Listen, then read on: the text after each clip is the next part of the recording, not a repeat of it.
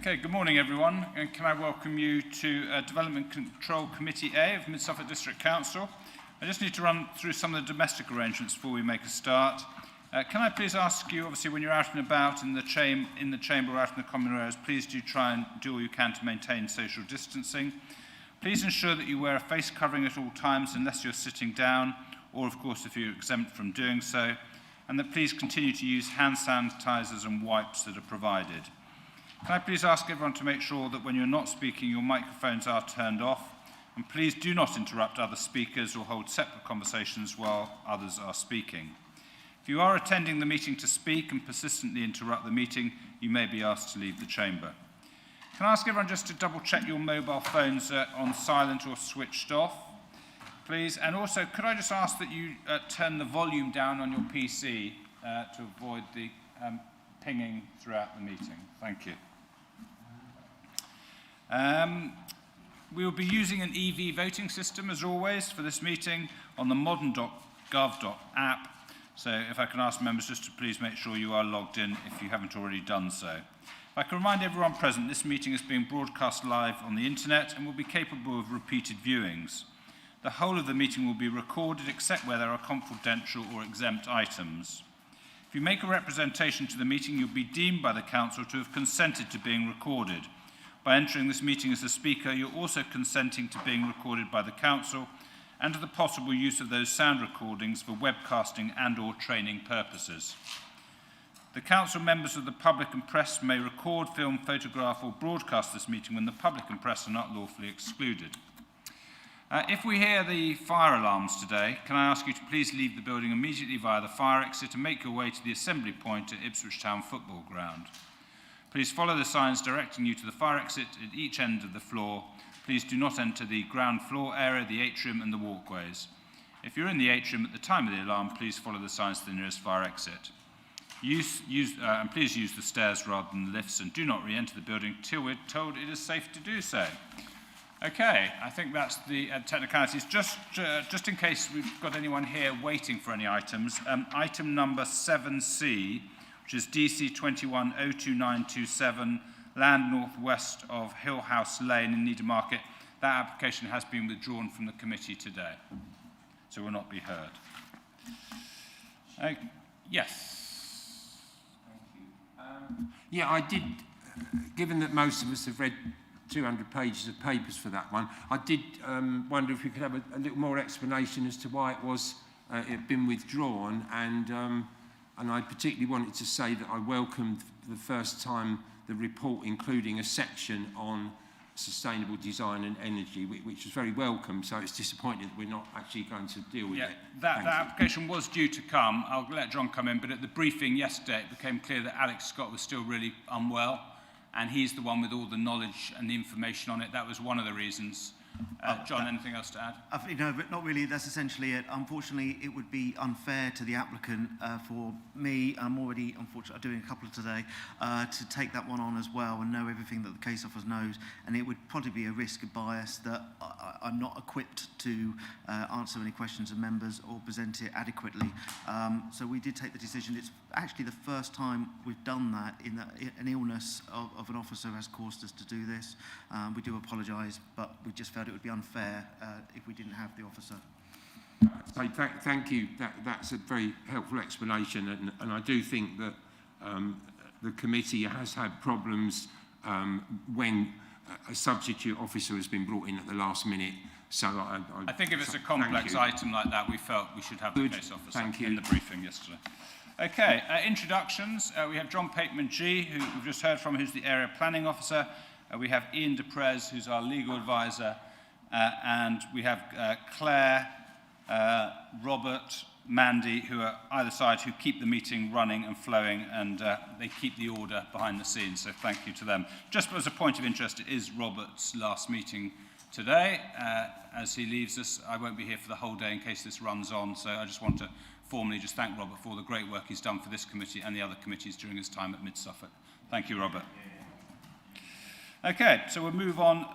Just one final thing I should say is ward members at Mid-Suffolk District Council have the opportunity to speak on an application but may not vote. And we have ward members seated at the front row who we'll introduce for each relevant item. Okay, so we'll move on to the agenda. Apologies for absence. Do we have any, please? None received, Sorry, Chair. looking the wrong way. Thank you. Do we need to receive any declarations of pecuniary or non-pecuniary interest by members? I'm just going to declare that in application B, which is Coits Meadow and Stonham Aspal, I have used that architect practice myself for some work. Okay, anything else? No? Okay, thank you. Any declarations of lobbying of members? It's been quiet. Yeah, okay, thank you. Any declarations of personal site visits? Yes, Councillor Mansell. Thank you. As I mentioned at the last meeting, I made a personal site visit to item B when it came to committee a few years ago, and I regularly go past the site for item A, but that's in my ward anyway, but I am pretty familiar with that site. Thank you. Yes? Yeah, I also went on actually a committee site visit to Coits Meadow some years ago. Okay, thank you for that. We'll now move on to confirmation of the minutes of the meeting held on the 10th of November 2021, which are in our papers starting on page 7. Any points, matters of accuracy, they run through to page 20. Any points of accuracy that anyone wishes to raise? Are we happy that I sign that as a true record of the meeting later on? Is that agreed? Oh, sorry, we can't do it. We have to do it through the computer. A proposer from Councillor Passmore and seconded for Councillor Eburn. Thank you. And we need to go to an electronic vote. Sorry. Thank you, Chair. Members, if you select the plus sign in the top right-hand corner of your app, that vote is now in progress.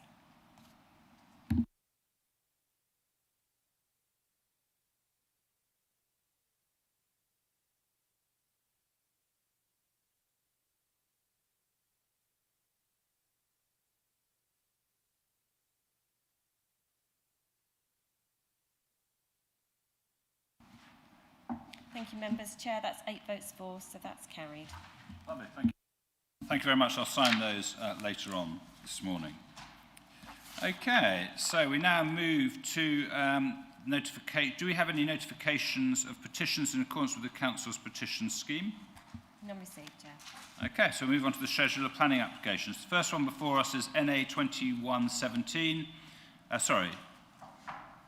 It's 2102956, land of Warren Road, west of Crest Meadow Way in Elmswell. I now hand over to John Pateman-G, who's going to take us through the application.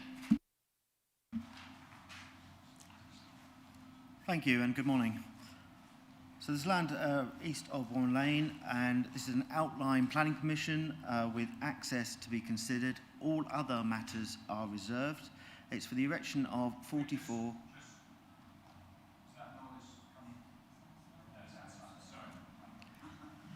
Sound like a very big mosquito or something. Oh, yeah. So, erection of 44 dwellings, includes bungalows, affordable housing, open space and landscaping and associated infrastructure. So this is the location plan. We'll start with this. The site is surrounded by existing residential development almost all the way round, with the exception of the south boundary and part of the southwest boundary. This is Elmswell. This is the aerial photograph of Elmswell, and the site essentially fits in there.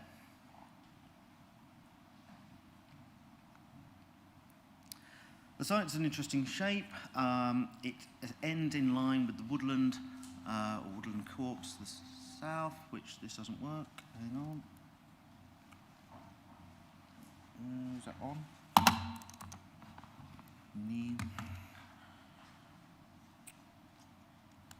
There you go. Turn on. Right, so there's the woodland copse just to the south there, and the site essentially lines up across there. Sorry, not that far up, but along there.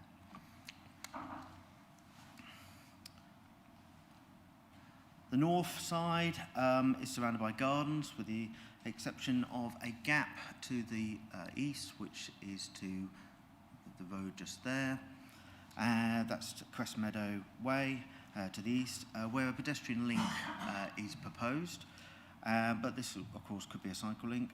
And to the west, there is a track that leads off here and goes into Warren Lane.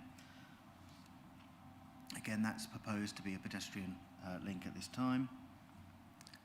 To the south, we have a curious change in the field here, and actually that's quite useful because essentially across this point was the previous scheme for 38, whereas this scheme is looking to extend the land across here to meet up with the end of the woodland there. We have Warren Lane to the west, and the access to Warren Lane, as the previous scheme for 38, will be around here. This scheme also includes the relevant improvements to Warren Lane, including passing spaces and junction improvements. The constraints plan, essentially the site is outside the settlement boundary. There's no specific constraints to highlight for the site itself. Yeah, the allocation of this site is for 38 houses, which covers the land just detailed before. Then we have a landscape plan, indicative.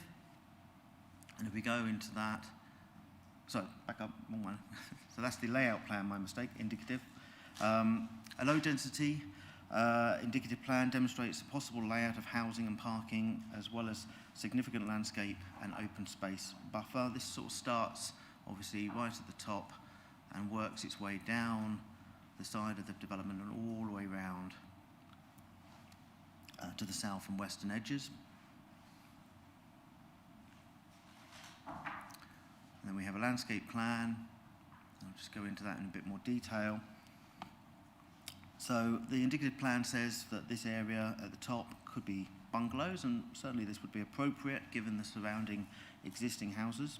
But it's also a form that would create a nice sense of place surrounding the attenuation basin.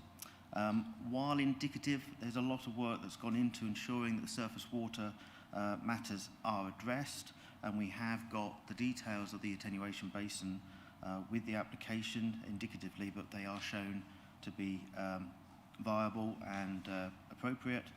This is not the typical deep basin that we've been seeing in the past. This is very much the shallow basin approach that the Suffolk County's guidance issued at the beginning of this year now seeks to pursue, and the sort of set of deeper holes that we've had in the last few years, we're moving away from that. To the south, again, the amount of space for a low density development is difficult to appreciate on a PowerPoint, I appreciate, but essentially the space mean swales are a clear feature of the layout alongside the open space. Dwellings are set back from the road by a little way. Garaging and parking is sited to the sides of dwellings, not dominating the frontage of dwellings. We have space for trees to mature into. So we do have some indications of the indicative mix of properties with the proposal, but this is not fixed, but we are looking at a range of properties, and we've got a space to essentially achieve what mix we need to achieve to meet housing need. Affordable housing mix will be a matter secured by this application and part of the 106 agreement for securing the affordable housing. We have surface water details, and as I have said, these have been developed quite far in the outline process and considered acceptable as a workable, viable surface water drainage proposal. Most is open, but not all of it is open, but most of it is.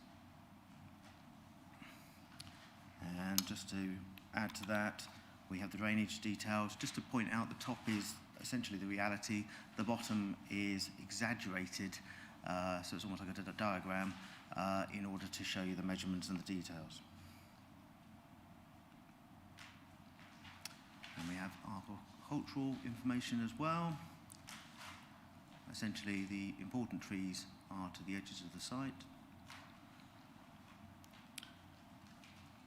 And looking at some photographs, we have the view from within that top northern part of the site, looking through the gap to Warren Lane. And we have the view at the bottom end of the development on Warren Lane at the moment, looking across. And we have views, and it is open to the south at the moment, across, and we also have sort of the internal view of the northern section as well. This top one, if we go back to the right mouse, is looking at the essentially the fence line here in the corner is the fence line here. Looking wider afield, these are taken from the extensive landscape impact assessment submitted as part of the application, just to look at the various views and how a development may interact with those views. And we can go, this is actually looking west from the new development that's being built just to the west side of Elmswell. If you look a bit more to the right, you'll see the construction site. But essentially the coppice and woodland hides a lot of the development on one side, and you will see some of the development within that inner northern part of the development site, surrounded by the existing houses. Just to take you through some other views of the site, this is obviously from Warren Lane, looking across at where the site will be, and looking out to the surrounding area. I'm just going to quickly go through these because hopefully they're fairly obvious, the views taken. So this is looking south from the site entrance area, and standing within the site, looking southwards. And then we're back to the northern part again of the site enclosed, and looking at the back of the gardens that surround it.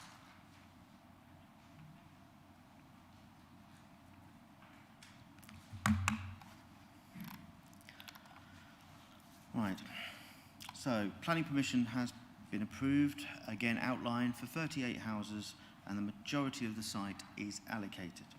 This proposal is for 44 instead, and extends the area of land, but results in a less dense development despite the increase in dwellings. As the indicative plan indicates and demonstrates, much of the extended land is for landscape and drainage works. This also allows for more spacious development, meaning parking can be better dealt with, and the northern area surrounding the housing can be very low density, even bungalows. The improvements to Warren Lane are secured again. The recommendation is for approval, given the shifting concern on climate change and biodiversity indicated by the NPPF. This application, compared to the previous application, now has a number of conditions that reflect the need to address these matters, and I will note that these are concurrent with reserved matters. In my report, I have reflected that some of the county requests for our 106 agreement are not reasonable, given the allocation and the planning history, as well as the judgment on what is needed to mitigate any burden of this development. A letter from the county has been submitted in relation to this, and this is in your late papers. I don't know if you've had a chance to see this because it was late last night. We have discussed these matters with representatives of the county team and the Chief Planning Officer, and we have decided to seek a review on the educational matters sought. On this basis, the actual recommendation before members is essentially unchanged because it already seeks a 106 agreement on appropriate terms to the satisfaction of the Chief Planning Officer, as summarised in your report, as those may deem to be necessary by the Chief Planning Officer. So essentially, what we're saying here is we may need to review the educational arrangements and requests of the county. We have, or we're asking for, authority to have that negotiation, and depending on the results of that, we may seek to add some or all of the monies requested by the county as part of the 106 agreement. But the authorisation in your recommendation already says to give the Chief Planning Officer the ability to do that. So I'm not looking to change the recommendation, but I'm saying that there might be a bit more to it in terms of what we do behind the scenes before we go any further forward. The concerns of the parish and objections are noted. This is a larger site than they may have expected, but the level of development is an increase of only 6 units alongside clear benefits of low density and as described. And on this basis, my recommendation is one of approval, as per your papers. Thank you. Thank you very much. Happy to open it up to questions to colleagues. Yep, Councillor Matheson. Thank you. Yeah, my first question is the bungalows.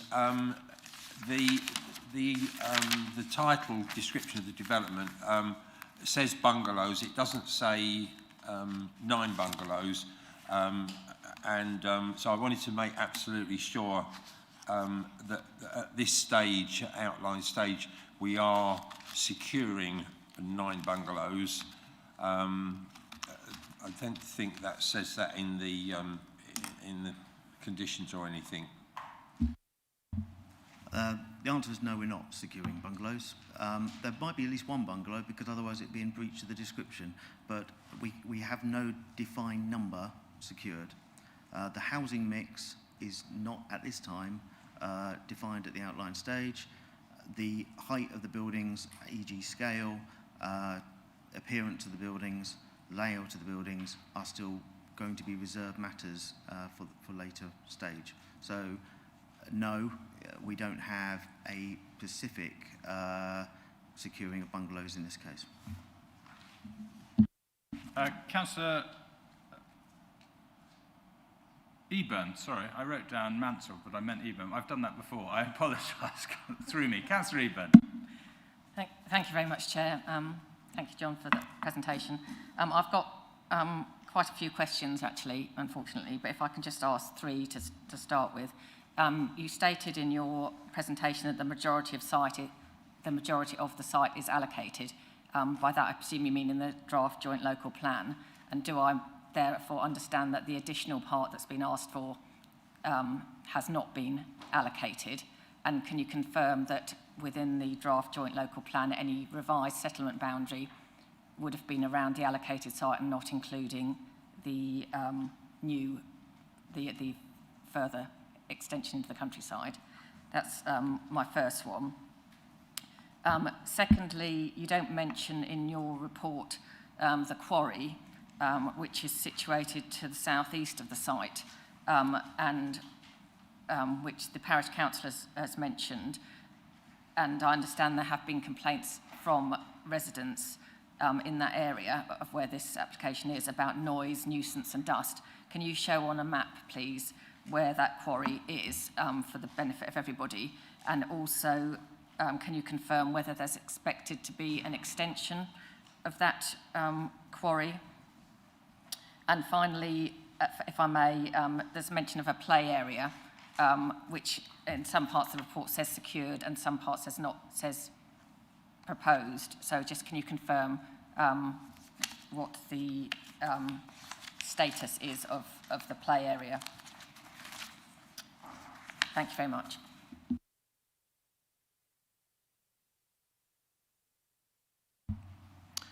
Bear with me just to check on the play area.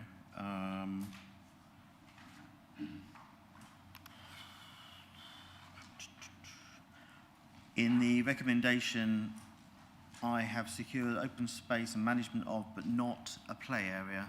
So if members wish a play area to be secured, that would have to go into that part of the recommendation. So officially, there is no play area that I'm aware of secured as part of this proposal, but it might be a matter of debate for members. Could we put the screen back up again, if I may ask, on the PowerPoint? Thank you. Chair, if I may come back, on page 30, under public realm, it says, it references the play area and says public realm officers would like to see some play provision provided or a contribution made, and you've put officer note this is secured. So is it secured that there's a contribution made, or is it secured that there's a play area? Thank you. No, that's an error on my part. I have not continued that through to the recommendation.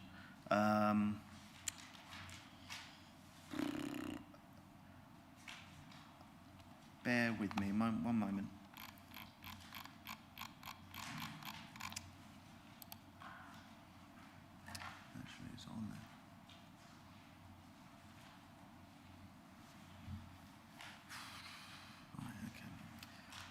I think on the layout plan, the play area indicative, there was a small area down here that was a small play area, but I would have to say no problem with securing that if that's what members wish to do on site, a play area to be agreed.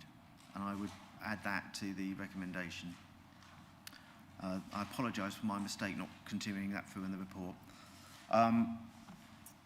Going back to the quarry, I can't, that one. Does that help? So that's the quarry here. There's some measurements to say roughly how it associates with various parts of Elmswell. They are rough measurements. I will say they're taken off a certain scale and just put in, so please give me the leeway of a few metres either way. The only indication of an extension that I'm aware of, and I don't work for the county, so I don't know what their ultimate plans are, is that in 2017 there's a document that says that this area here was being considered for expansion, but I don't know the status of that and how far that's got. So that's as much as I know in respect to this. Obviously, if that did come forward, its consideration would be noise and disturbance of that development. The county would have to take that into account with its relationship with all and proposed development along that edge. And that's probably as much as I can give you on that. In terms of the settlement boundary, go back up here. So the settlement boundary currently runs all the way along, internally all around here, and down here, and back out again. The joint local plan shows that essentially the allocation ends roughly along here. I think it's more detailed in the report because it's there's a comparison between the allocation, the proposal, and the previous proposal, and it runs across there. So the extended land here would not currently be within that allocation, and that's all I can say. Thank you. Okay. Councillor Passmore. Thank you, Matthew. Just a small question. In the past, we've considered the risk from heavy rain and hard standing in driveways and so on. Is this the time to look at, or is it possible to put in as a condition, if it were to go ahead, that you would like driveways to be porous? I know you mentioned about water resources in here, but that has been a bit of a concern in the past. But equally, I understand that any conditions have got to be reasonable. I would say that layout as a reserved matter and possibly appearance, because obviously the materials, would be a matter of you can pick up at reserved matters. It doesn't have to be picked up at this point. Can I just check something? There was a Suffolk Waste and Minerals local plan that was because I remember starting that work, that was adopted in July 2020 that lists all the sites. So there's a new one since 2017. Be on the website. Oh, okay, that's the only one that came up. Bear with me, I'll have a look for that. Just for your reference. I don't know if it's relevant, but I remember it well. Okay, next up was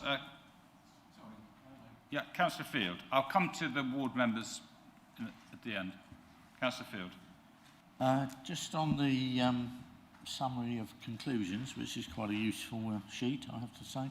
The points about the SEC flood team, I was struggling to follow. It says they find the flood risk acceptable, but they don't like the method of disposal of surface water. Or sorry, that's acceptable, but they do have a holding objection for two reasons. Just how do I understand that? Are we going to change the scheme in the future, or is this it? Are the annotations to be added to plans a solution to their problem? Because clearly this scheme has quite some large underground elements which I thought would cause problems elsewhere. So I just wanted to make sure I understand that.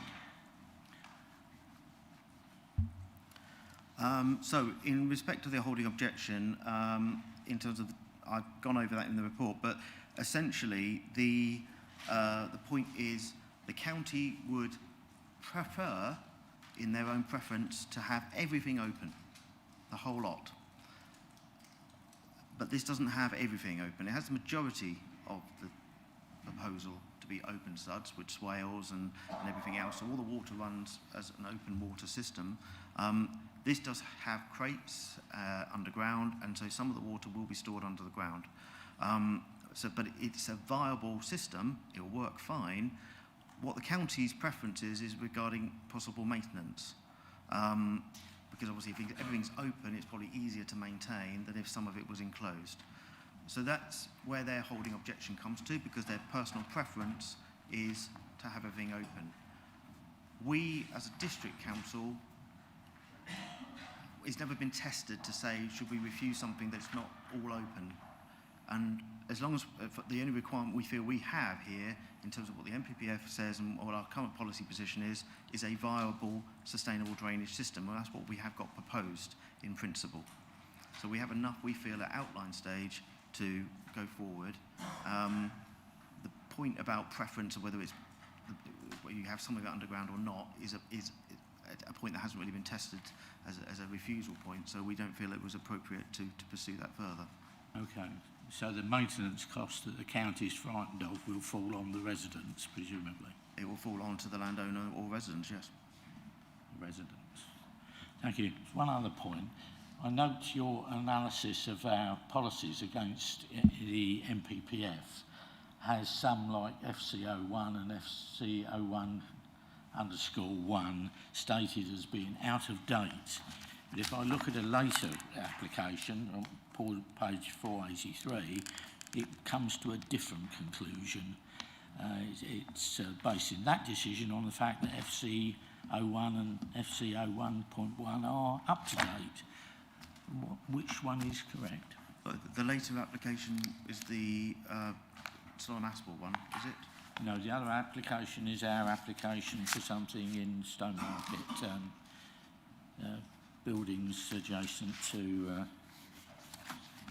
that's it. So that's so one's a district council application, and one is the one we're currently looking at. It was interesting to see why the analysis is different. I admit I did not realise that. My only conclusion is that they've given it more weight in terms of being in date because it's within the settlement boundary of Stowmarket, Yes. as opposed to considered to be out of date because this is partly this is outside the settlement boundary of Elmswell. There is an inconsistency there that I'd have to take back with me. I can't answer that straight away, but my professional opinion is that they are out of date in the terms that I've presented. Thank you. John, I just say I found the report and they have got permission to extend the quarry quite significantly, and it's in the waste plan. Yeah. Okay, I've got no other members. So Councillor Matheson, then I'll come to the ward members. I do have a couple more. I noticed there was no response in the papers from the sustainability officers regarding this, and I wondered why that was. And I don't quite understand why we can't define the housing mix to some degree or other at this stage, because we seem to be trying to do so in the conditions. A market mix of dwellings to be agreed. Why don't the committee express some views about that they'd like 9 bungalows or something at this stage? I don't quite see the difference. No? The consultation with environmental health is up to them if they come back to us. I can't answer any more than that. In terms of the housing mix, obviously we have sought to agree the market housing mix part of the concurrent to the reserved matters, so that we have some say to make sure that it's appropriate to the housing needs. What you're talking about is changing the scale and design at this stage and defining what that might be when you have control over that at reserved matters. So whereas we don't have control over a number of bedrooms, so that's why we're looking to secure that with the outline in terms of the market mix. Number of bedrooms? Well, market mix would include number of bedrooms. Whereas whether those bedrooms fit a bungalow, whether those bedrooms fit a house or an apartment, those elements we would consider that more appropriate for reserved matters. However, there is nothing stopping members saying we only want bungalows in a location because of, say, residential amenity or because of some other reason. That would be a matter for your debate. Thank you. I'm just going to bring Ian to present. Yes, thank you, Chairman. Just a very quick point, different point of clarification. I'm sorry to apologise to Mr. Papenjee for not asking him before the meeting. The previous planning permission from 2018 for 38 dwellings, it's an outline. I note it's reported as part of the recent planning history. Not concerned with anything in the report, but it's an outline more than 3 years old. I'm presuming it's not extant, not capable of. No, it has recently expired. So therefore there's no fallback position being reported to members. No, so that does give a degree of flexibility over the extra conditions that have been imposed here, and some of those extra conditions include energy and renewable matters to be agreed prior to the concurrent reserved matters. It includes hedgehog fencing. It includes some other things as well. Those were not matters that were applied to the 38 houses before. Okay, Councillor Mansell. Thank you, Chair. I too was going to ask about the expiry of the previous application, but I do have another couple of queries. Can you please clarify the indicative mix of housing? Because on one slide you said it was from 1 to 5 bedroom properties, but on the plan, which I believe is on slide 8, there is no mention of any 5 bedroom properties. And my second question is, do you have any plans of the proposed highway improvement at the junction, just to remind everybody what is happening at the dodgy crossroads with Cross Street and New Road?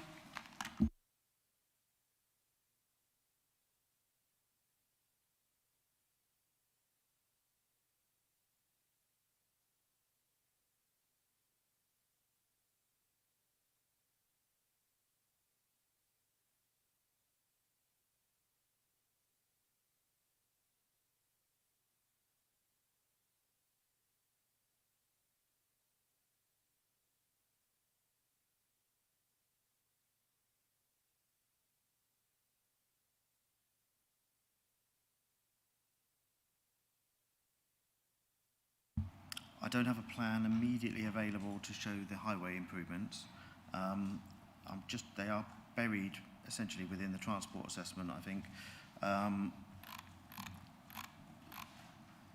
Ultimately, that matter is to be secured via the 106 agreement. So if the Highways Authority turned around and said they wanted slightly different to what's on here, we need the flexibility to allow the Highways Authority to change those plans. So I have not presented them as concrete plans.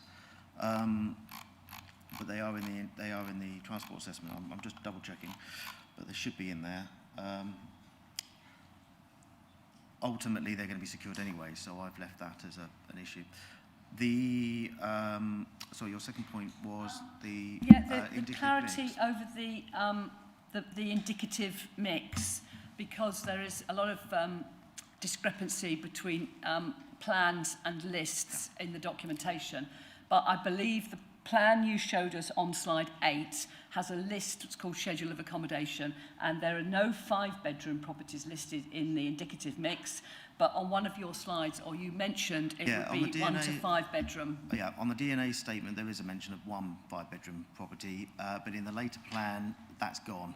So the indicative mix is just saying, look, we can, we have space to put whatever buildings we need to put here.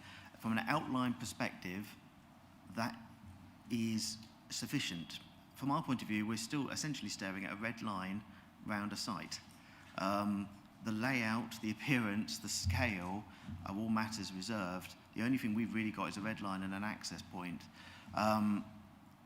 What we have said, though, is in our recommendation is we know the affordable housing mix will eventually be agreed later, because that will be secured by the 106 agreement as part of the transfer of the affordable housing.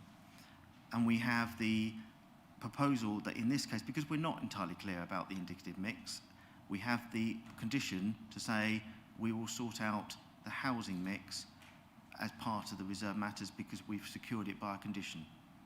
So the answer is we don't know. Okay, thank you. We'll now move on to the next. We'll now move on to hear from public speakers, and I'm just looking through the list. We don't have an objection or support. We have the parish council. So Peter Dow, welcome. You have 3 minutes, and it's over to you. And we have a timer here. We do ask you, please, to keep to the 3 minutes, and when you're ready. Thank you, Chair. The original 2018 permission was part of a job lot from the same developer, centring on his 240 houses on either side of Weatherden Road, and they're currently being built out. The core site of the application before members today is that 2018 land, but augmented so as to present an extra 2.5 acres arbitrarily tacked onto its southern boundary. The applicant suggests, in seeking justification for exceptional consideration, that this offers the opportunity of lower housing density and an easier route to satisfying the SUD's compliance criteria. The glaring omission in identifying these benefits is that by extending the site beyond the original southern limit, it opens up the opportunity of merging this development with the applicant's emerging Weatherden Road site, effectively offering access to a new housing estate stretching from Warren Lane across the open countryside to link with the Weatherden Road houses. Indeed, the site layout includes a hammerhead in the estate, clearly prefiguring an arrangement when this road would lead into the new estate. The site extension seeks to bring dwellings closer to the soon-to-be-extended Lawn Farm Quarry, already a noisy and troublesome neighbour. The acoustic measurements presented here were taken in 2016. Over the intervening 5 years, the quarry operation has been extended to include, for example, concrete crushing on a large scale. And your colleague, Councillor Stringer, has been at the forefront of dealing with the resulting frequent complaints and might agree that the enforcement of noise abatement conditions proves in reality to be impractical. The site extends way beyond any boundaries. It is outside of the emerging JLP allocations. It doesn't feature in the draft neighbourhood plan as being suitable for development. It extends the village envelope well beyond the existing boundary. The applicant defines the tree belt to the south of Crestmeadow Way as a woodland copse. It is labelled on the proposed site layout as a buffer to countryside. It would pose no impediment to having, in the fullness of time, a new estate road running through it to link eventually with Weatherden Road. My councillors are aware of the reservations which might be held by members against refusal of this application. We're also aware of the very positive outcomes from several recent decisions to defer final determination, allowing renegotiation towards a more acceptable outcome, not least at School Road in Elmswell. I've been asked to appeal to members that if they do not see fit to refuse this application outright, then they defer final determination and ask officers to revert to the applicant with the suggestion that a revision back to the original south boundary within emerging JLP allocations is essential. Otherwise, with absolutely no extenuating circumstances which might benefit the community, we're looking at a decision which would open the floodgates for future unconstrained off-plan expansion to the southeast boundary of our built village. We don't like that. Thank you very much. Do we have any questions to it? Yep. Councillor Eburn.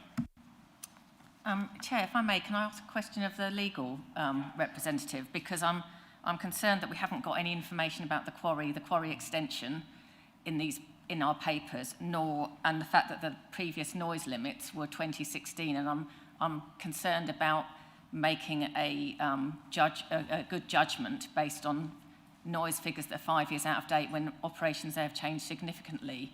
I mean, I know the site, I live relatively, a few miles away, but I'm just concerned about the about the type of judgment we might make, not having that information. Yeah, I understand the question. I wonder, Mr. Pateman G, would you like to go first, and then I'll add, to, if necessary, to what you have said. So I am just referring to the environmental health consultation responses. They don't appear to have picked up that as a concern.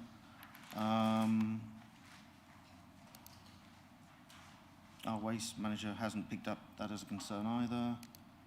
Air quality. So it's not something that has come into or been highlighted by any of the consultee responses that we've got, with the exception of the parish. My advice and my judgment is that even with the expansion, you have got the consideration of the existing part of Elmswell closer in many respects than this site, and a refusal judged on that might be difficult, but it's a consideration for debate. Yes, I agree. I mean, I think the short answer to Councillor Eburn's question is the proper consultations have been undertaken, the responses have been received and reported to you. I think what you're saying is you now have other information that causes you to ask more questions. That's equally understandable. That's as far as we can take it at this moment, I think. Okay. Any questions for the other any other questions or questions to the parish council? No? Okay. Thank you very much. As I said, we don't have an objector or supporter, but we'll move straight to the applicant, James Bailey, the agent. So over to you, and again, if you can keep to 3 minutes, please.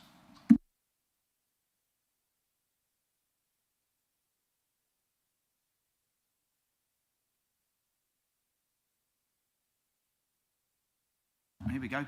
Thank you very much. Good morning, Chair, members. My name is James Bailey, and I'm the planning consultant that has been working on the current proposals on the land that sits between Warren Lane and Crest Meadow Way in Elmswell. I'm joined this morning by Rick Topman, who is Director at Canning Consulting Engineers, and between us we should be able to answer any questions that you may have with the proposals. We're here this morning to discuss a site that was previously presented at a Mid-Suffolk Planning Committee in 2018. An outline application for 38 dwellings on a slightly smaller site area was presented, discussed and agreed, with a decision notice being issued in June 2018.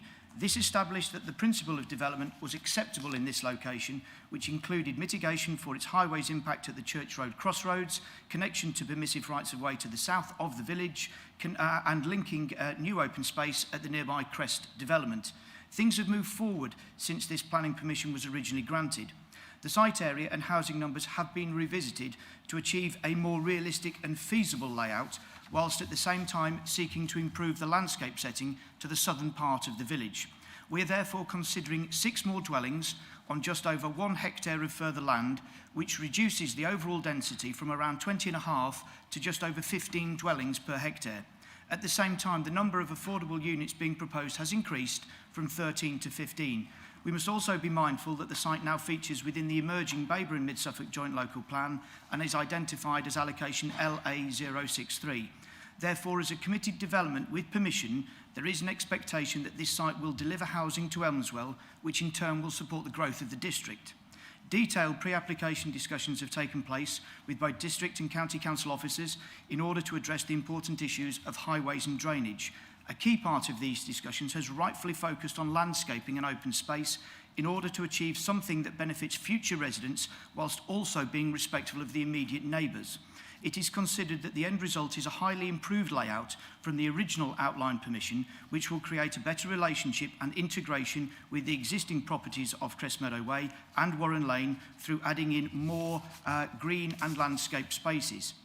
Important details, including housing numbers and mix, including bungalows and affordables, can be secured by condition if necessary. The previously identified highways improvements will improve safety at the crossroads and provide more formalised widening off Warren Lane, which will be delivered directly by the developer as a condition of the permission. In this respect, nothing has changed. Therefore, to conclude, the key question left for members to determine this morning is, does the 6 additional houses, including 2 additional affordable houses, on a larger site, resulting in a lower housing density with significantly improved landscaping and delivering the same local road improvements, make for a better scheme than that which was originally approved. I therefore respectfully request that members endorse their office's recommendation this morning. Thank you very much. Thank you very much. Do we have any questions at all? Yeah, Councillor Possible. Thank you, Matthew. Just a quick one, if I may, on the housing mix. One of the things that I've always been concerned about, and this sort of relates to the affordable housing mix, but it's the opportunity. We used to say young people getting on the housing ladder. I now have to say first-time buyers because it's a debate. And I just wondered, would that be included? Because I do think we need to take a bit of an approach on this about sufficient housing for first-time buyers. I just wonder if you could comment on that, please. If you're happy for me to answer that one, Chair, the answer is yes. I think just to go on beyond perhaps what the case officer has presented, I think one of the questions, and I think Councillor Matheson has mentioned this, it's about trying to secure the mix at an early stage. This has been the premise of what we've presented to the authority by way of the schedule of accommodation, and that, as John rightly says, doesn't include up to 5-bedroom dwellings. It includes a mix of 1-bedroom apartments as well as bungalows on there. And I was going to offer to the Chair and to members here, if that was something that people wanted to secure, if it was able to be done via John and Ian on there suitably, it is something that we would be willing to offer, so that way members know what they are getting. Thank you very much. Any other questions? Yes, sorry, Councillor Mayor. Chair, not a question, but a failure on my part. I must declare that I know Mr. Bailey as he lives within my ward. Sorry about that. Thank you for that. Okay, well, yes, Councillor Field. Just to seek the developer's view on the noise that appears to be a possible problem from the quarry. Absolutely. I think, as somebody had actually touched upon, I think it might have even been Ian, when an application goes in, all of the statutory consultees are given the opportunity to comment on there. I think originally, when the original application went in, I don't believe that noise or indeed air quality were raised as an issue back in 2018. Fast forward 3 years, an application goes in. We have had pre-application discussions. These issues weren't raised as an issue identified there. The application went in several months ago, I believe, April, May time. And as we rightly say, I don't believe that we have received any responses to the contrary that raised that as a particular issue. And that's really all we can say on there, Councillor Field. Councillor Matheson. Thank you. Yes, well, welcome the offer to go a little further on housing mix. Do you think that the applicant would accept the 9, which I think the housing officers have suggested of bungalows? And I'd have to say that bungalows is plural, so we want at least 2.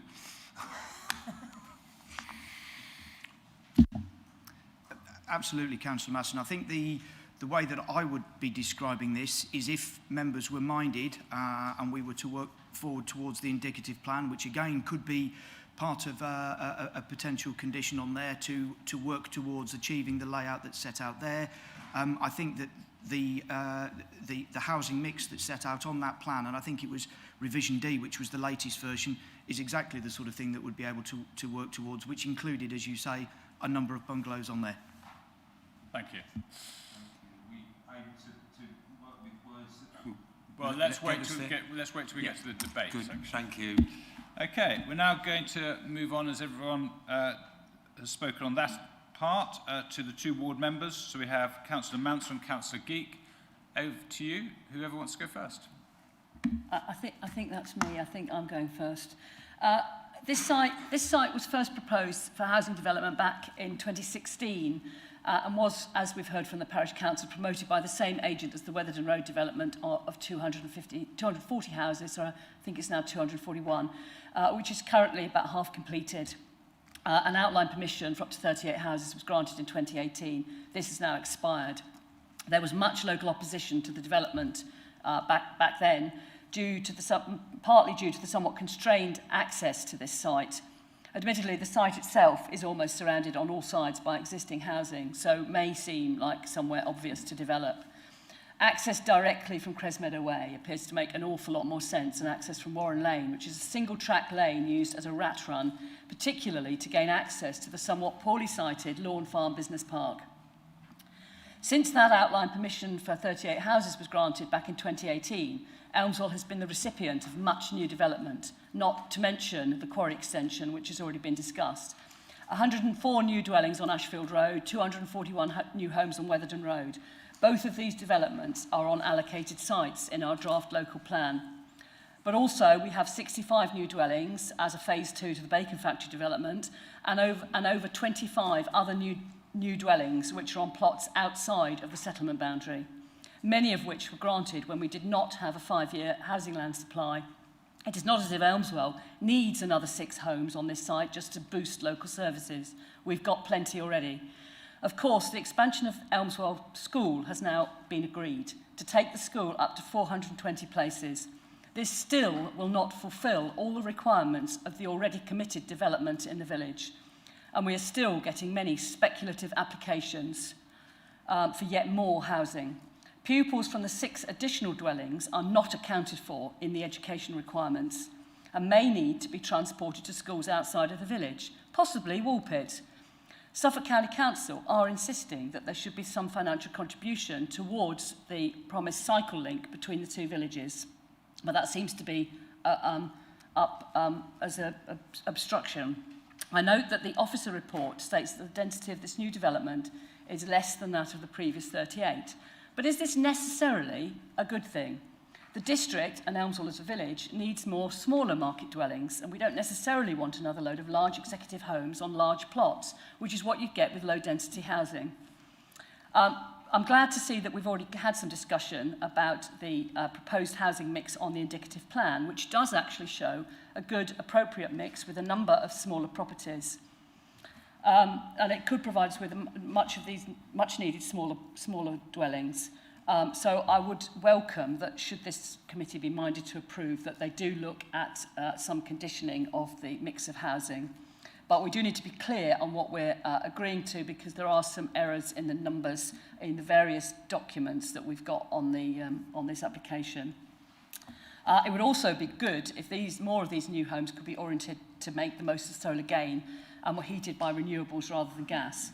Should this committee be minded to approve, I hope that you will consider these suggestions as well as other conditions relating to the pedestrian access to the site.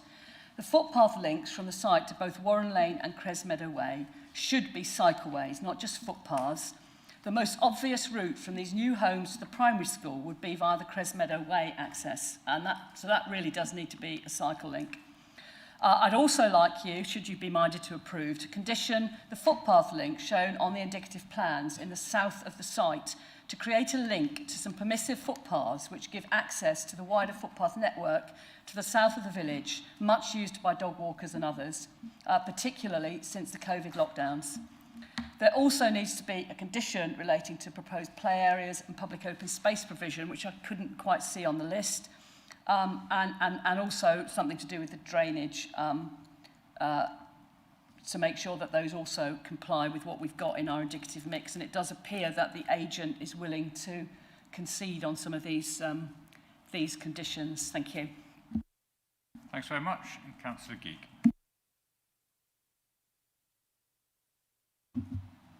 Thank you, Chair. I would like to echo and support the objections raised by Councillor Mansell and by Elmswell Parish Council.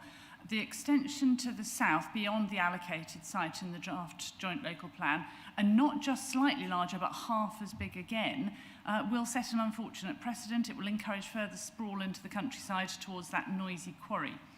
In addition, the many objections that were received by the Council at the time of the previous application, and which are still relevant, if not more relevant to this one, seem to have been rather overlooked. And those objections came from Elmswell and Weatherden parish councils and from several residents in both parishes.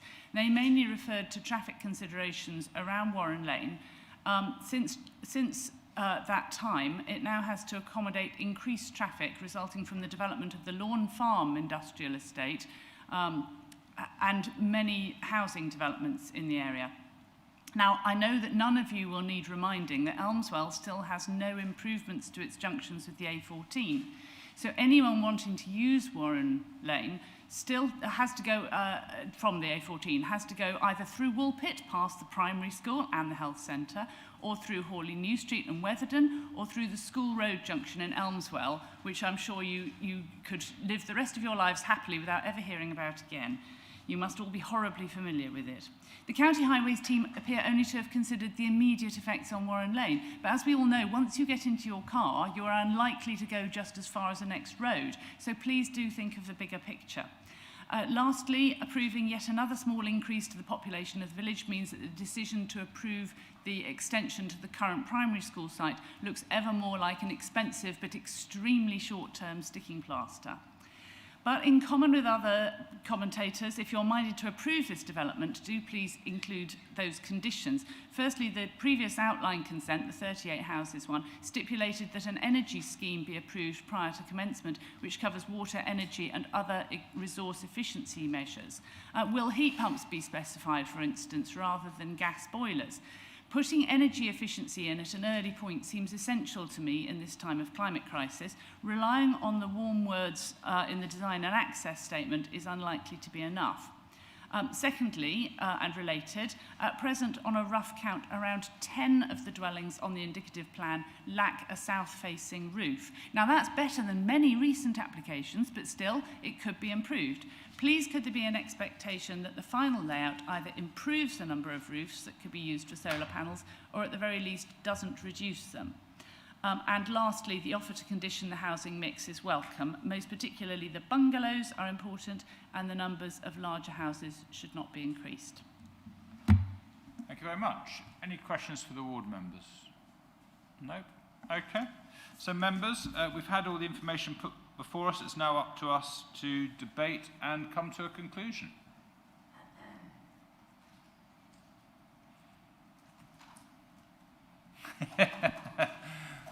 Who's going to go first? Councillor Eburn. I'm not sure why everyone is so unwilling to speak today. I think this is an interesting application, and I think it's a shame it is being discussed as being 6 more. It's not 6 more. It's a site for 44 houses. There is no current permission for this site. And I think we need to ensure that all our debate and discussions are based on a site of 44 houses. And now, a lot has changed since a previous application was put forward in 2016. Not least, we now have a 5-year housing land supply. In fact, we now have nearly a 10-year housing land supply. And so there's a lot of policy changes, and I think it's a shame that that has not been put forward to date within the information before us. There's also been changes in the surrounds for the area, notably the quarry, the increase, the change of the work there, that it does much different work now than it did in 2016, and the planned extension for it, and I'm very disappointed that that has not been included within our papers and within the discussions to date. Similarly, since the original application was put in, there's been a granting of land for a primary school in Woolpit to service the ever-growing population of Elmswell. And again, I'm surprised that there's even a debate about not securing funding for a footpath and cycle link to Woolpit.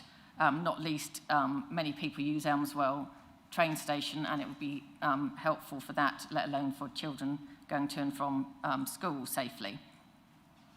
There's also, given this is a site for 44 houses and mentions in the conditions about highways improvements at Church Road and Cross Street, and there is no mention of that or details of that here.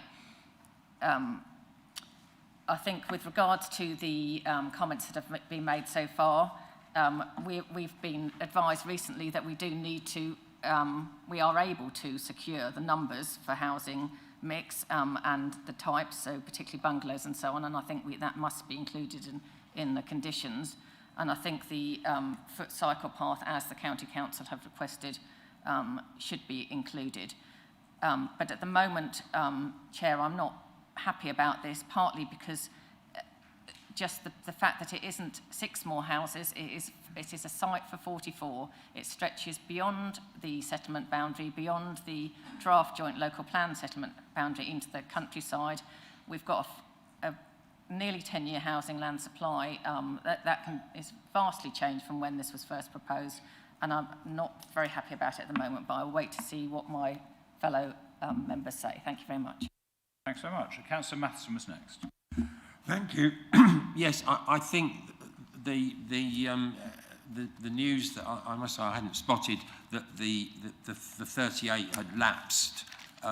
We are therefore dealing with a new application, and the previous 2 or 3 applications that Councillor Mansell's referred to have all contributed to the path to link the 2 villages. And as the county has set out particularly clearly in the late papers, the linkage between these 2 villages, the mutual support that's provided by the health centre which they share, the railway station that they share, we're being asked to accept a greater degree of sharing of education provision between the 2 at primary level than we would welcome, and certainly that the ward members would welcome. So really, I cannot support anything that does not contribute to that desperately needed completion of that path, safe walking and cycling between the 2 villages. So I can't, setting everything else that we might want to talk about aside, for that reason, I can't support it at this stage. I'm just going to bring in John Pateman-G at this point. Just a couple of points. In terms of the expired application, it would be incorrect to say it has no material weight. You can give it less material weight because it has expired, but I would also caution you there because it only recently expired and the policy position of the council hasn't changed that much. We do have the same local plan. We still have the same core strategy and focus review. The NPPF has changed and been updated. July this year was the latest. I would also just caution you in respect of the housing supply. The allocation of 38 houses is part of that calculation. So you can't exclude it, or I suggest you don't exclude it, because it's part of that calculation, because all the allocations across the district are part of that supply.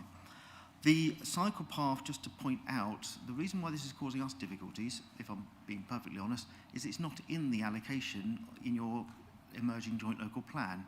It's in the allocation of all the other sites in Elmswell, but not this one. Now, that might be a glaring error that policy team need to pick up, but if we are giving any weight to that, it is the current position we have to consider.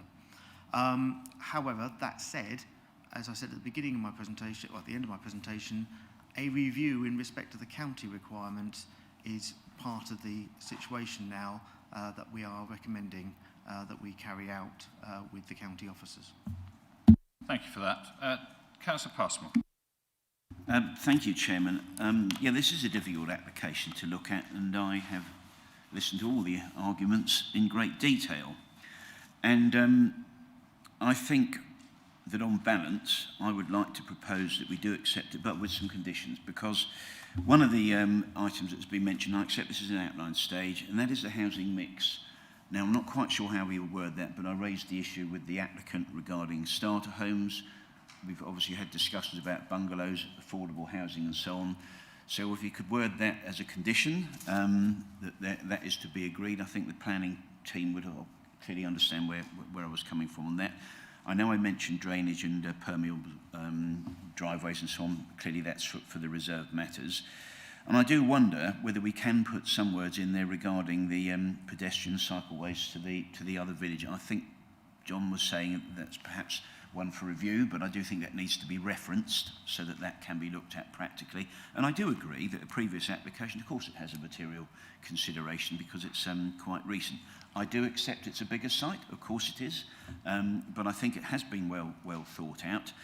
And I do still have concerns about the quarry, but I'm prepared to take the words that we've heard there that it may not be a reason for refusal. So with that, Chairman, I'm proposing, as I say, it's a difficult one to decide this, but with those extra conditions regarding the cycleways and pedestrian ways, the housing mix, I think, is really, really important that we do everything possible for first-time buyers, as well as the other parts of the affordable conditions. We've also mentioned a play area. I've written that down.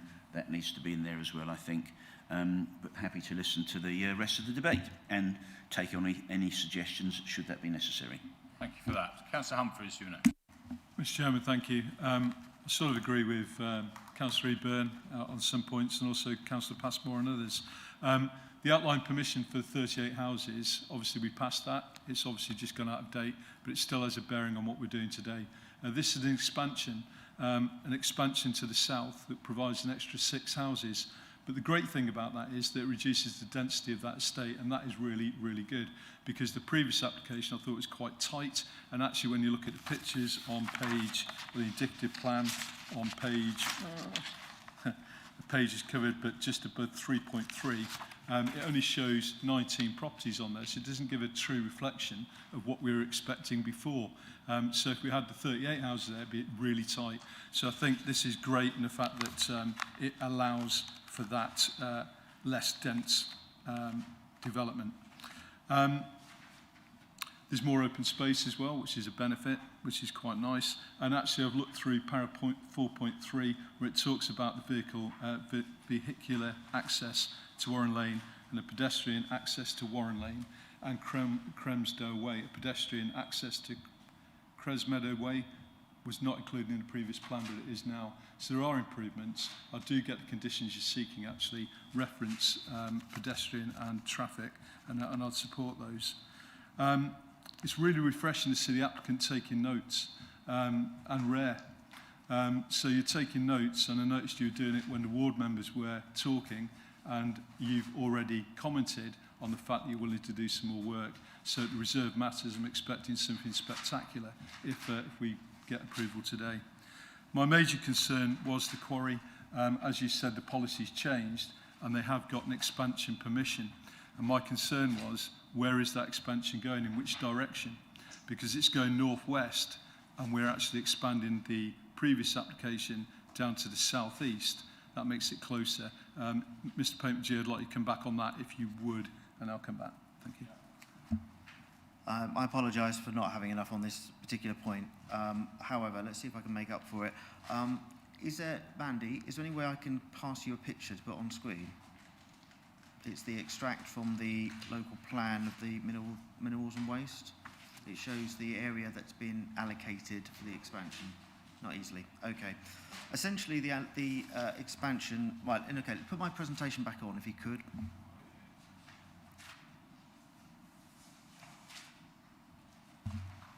Okay. Oh, wait. Right. Let's see if I can.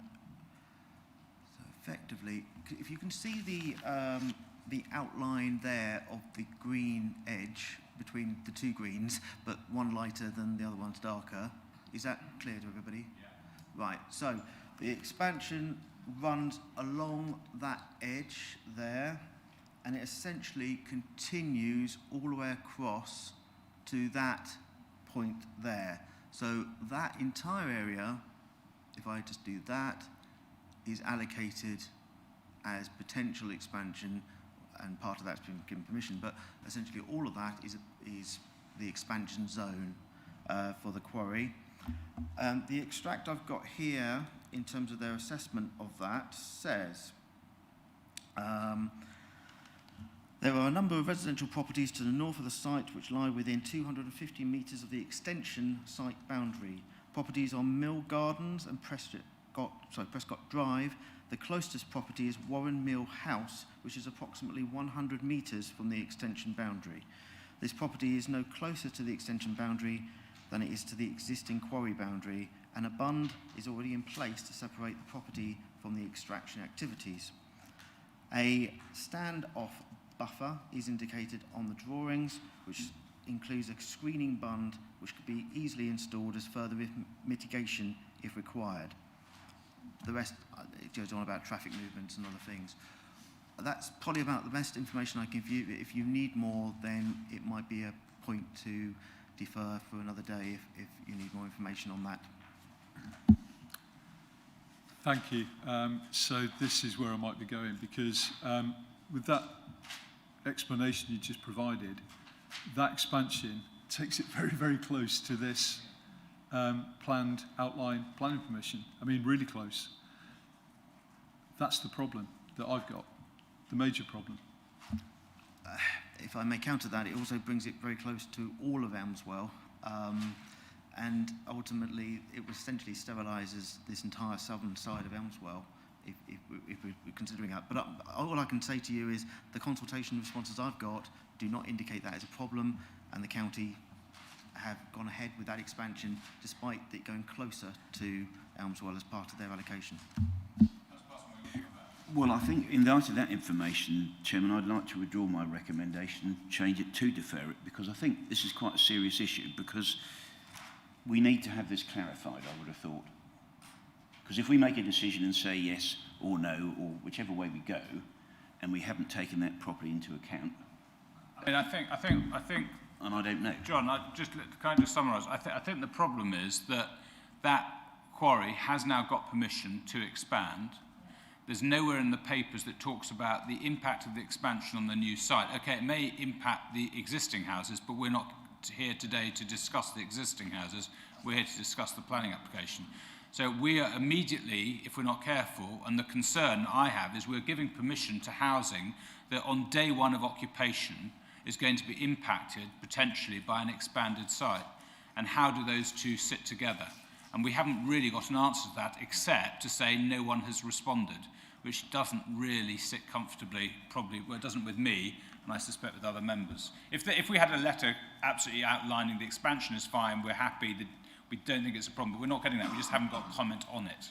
I think the problem is I'm not quite sure what information I can get you on that, if I'm honest. We can have someone in an expert create a kind of assumption of what the noises might be and guess at what that relationship of that site down the hill versus this site might be, but I'm not sure how we assess the noise of a quarry and the expansion in that context. I would have to talk to the county because maybe they have obviously more expertise available, but I would have to go away and find that out. I'm not entirely sure how to put together something that gives you the information you need. Are you concerned about the noise of the quarry on the residents? Despite the allocation goes so far out already, it's the extra bit of land, or is it the entire site? And the allocation is in threat. So there's lots of factors here. I'm not quite sure how to go forward on. I think it's all of them. I mean, does it blight the site? Does it blight the site? I'm not a mineral extraction expert. I don't suppose anybody is, but I do actually think, John, if you were able to find out a lot more information, because making however difficult and challenging, I'm obviously not blaming you for that, but we do need to have a full understanding of what the implications may or may not be. And nothing to do with this site, but if you think of what's happened with English China clays and their extraction of China clay down in Cornwall and the difference that can make, different contexts, but the principle is still the same. Will you be getting dust and dirt and so on? I just don't know. But I do think, in fairness to the applicant, the residents and everything, we really do need some sort of detailed assessment of that from the County Council. I'd imagine they would have to have done that assessment with regard to both the allocation and any yes, but not with the expanded site. Well, has the expanded site got permission is a question. Yes. So therefore, it's in the document, it's all approved. It's in the development plan, but it's not, has it got planning permission? Yes. Has. Right, so on that basis, your colleagues, my colleagues in planning and development control of the county have already carried out an assessment on that expansion site and how it affects the surrounding area. So extrapolating that, we would have to go back over that to see how that affects this site. I think to go away and look at that. otherwise the committee then has decided whether the quarry is such a powerful impact that it thinks it should be refused. Is that what you're saying? Well, essentially, their assessment on their planning application would have taken into account the allocation site anyway, because that's part of the emerging joint local plan. So the only real section is the expanded section of this site that needs to be further looked at. I'm just going to bring in back. We need to go and have a look to see what we can find out. Yeah, I've got a few more speakers that want to come in now. Humphreys, do you want to finish off? Thank you, Mr. Chairman. Thank you, John, for your come back on that, and also thank you, Councillor Passmore, for going back for referral. I'd just like to maybe add a little bit that you might have all that information, or rather people above you in the county and everything else got that information. They may have done those assessments. The facts are we haven't got that information, and that's the information we need. Show us the evidence, show us the information, and then we can make a proper decision. Until there, I second deferral. Does anyone else? Yes. Yep. Councillor Eburn and Councillor Matheson. We've got a proposer and a seconder for deferral on those reasons. Thank you, Chair. I've just looked up the waste and minerals site, and it says housing developers are advised they should provide adequate mitigation in respect of the permitted sand and gravel quarry. And I think it's not just noise, it's noise and dust. I think, as Councillor Passmore referred to with the China clay, dust is a big issue as well. Sorry, I brought you in totally out of order because actually Councillor Field was next, then Councillor Mayor. But Councillor Field, Councillor Mayor, do you want to come in, add anything before we make that decision?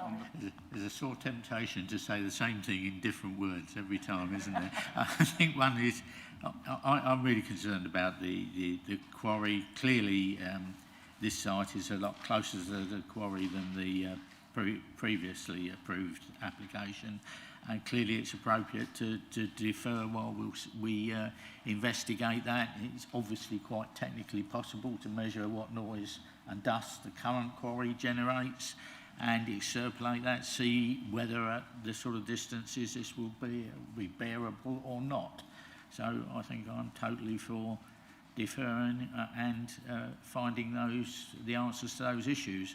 I'll have to say I do quite like the expanded layout here. That does seem better for the people who subsequently will live in this development. I do think the things that the ward member raised, the issues about footway links and cycleway links to the school, need to be resolved. I do think we need a condition that says, should we decide ultimately to go ahead, that the layout and housing allocation be essentially in accordance with the outline. But it's absolutely critical that we investigate the quarry issue first. Thank you. Thanks. And Councillor Mayor, my apologies. Thanks, Chair. Very quickly, very happy to support the deferral. For me, the issue on the site is the extension justified? Is the extension beyond the allocated site justified? And there are clear benefits, but there are clear benefits that as yet have not been secured. So what will worry me is we agree the extension, then suddenly the layout changes. So if we are in the future going to agree this, I would want to see those benefits tied in so that we have some control over the dwellings.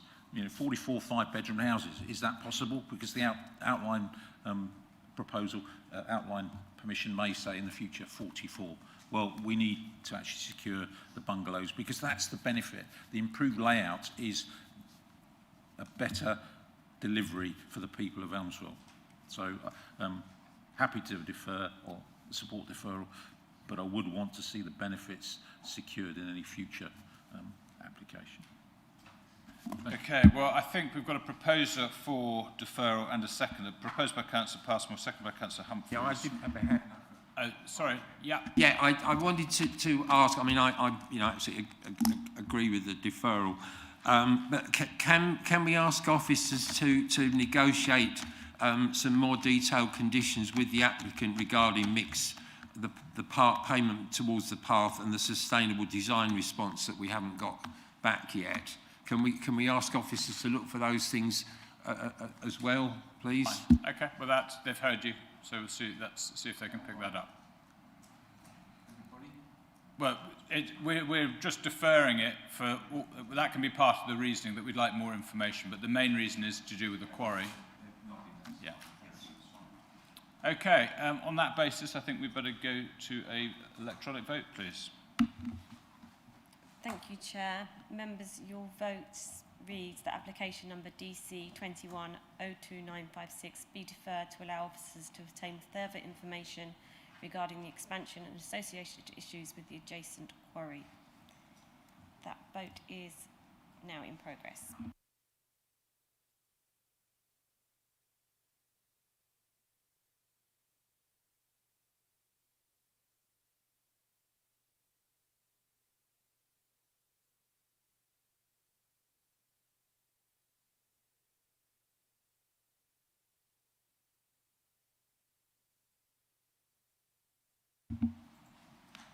Thank you, members. Chair, that's 7 votes for deferral. Okay, thank you. And just for clarity, Councillor Mansell, although she's sitting amongst us, couldn't vote on that item as the ward member. Exactly. Thank you very much. Okay, so that item is deferred. I propose we take a quick break, and we start again at 11:05. Could I just ask those that are leaving seats, if you could kindly just wipe them down with the sanitising sheets? That would be helpful because other people will be coming into those seats. We'll start again at 11:05. Thank you.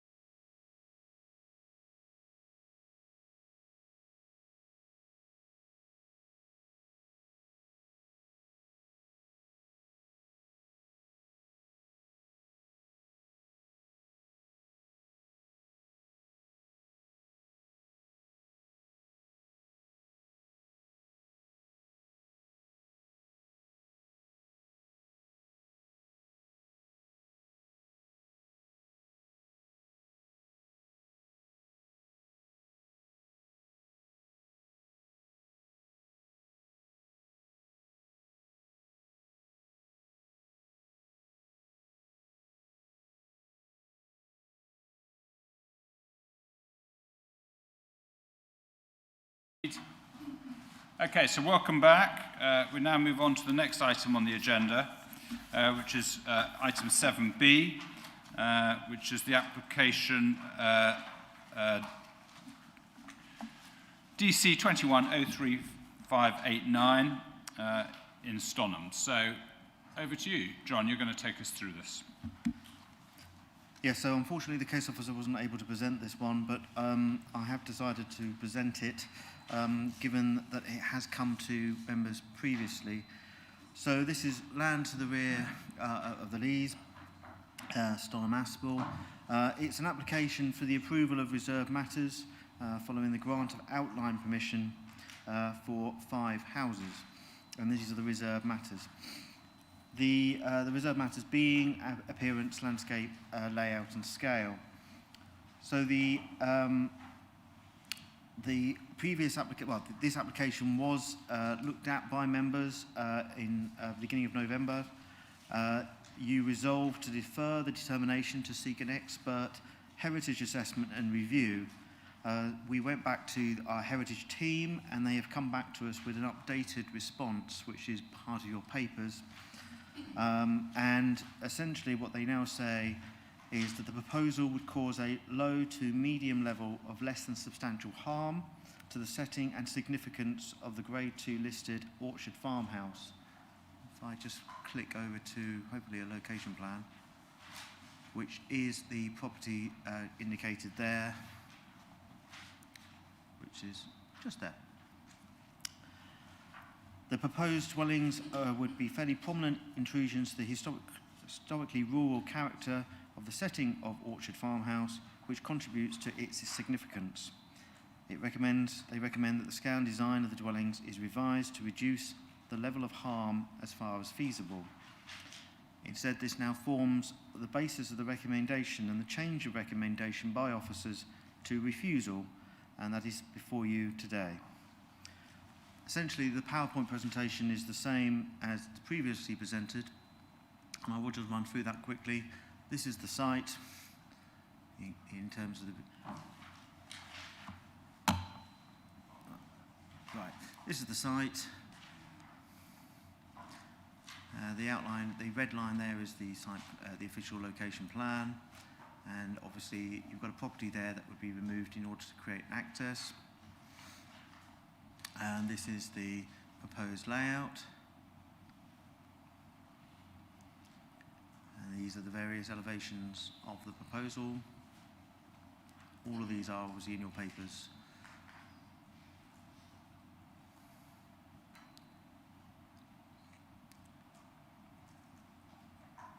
And we also have an attenuation scheme beyond the application site.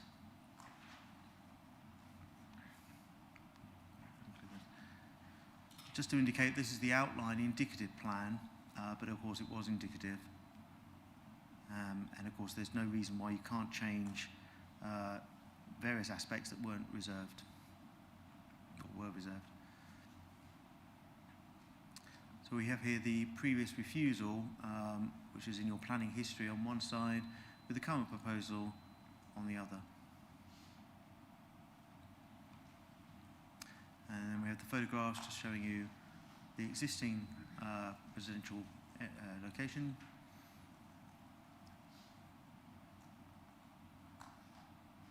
And I think that's Orchard Farmhouse from memory.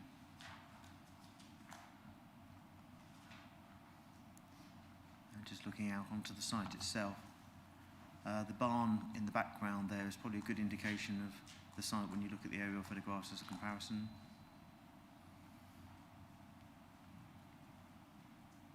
I think that's a view from the listed building itself.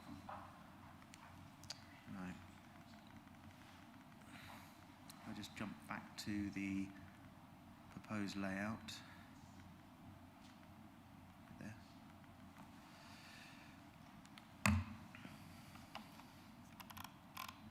So the proposal is considered acceptable in all other respects except for the harm to the listed building, and the public benefit to the scheme, despite the outline permission in principle, is not considered to outweigh the harm of the appearance, layout, scale and landscaping of the scheme before members at this time. and therefore the recommendation is refusal as per your papers. Thank you very much. Okay, obviously this came before us before and we sent it away for further information. That information has come back with this change of recommendation. Any comments or any questions at this stage? No? Okay, thank you. Now, we do have the parish councillors here but not wanting to speak, I understand, but we do have an objector, Beverly Brady. Welcome. And you have 3 minutes, and if you could keep to the 3 minutes, please. Thank you, Chairman. Representing 1, 2, 3 and 5 Coits Meadow, Longshore, Orchard Farm and the landowner who farms immediately behind the site, we believe the application should be refused for the following reason.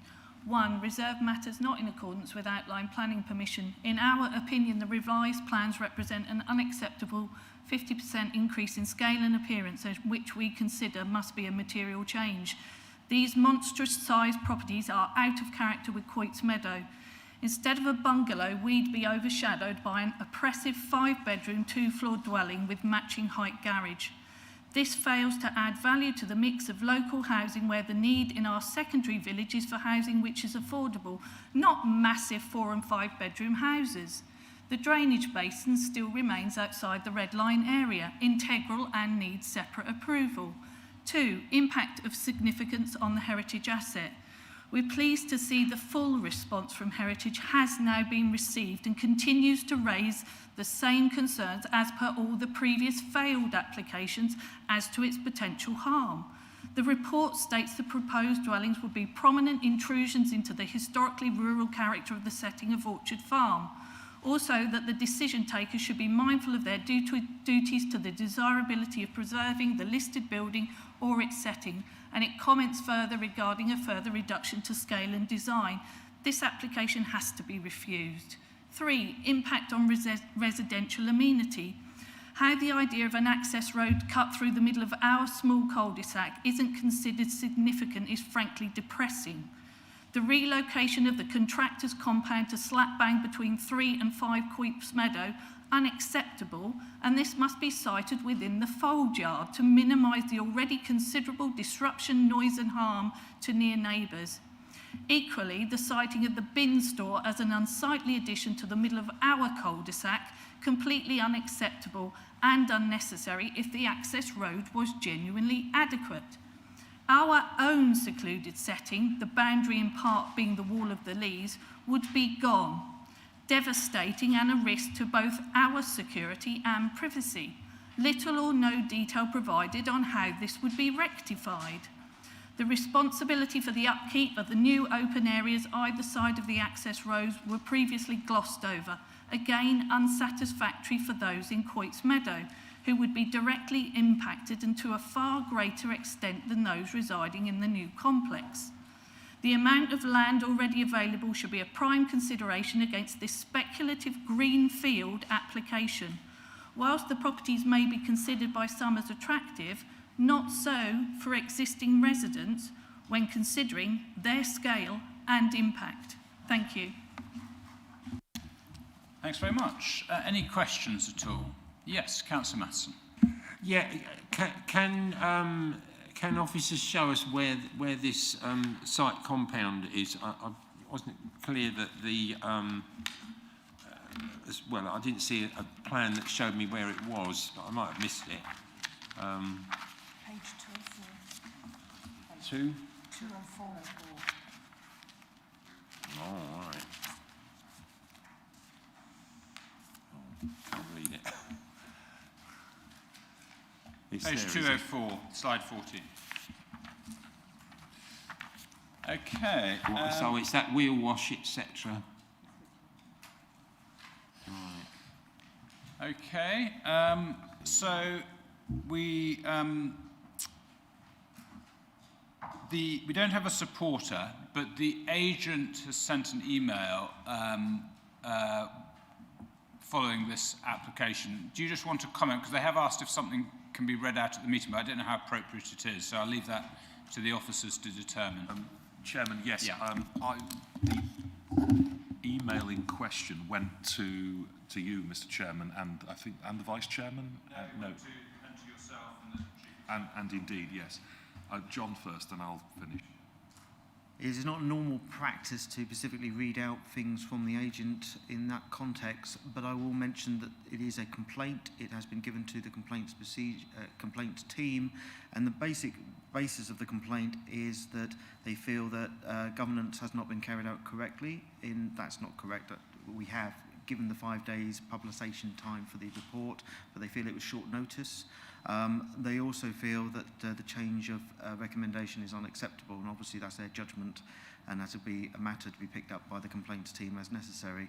There is nothing, in my opinion, of any bearing that needs to be brought forward to this committee to determine the merits of the application before us.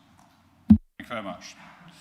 Okay, so we'll now move to the ward member who has written in.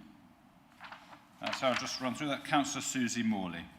My comments are substantially the same as I gave at the previous planning meeting on where this was deferred, and I'm glad to see the revised opinion of our heritage team and would concur with their opinion this application must be refused. A previous application for reserved matters on this site, DC 20-03291, was refused because the application was not in accordance with the outline planning permission, impact on significance of heritage asset, and impact on residential amenity. The current application continues to fail on these grounds. Reserved matters are not in accordance with outline planning permission. The proposed scale of this development is 60% bigger than that indicated at outline planning stage. The single-storey houses indicated have all been replaced by large two-storey properties. There has therefore been a significant increase in scale and change in building types. This materially alters the basis of the decision to grant outline planning permission and is clearly not in accordance with the outline planning permission. It should not be possible to consider such a significant larger scale proposal under a reserved matters application. Further planning permission should be required for such a proposal, and this current application should be refused. The proposal includes and relies upon unapproved development outside the agreed red line area. The current plan indicates the construction of an unapproved large intervention pool with associated drainage systems and a potentially permanent contractor's compound on agricultural land outside the red line. See document 207-469-005, an engineering layout. 47003G proposed on site plan ground and others. These will have significant impact and lasting damage to the natural environment and surface water characteristics of the land, as well as on the setting and significance of the nearby listed building. The proposed intervention pond is fed by drains from the proposed development and as such is an engineering operation that forms an integral part of the proposed development. It cannot be considered to be agricultural work. It should therefore require planning permission. The Heritage Officer gave detailed reasons for refusal of the previous application, which were accepted and summarised by the Chief Planning Officer in the refusal decision. The current application does not mitigate the harm to the setting and significance of the Grade 2 listed orchard farm, and the public benefits of the proposed development do not outweigh the level of harm to the setting and significance of this heritage asset. These remain architecturally massive as two-storey, five-bedroom properties with a 6.5 metre ridge height, far removed from the small three-bedroom bungalows shown in the approved indicative plan. This current proposal places these massive properties just as close to Orchard Farm as the refused application and worsens the situation by moving the two double garages to sit approximately 10 metres nearer to the listed building than they were in the refused plan. The village are not against development, as can be seen from their willingness to engage and support a larger application on the other side of the road. The village are all in favour of appropriate development to support our residents. However, this application is not appropriate in a hinterland village. Please reject this. District Councillor Susie Morley, Ward Councillor for Stonham Ward and resident of Stonham Aspal. Okay, so that's the information before us. Over to us to discuss, debate and come to a conclusion. Councillor Eburn, then Councillor Humphreys. Thank you, Chair. I know that everyone on this committee has been through this application in detail at the last committee meeting.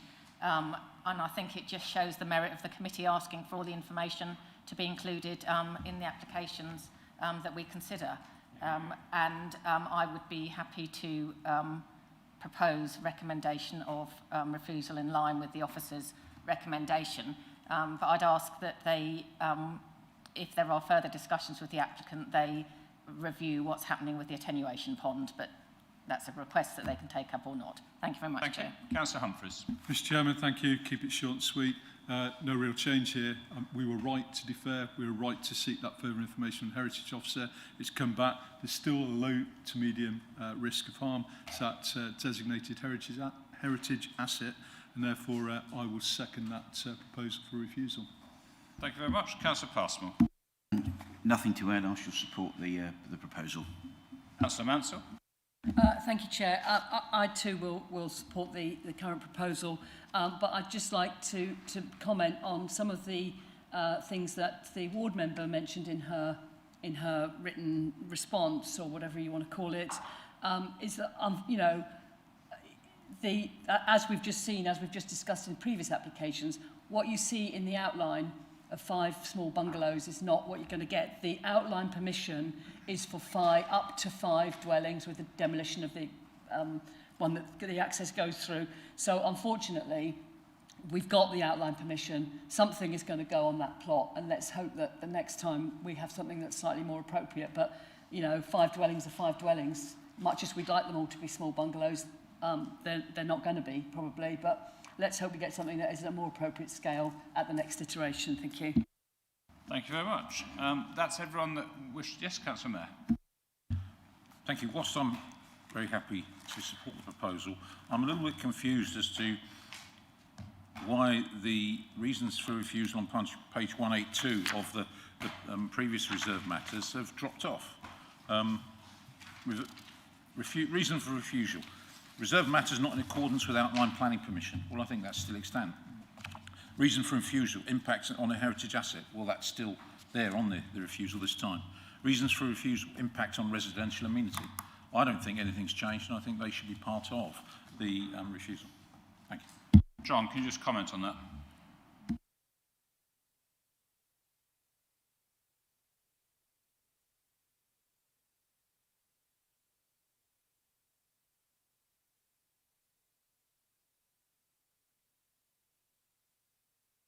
I have brought this, funny enough, I brought this up in my brief because the recommendations obviously on page 224 are minimal, and then there is at the bottom it says see appended decision for those already imposed. So the question is, do the previous ones, are they imposed on this, or should we specify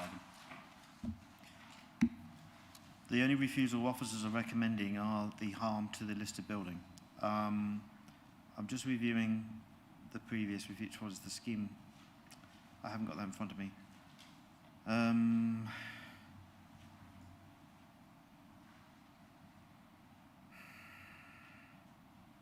The problem with there's a technical issue with the previous refusal because it was about the access, and the access has already been approved under the outline. So trying to change the access, the previous refusal was trying to change the access, and I think that was the issue. And technically that's not the case this time round, so I wouldn't want to reapply that. So that's condition. That was reason 1 on page 184. That correlates with what papers are in front of members. Sorry. I thought the previous application that was refused was that they weren't going to demolish the house next to the access. So in actual fact, it was effectively a net gain of 1 dwelling. The outline was for knocking the house down at building 5, and it wasn't the last refusal knocking it down. So reason 1 refers to that. That doesn't apply this time round. The other issue was something to do with the access on reason 1 as well. So essentially reason 1 of that refusal isn't applicable to this application, so we can take that one off. In terms of heritage asset harm, well, we've got that one still in play. That's what we're put forward to you now. That just leaves me with reason 3, which is impact on residential amenity. That's the close proximity of the proposed access road to the 2, but the access road is part of the outline in terms of the access point. That can't change. The access road going through the 2. So is it in your judgment if we can just have the layout back on screen, if you don't mind?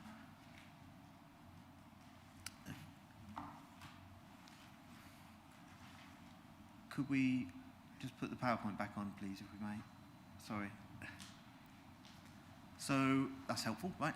So in terms of the access point, that is a matter that's already been dealt with by the outline. But in terms of the access going through, does that materially harm the amenity of neighbours? Given it's, where else would you put it? But because ultimately it's equal distance to the two neighbours. If you're going to put it one side going around here, it will affect that neighbour. If you put it over here, it'll affect this neighbour more. That might be difficult to defend, in my opinion.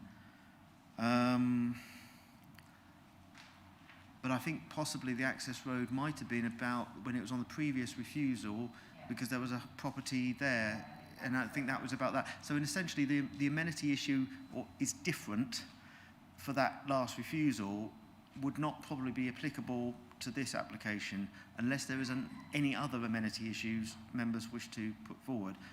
So at the moment, I'm satisfied that harm to the listed building is our main point. Councillor Mayor, do you want to come back? Merely to say that, you know, the smaller buildings have morphed into larger buildings. You know, is that not a significant change to the outline? Unfortunately, an outline is a red line round a site. Scale, appearance, layout were not part of that outline.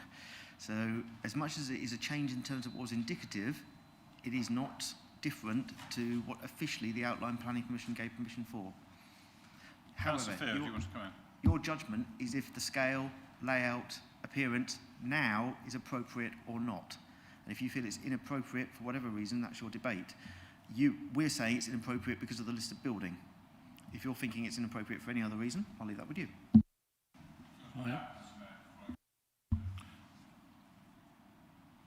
I would suggest that the large 5-bedroom house are inappropriate, and so I would say the scale is too large, in my personal opinion.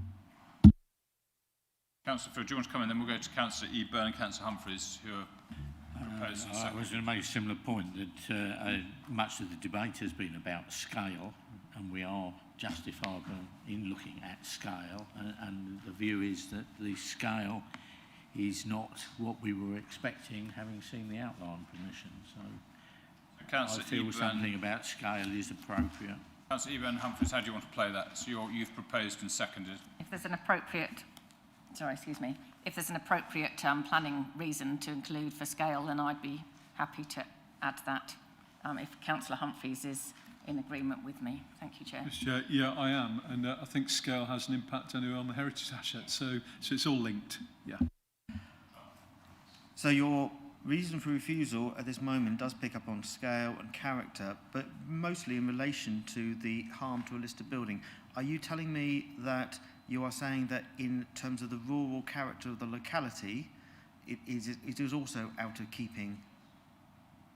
Yes, good. Right, so on that basis, perhaps we would add that line into the reason for refusal that we've got, that not only, I'll have to find the appropriate point to put that. So we're already saying CS5 to talk about the environment, but CS5 also picks up on the character of the locality.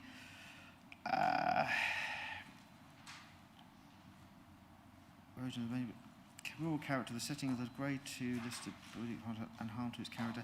I would simply put, actually, at the very end, so essentially, if you're looking at the reason for refusal on page 140, on the second paragraph it says, to the setting of grade 2 listed orchard farmhouse and harm to its character, I would also just put in, essentially, and out of keeping with the surrounding area to the end of that. Would that be sufficient? I'll do that. Just say on our papers it's page 138. Just so there's 2 pages out, different numbering between the electronic and the paper. So anyone on paper with page 138.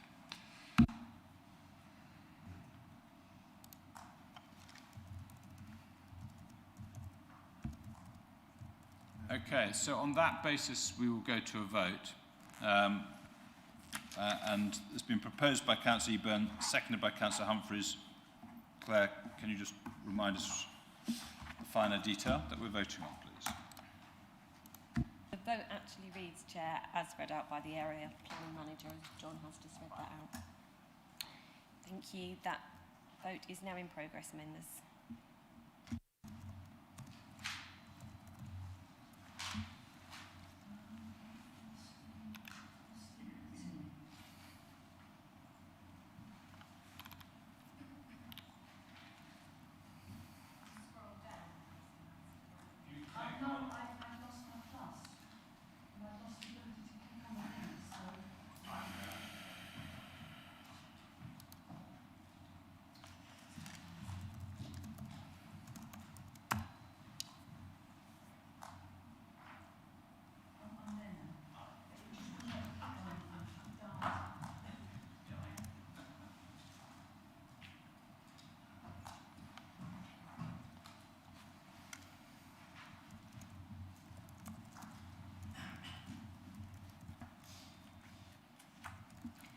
Thank you, members. Chair, that's 8 votes for refusal. Okay, so that's unanimous. Thank you very much. Okay, so we'll move swiftly on to the next application. Can I just ask if anyone's clearing a seat, if you could just wipe it, and if the people for the next application want to come forward to the seats.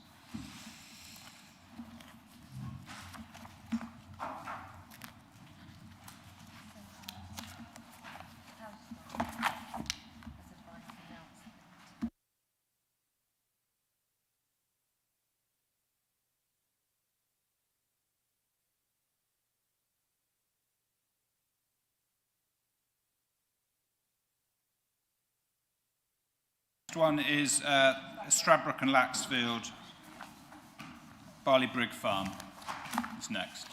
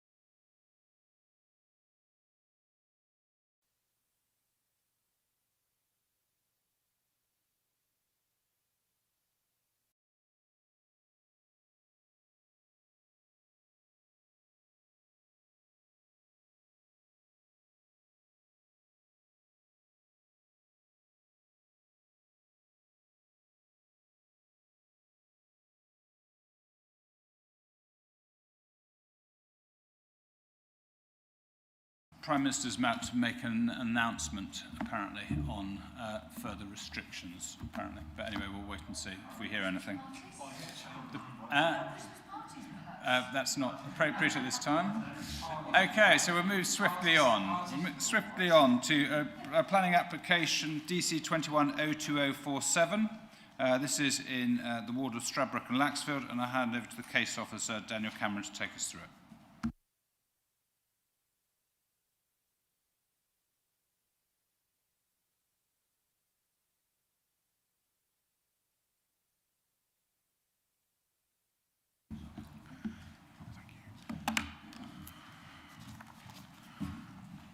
Apologies, members, bear with. Yes, this application was previously brought before members on the 15th of September. At that meeting, there was concern raised about the precise wording of conditions suggested within the officer's report. The updated report gives you full wording of those conditions, members. You'll note that in the original report, there are 7 bullet points relating to 7 conditions, and there are 6 sections within the updated report. The noise conditions I've just put into one section. So there are still 7 conditions recommended, members. I've just put those together for you. Okay. So the site is Barleybrig Farm. There's quite a considerable planning history on this site, and much of it has been before members at Planning Committee. We have the anaerobic digestion site to the north. Previously this year we've dealt with a ground source heat pump installed in the fields to the north of the site. We have some existing piggery buildings, and we have an existing barn on the site already that was approved in 2008. We see the wider context of the site is agricultural. As we come down here, we have the red line for the application site. And the application site concerns the construction of a barn on this plot of land. In terms of constraints, we're relatively unconstrained, members. We have a grade 2 listed building some distance away. However, it's considered too far away to really materially affect consideration of the application before us. So here we are, we have an existing storage building on the site, and then we have the footprint of the new barn adjacent.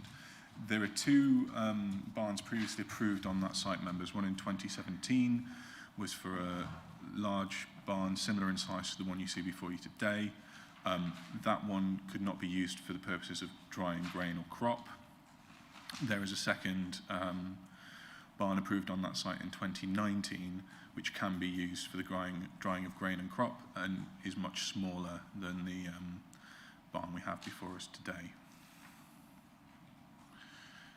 In terms of elevational treatment, it's a fairly standard agricultural building, obviously of a size to allow it to operate at a suitable commercial level. And then internally we have a barrier area, so we have an area for grain drying, and we have another area as well. And we have some first floor activity within the barn as well to deal with plant, and members will see that from the wording of the condition that is approvable, but in line with the comments of the parish council, we have included the condition to say no further first floor to be created.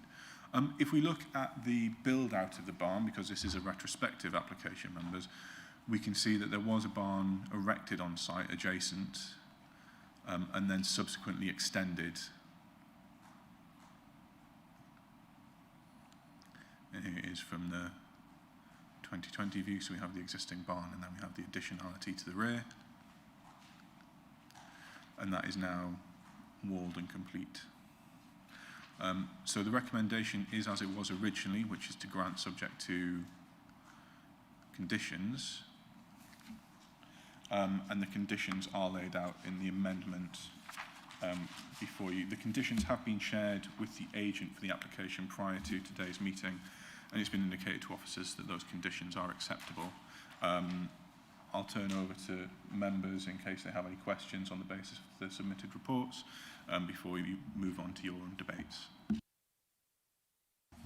Thank you very much for that. Happy to take questions for the agent. For the case officer.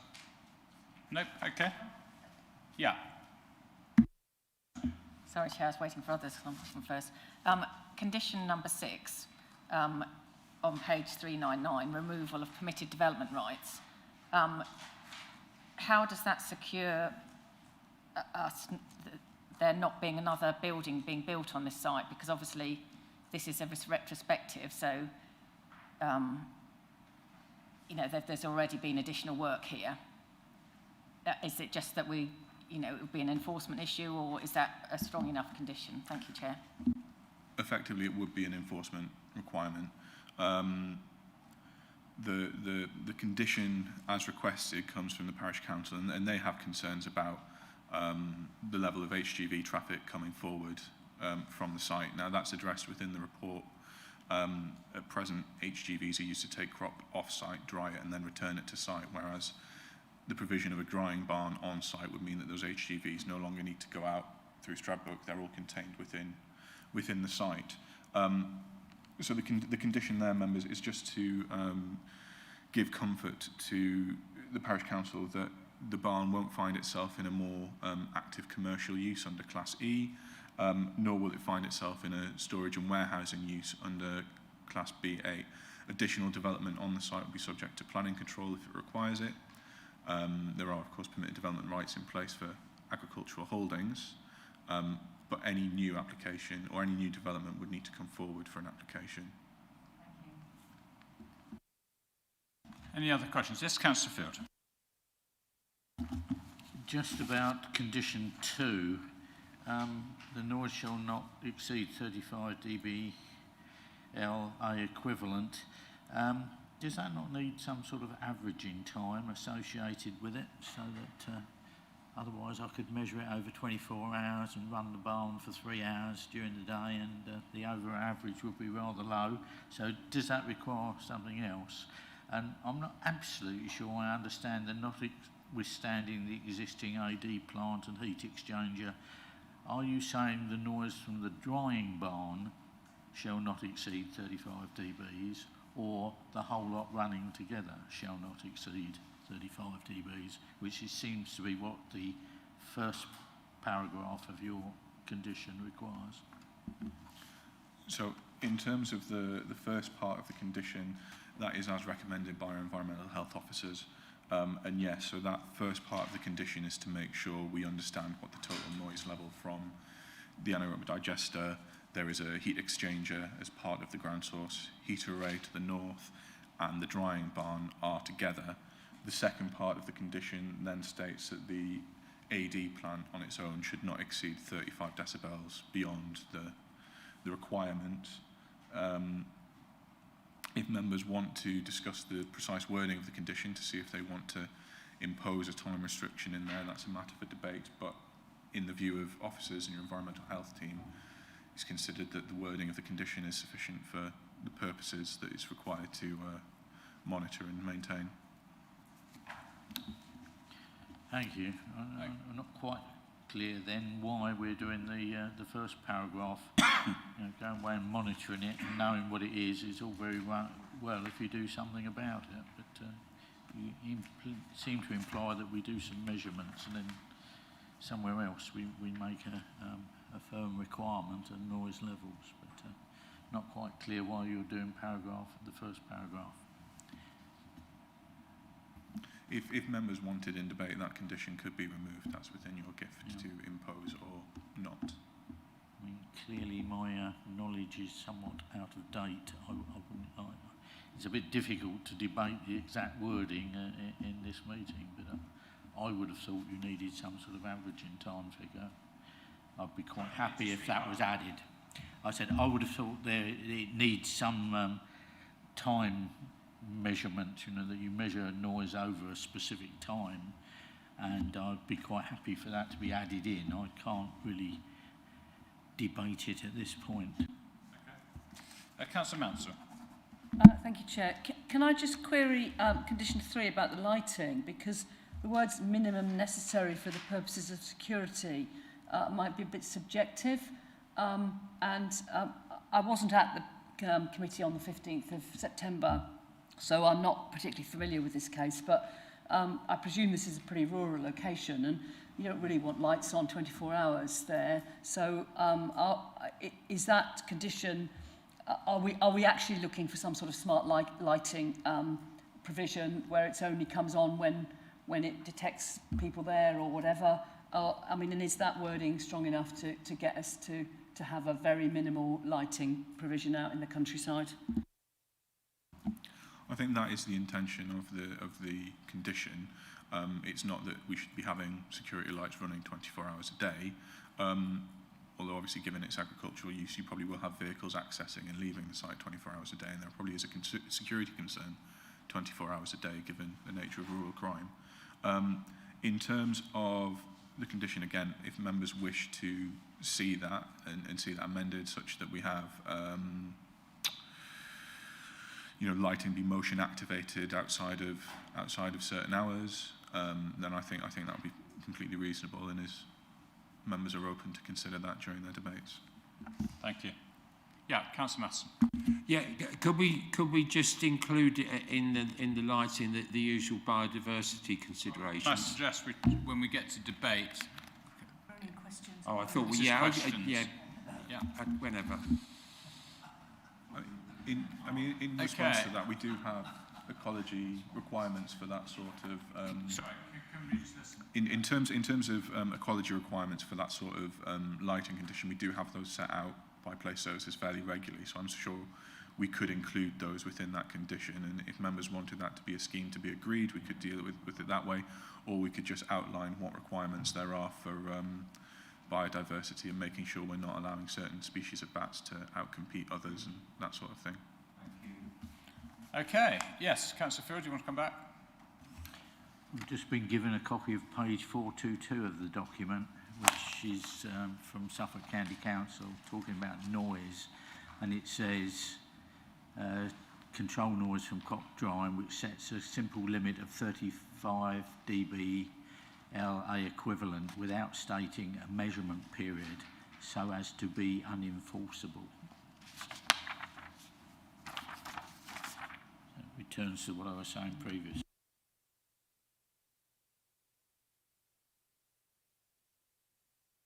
Yeah, that's well spotted on the bottom of page 422.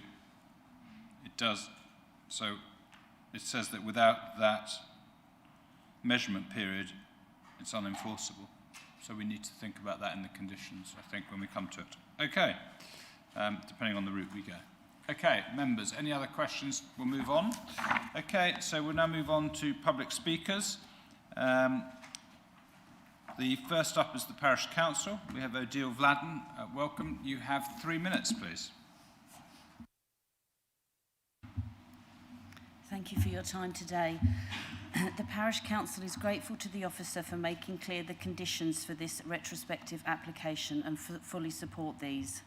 The Parish Council would urge councillors to support the officer recommendations which ensure that at least some of the conditions previously agreed by councillors for a large barn on the same site are preserved and not circumvented by simply building out a granted smaller barn, then extending it. There are no reasons for these recommended conditions to be varied other than complying with Suffolk County Council's request for decibel monitoring, partly given that the application for the smaller barn states that this drying barn will mean there is no need to take crops to and from an off-site drying facility, and therefore the conditions are reasonable and justified. Thank you. Thank you very much. Do you have any questions at all for the Parish Council? No? Okay, thank you. We have no objector and no supporter today, but we have the agent, Steve Bainbridge, and again, over to you, and you have 3 minutes. We'll have to do it electronically because that hasn't run through. Thank you. Good afternoon, Chair and Councillors. My name is Stephen Bainbridge. I'm a planning consultant and a chartered member of the Royal Town Planning Institute. I've been working on the planning matters on this site since the 2015 Planning Commission for the AD plant next door. I appeared before the previous committee on this matter in September, having travelled up from Dorset in the absence of the case officer in order to assist the planning manager and the committee on the form and function of the proposed planning conditions, a gesture unfairly represented in your report. I have again reviewed the officer's report before you and again agree with the principal recommendation that along with all the other planning applications at Barley Brig Farm, it be approved. However, as I've explained to the case officer, in my humble opinion, problems remain with the suggested planning conditions. However, these are not problems that will inhibit the applicant, and therefore, in order to get this planning application over the line, I leave it to this committee to judge their acceptability. In short, I surrender. However, as always, if you have any questions, I'm at your disposal. One of them might be, why is condition 2 prior to commissioning when this is a regularisation application? Thank you. Okay, thank you very much. Questions at all for the agent? Do we have any? No? Okay, thank you. Ward member is Julie Flatman, and we have something that's come in, which I just need to get a copy of. Thank you. Okay, so this is from Councillor Julie Flatman. Chair and members, apologies for not attending in person. Unfortunately, I had a previous book appointment. I'd like to thank Daniel for the work he's put into this ongoing application. Committee B have already been privy to the Barley Briggs retrospective planning activities. I'm disappointed that not all the conditions have been listed so clearly by the Parish Council have been included. However, if members are minded in granting application, I fully support the officer's recommendation along with the further suitable conditions that the committee considered fit to include. Okay, so that's all the information before us. Obviously, it's come back to us again. It's now up to us to debate and discuss and come to a conclusion. Councillor Passmore. Good. Thank you very much, Matthew. So I think the officer's done a good job here working with the agent to come up with the conditions. I do know the site from the point of view that I drive past it quite often, and it is a relatively remote site actually. Obviously, as we've seen, it's not anywhere near in the middle of the village. And I would like to move approval of this with these conditions. And we also need to remember that this is part of an overall site. So the actual planning permission we're looking at, notwithstanding issues about lighting, commercial operations, so on, is very important we get the balance right in this. And I think the officers have done a very good job on this, because there are other issues, for example, grain drying, from the knowledge I have, which is a little historic now. It's a much more efficient and more effective operation, and you don't have the noise that you used to have years ago. We could probably hear it in the next parish. So I would like to move approval with the conditions that are there, because I think we've had a good discussion on this. It was deferred. I think you proposed that previously, Chairman, and I seconded it. And they've come back with a set of conditions that I think are workable and feasible. They do address most of the concerns that people have. I do think it will reduce the amount of HGV traffic going through Stradbroke, which can be quite tricky at times. So I think overall, with the work that's been done, it's a marked improvement on before. Therefore, I am pleased to move approval as set out in the papers. Thanks. Can I just pick up how we're going to deal with the noise issue and the timings? John, you want to come in? Yeah, just can I add to condition 2, if I may just add to, I'm going to make them essentially as changes if I can propose them to you. Firstly, rather than prior to, we need to change, could we change that to within 5 months instead, so because it is a continuation of an existing application. So, and within those 5 months, that the monitoring period shall be agreed in writing with the local planning authority. Now, the monitoring period could be over an average of over 8 hours, or it could be an hour, and I think what we need to do is discuss that with the agent to agree a reasonable time and involving our environmental health officers as well. So if I may add then, effectively in terms of condition 2, just slightly altering it to say within 5 months rather than the prior to, and also within that same 5 months that the monitoring period for that noise standard, the length of over which that would be measured, is to be agreed. If I may, Chairman, sorry, John, do you mean 5 months from the date of the planning permission? It would be, yes. And that would seem, sorry, Chairman, would be deemed to be reasonable. Well, some might argue it's not, but I think it is, in my opinion. I would be happy with that. We've got to be practical about it. We have to be practical, and that's what I'm asking you about it being reasonable. I think from what you say, it seems to me it'd be reasonable, so I'm happy to. Can I just pick up 2 other points on the smart?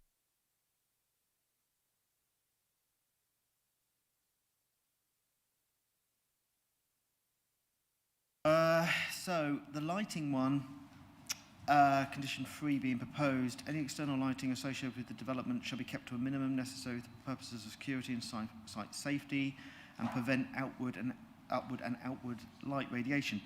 If I'm going to be critical of that condition, essentially all that does is stop lights looking up and looking out of the site.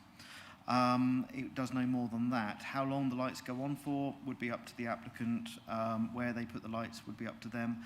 The trouble is here, we've also got to bear in mind that we don't have any lighting restriction that I know of, Dan may be able to help me, on the existing rest of the site. So it'd be a bit odd to be so restrictive over the lighting for this compared to they could light up the rest of the site, you know, like Christmas tree, if I'm being seasonal.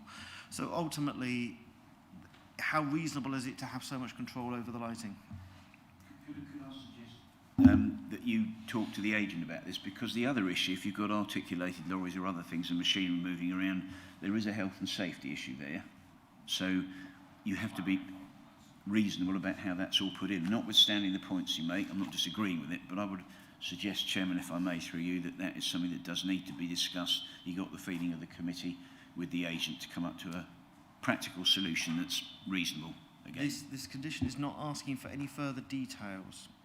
So maybe, can we add, I think that's what we need, further details to be agreed on external lighting. Well, in that case, then I would recommend that we essentially ditch this condition and essentially say that all external lighting requires planning permission to be agreed with the local planning authority. Yeah, fine. Okay. Right, so I don't have a seconder yet. Councillor Matheson, you're happy to second? Yeah, I will second it with the conditions as amended. Okay. Anyone else wish to speak before we go to a vote? No? Okay. So can we go to a vote on that proposal, please? Thank you, Chair. Members, that vote is now in progress.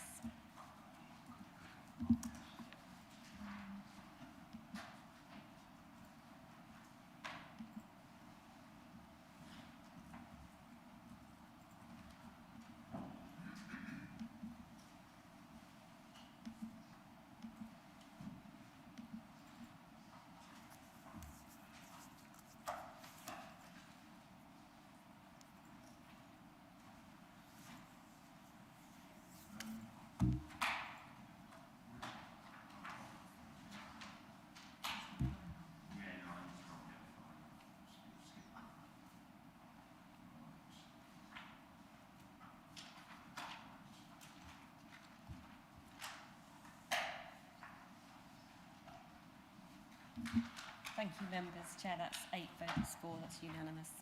Okay, thank you very much. And again, I think another good example of what we can do as a committee in bringing things back. So thank you to the officers and the applicant for working through that. Okay, so we've got 2 more applications for us. I'm going to hand over the chair now for this next item to Councillor Humphreys. So I have to step away. And we'll start again in just a couple of minutes, just let people move seats.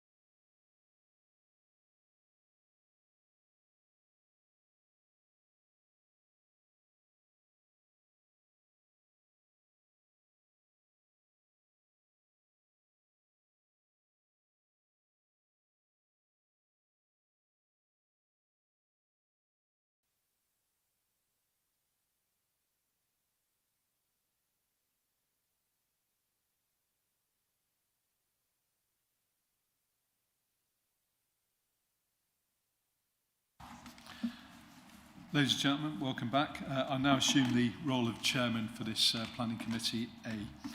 We're now going to look at DC 2101048, Cherrygate Farm, Norris Road at Mendlesham, and I'd like to ask the case officer, Daniel Cameron, to introduce the application to the committee. Thank you, Chair. It's a slightly unusual recommendation before members.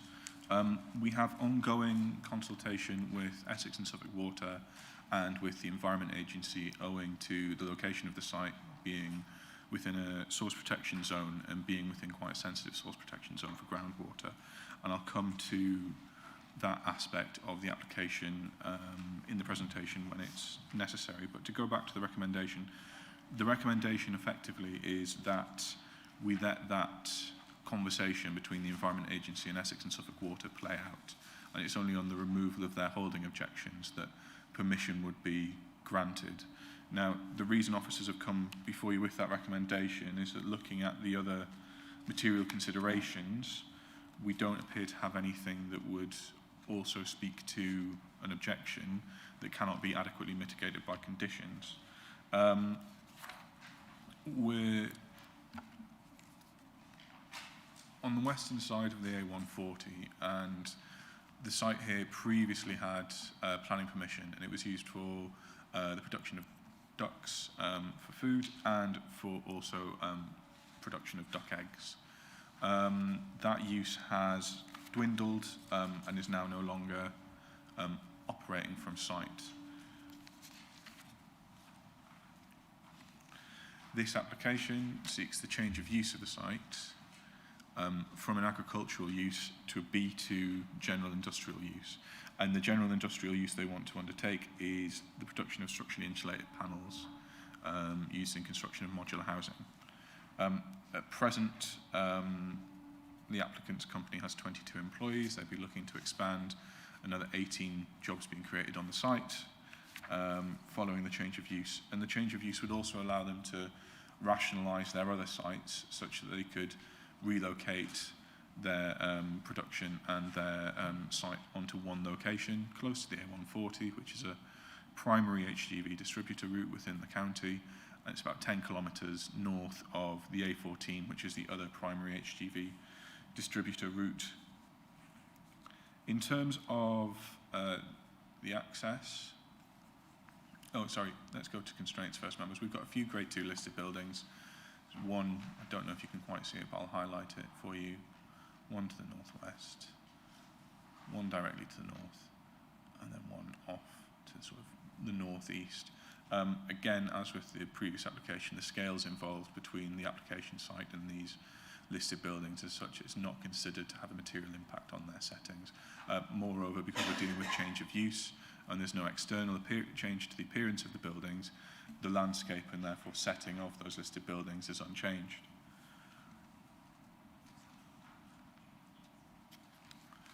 The site is accessed down a 200 plus metre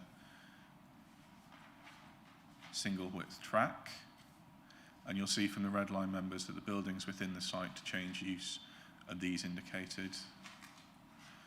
You'll see from the site photos a number of them are in good repair, a number of them are in less good repair, and additional works within the site are proposed to repair those buildings and bring them back into use. White Oak Farm is the nearest residential neighbour.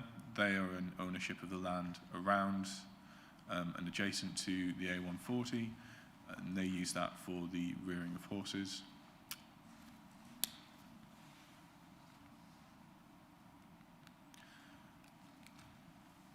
I want to quickly come on to issues surrounding surface water. If I go back, actually, that might be slightly better.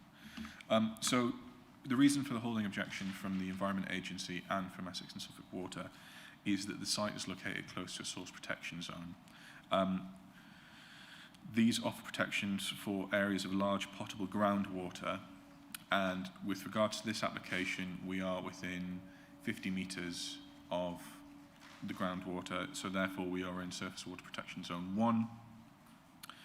That 50 metre distance roughly translates to around 50 days or less from any sort of chemical spill before it reaches and infiltrates the groundwater.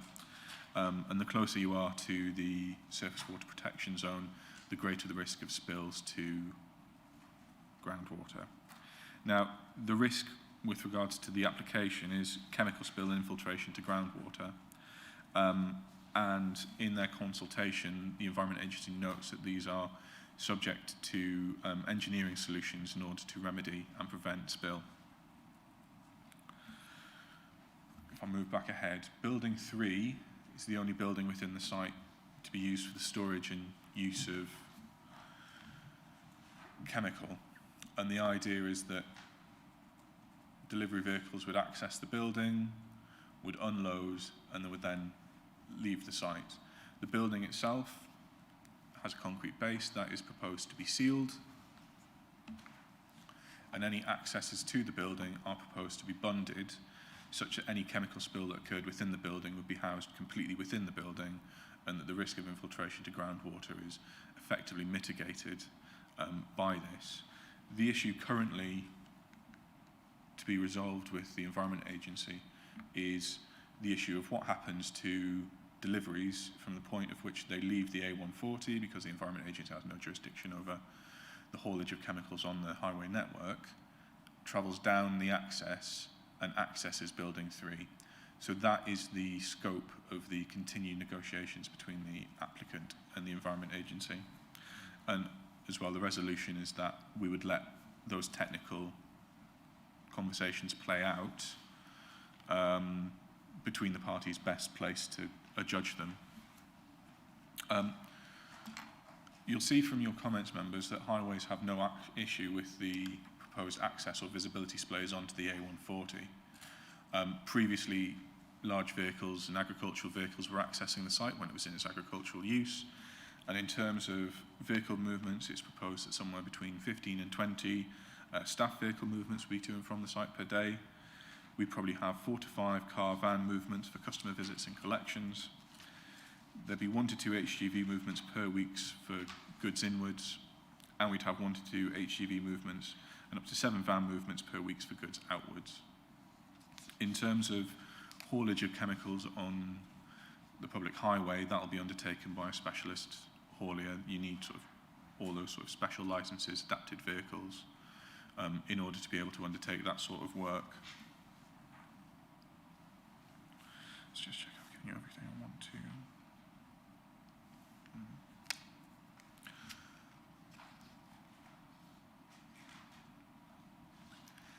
If we move ahead now to images of the site, and you'll get an idea about how close the residential neighbour is to the site. Here we are at the access to the site at the end of the access road.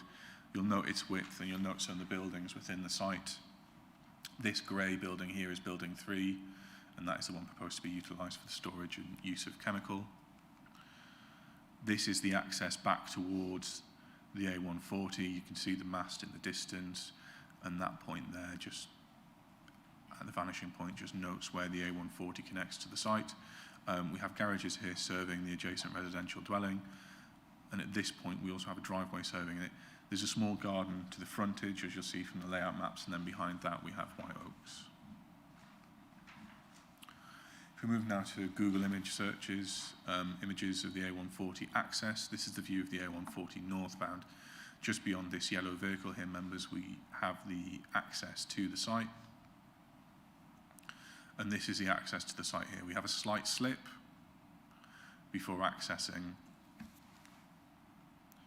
And then this is the view southbound, and we have the access point indicated here. As we move around the site, we have buildings 1 and 2.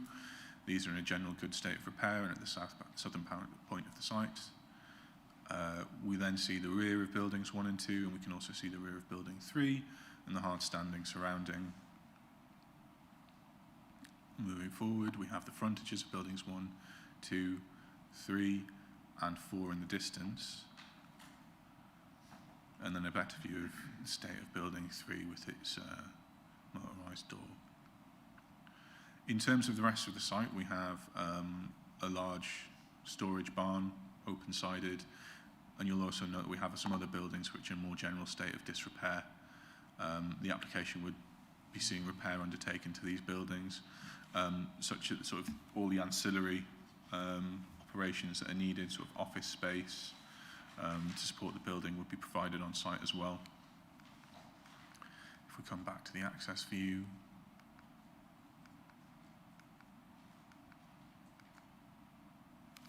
I think this one's good. We do have comments from the parish council and from the neighbouring property with regards to amenity. In your report, members, you'll note that the applicants are particularly keen to address conditions to serve amenity concerns. So we have proposed hours of office work, and we have a schedule for deliveries so that we can limit those to specific times. So any use of the access way, you know, you are aware of when those large vehicles are coming into and out of sight. It's also noted with regards to noise that noisy activities like the cutting of structurally insulated panels would only occur during agreed times. And there's also a condition there to ensure that any night working, we reduce the number of vehicle movements to and from the site such that night workers are prevented from parking on the site, and that use of a crew bus is utilised for their access and egress from the site. I'll pass on to members for any questions arising from the report and the information provided before moving into your debates. So now we will go to questions. Councillor Eburn, please. Thank you very much, Chair. Thank you, Daniel, for your report. I've got two sort of sets of questions, as it were. On highways, when highways give a response, they just refer to HGVs. They don't, I'm assuming they don't have any particular response that they have to make regarding hazardous vehicle HGVs. And if, what would happen if two HGVs met on that access way? If you could answer that, please. And then secondly, you referred to engineering solutions with regard to potential contamination, but I thought Essex and Suffolk Water implied there weren't. And could you say why in the conditions you're just referring to discussions with the Environment Agency and not also with Essex and Suffolk Water? Thank you very much. Thank you, Chair. I need to turn myself on. So in terms of the highways comment, to their mind, HGVs would be the most disruptive vehicles using that access, so that's their focus there. In terms of what should happen should two HGVs meet, that is an existing issue that could erupt on the site given its current agricultural use.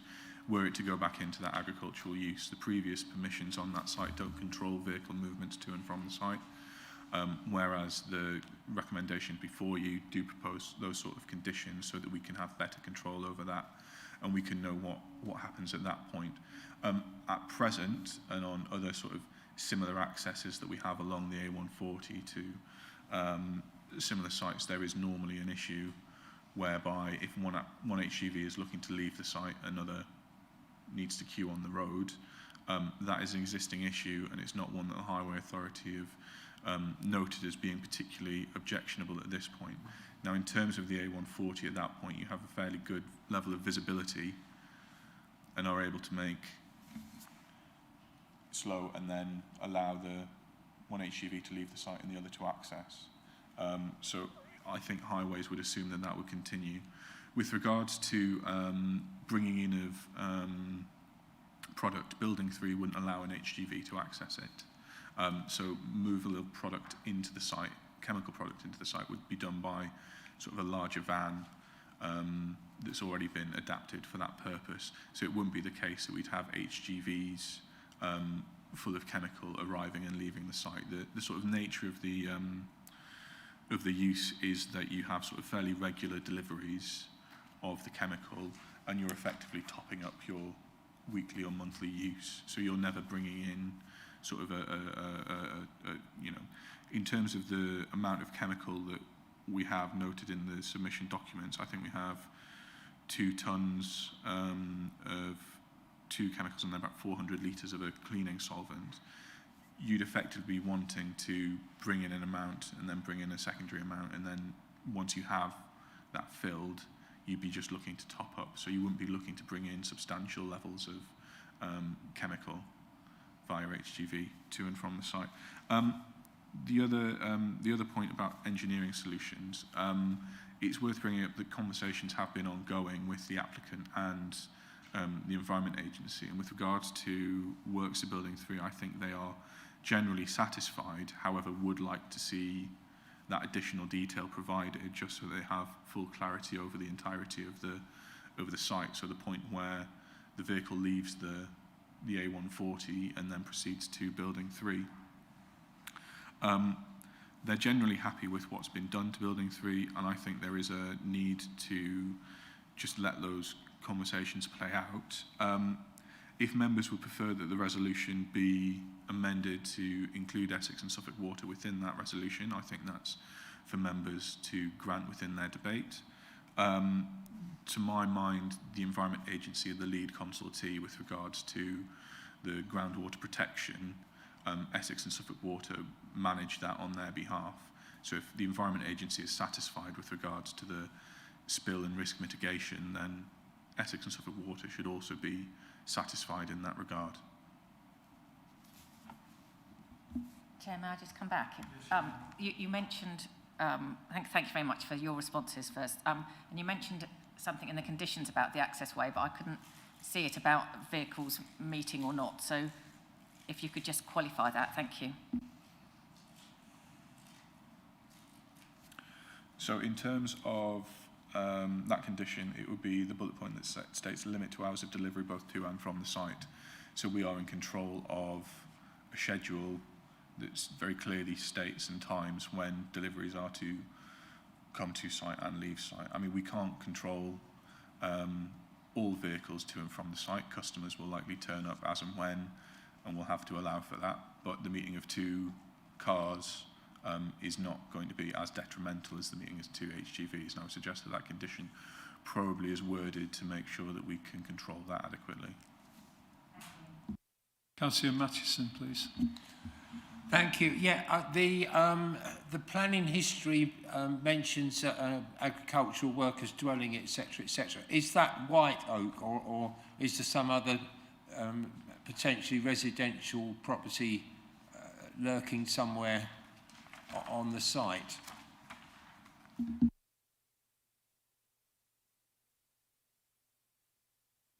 No, my assumption is that's White Oak. That's since moved, that now doesn't have the tie on it, but I suspect that we can bring that up when comments come forward. There's a shake of the head, but I won't put words in anyone's mouth at that point.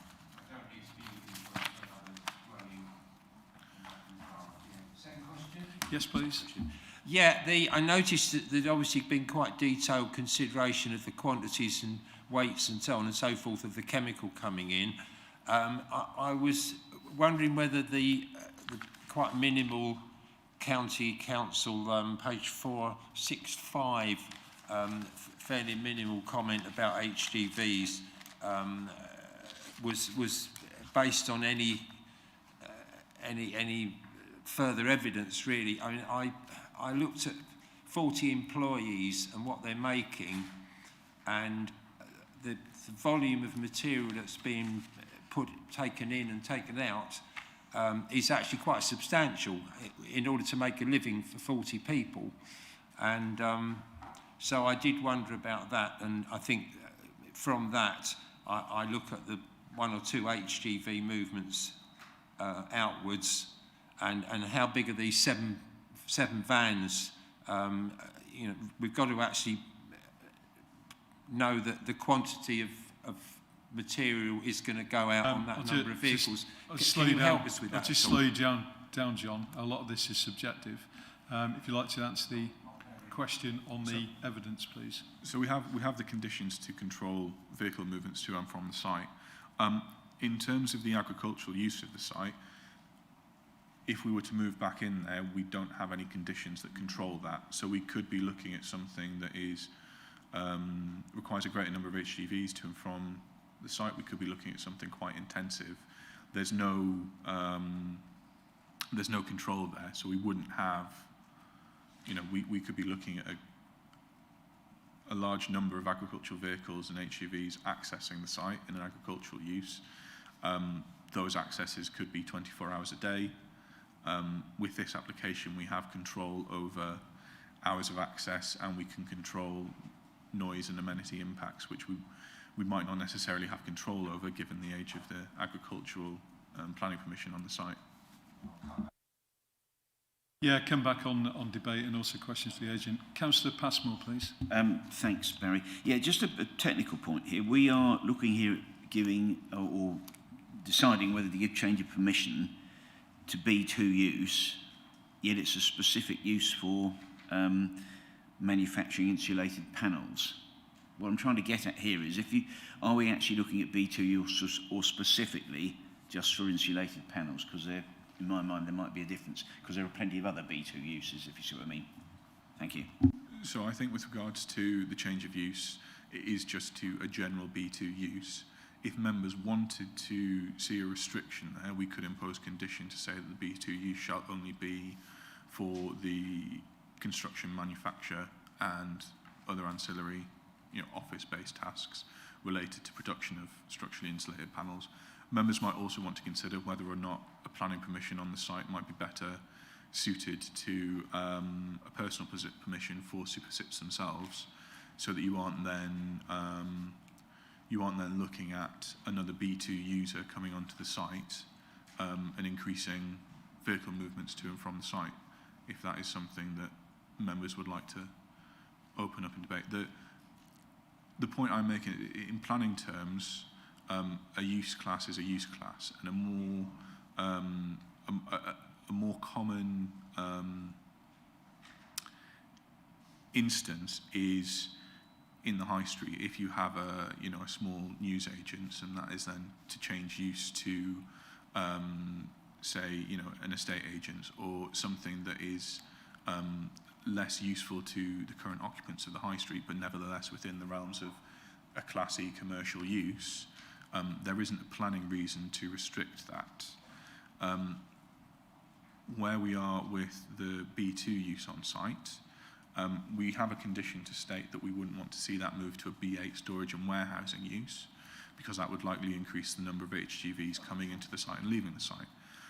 What I think members might want to consider in debate is whether or not they are content with the general B2 use on the site, or whether they would like to condition that B2 use be for the construction and manufacture and sale of structurally insulated panels, or whether they would like to restrict that use further and say the only user of the site we want to see is super SIPs. Perfectly reasonable to designate it just for this specific use as opposed to B2 in general. I'll just get some legal advice and some area planning officer advice on that, please.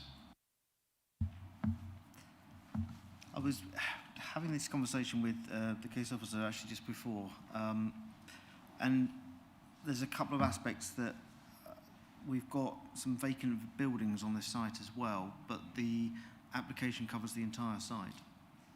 So the discussion was, what is the planning harm of potential intensification that could result?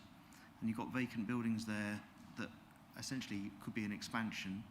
And of course, if suddenly traffic for a different user at a different type of B2 use meant that the traffic levels would be unexpectedly high, or there would be other harm, where could we be reasonable to control that in this particular bespoke instance, given the residential property adjacent to the site, and given the access arrangements as well, because they are restricted to a certain degree. So it is not normally, well, it's not often done that we personalise a permission. But that's not to say it can't be done, and it hasn't been done. It has been done. It is a valid planning thing to do. But the advice we have is, if you're going to do it, you really have to be very clear in your justification of why you are personalising it to such an extent. Now, in this instance, I would suggest that it possibly is an opportunity to personalise it, because you have full information about the operations of this particular user on this particular site and a different user and its different operation of B2 could be quite detrimental, potentially, to the occupier adjacent to the site and the particular intensification of the access and so on. So my advice would be that you could, if you wish to consider, personalising it to super slips limited only. That is a valid consideration in your debate. I would add to that, you may well also wish to add that the vacant buildings as shown on the plan are to be for storage only in association with that business.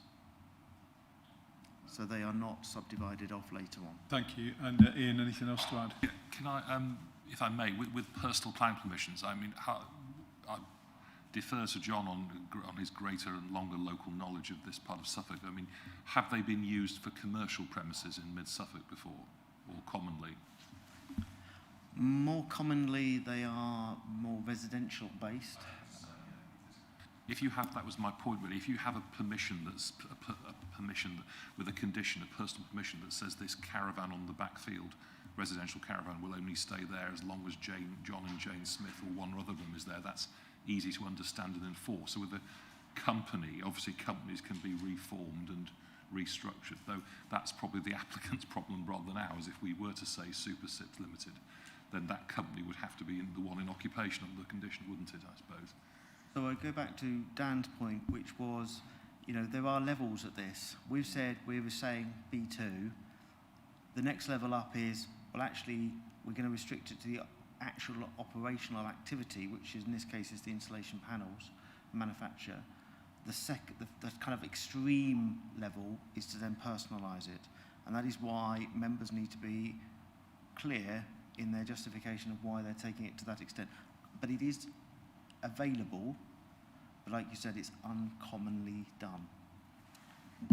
Thank you. Hopefully that's provided you with enough answers to form debate later, which we obviously are going to come back to this. So thank you. We're going to Councillor Field, then Councillor Mansell, Councillor Mayor. Thank you. A couple of points. First of all, noise levels. You've got a condition that talks about 5 dBs above background. Would be interesting to know, as there's a number of other noise insulation conditions in there as well. It would be interesting to know what background, at peak time on the A140 or at the dead of night or whatever.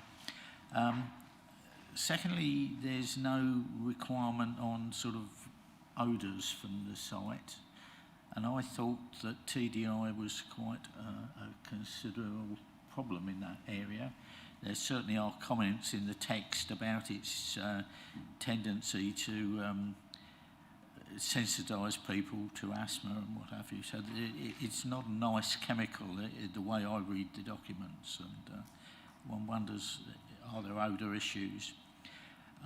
The third question really is been covered to an extent before, that you don't seem to have, or you're not considering the water company as a prime consultant really, and yet the concern that they have and the concern the Environment Agency have about 2 tonnes of quite concerning materials being stored on site seems within 50 metres, did you say, of a groundwater extraction site,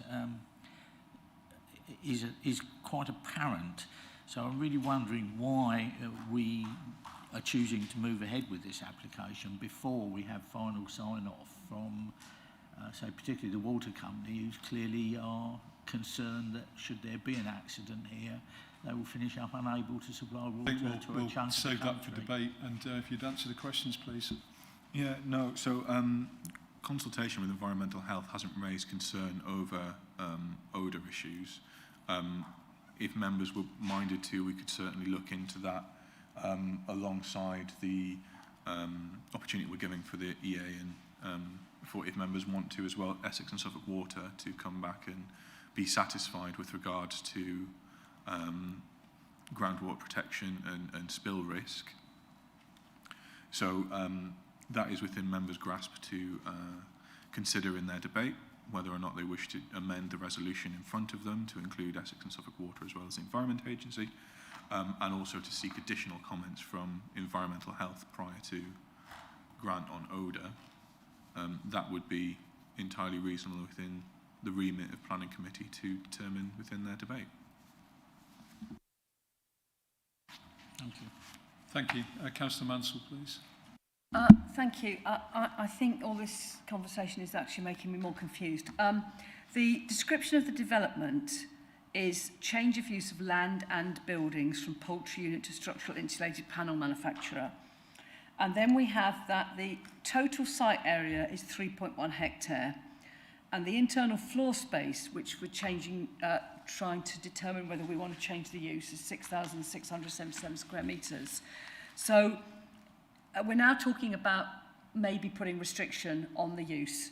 So if only 6,700 square metres or thereabouts is being change of use, the rest of the site area could presumably still be used as a poultry unit, because that's what it is already. So are those buildings that are not being used for the manufacture of insulated panels, they're not being change of use? They're still agricultural, are they? So I'm a bit confused. Just one on that. Try and stick to questions, because we talked about what we're debating. We're not debating anything at the moment.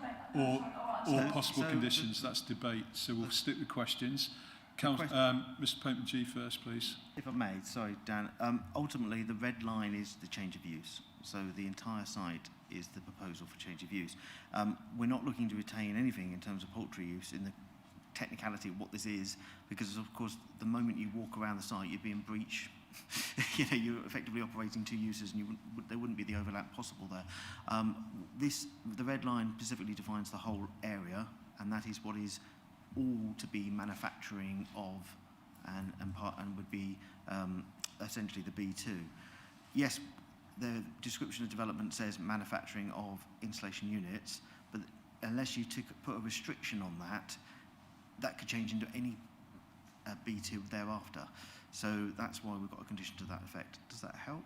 Well, that doesn't quite answer my question, because my question was really, does the 6,677 square metres of floor space, which is changing use, does that cover all of the buildings on the site, or is that only some of the buildings? Because it's just that you're now saying it's the change of use of the land. The whole 3.1 hectares is being changed from agricultural to B2. Yes, so that would include both buildings and surrounding area outside of the buildings. So my question is really, does the 6,677 square metres cover all the buildings on that site? Does it, Dan? So if we nip back to the presentation in the red line area, I think that would clear up a lot of the issue.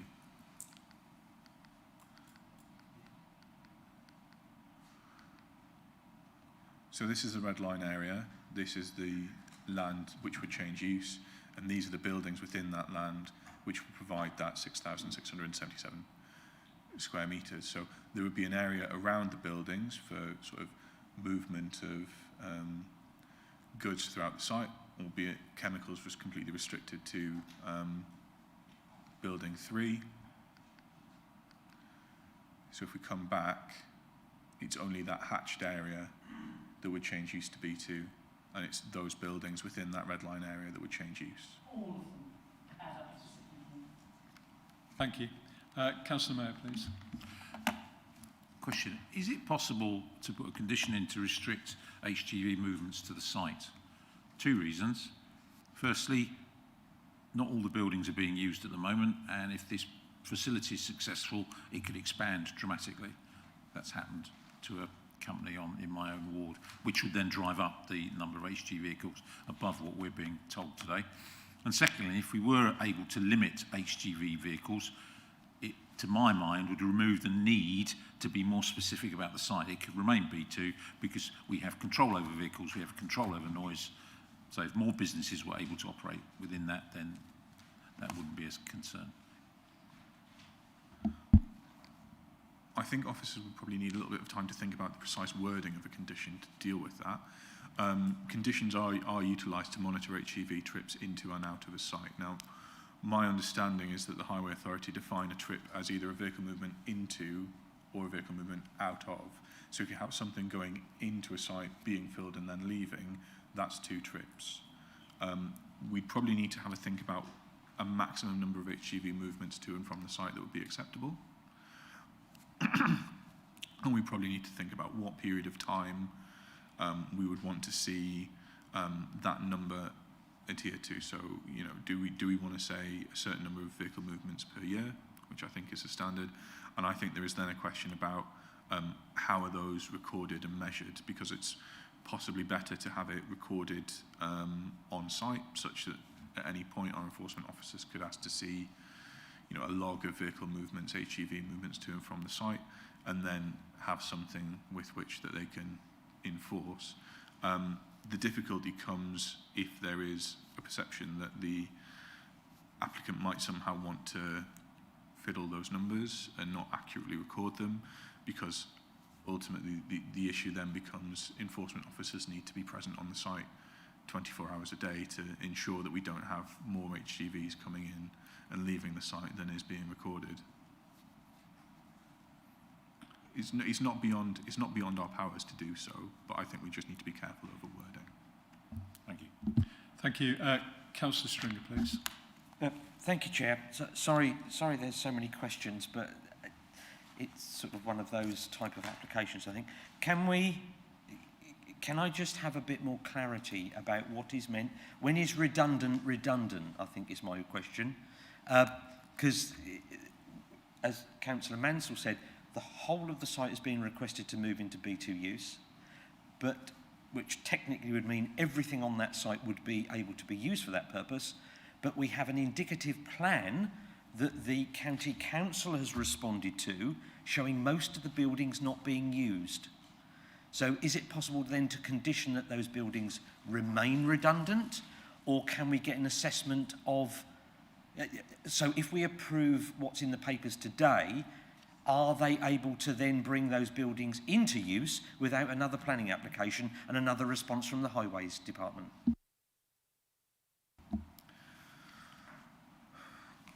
So I think probably the comment goes back to the condition raised by Mr. Pateman-G. I think if we were looking to say that, you know, we could have a condition that states very clearly, you know, buildings 1, 2, 3, etc. are moving into the B2 use.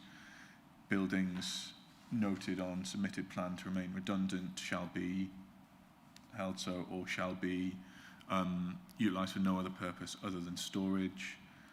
We then have a condition that we can control, and should Super 6 want to change that arrangement, we could then look at a variation of condition with them to submit a new plan, and if we needed to, get more comments from the Highway Authority over vehicle movements.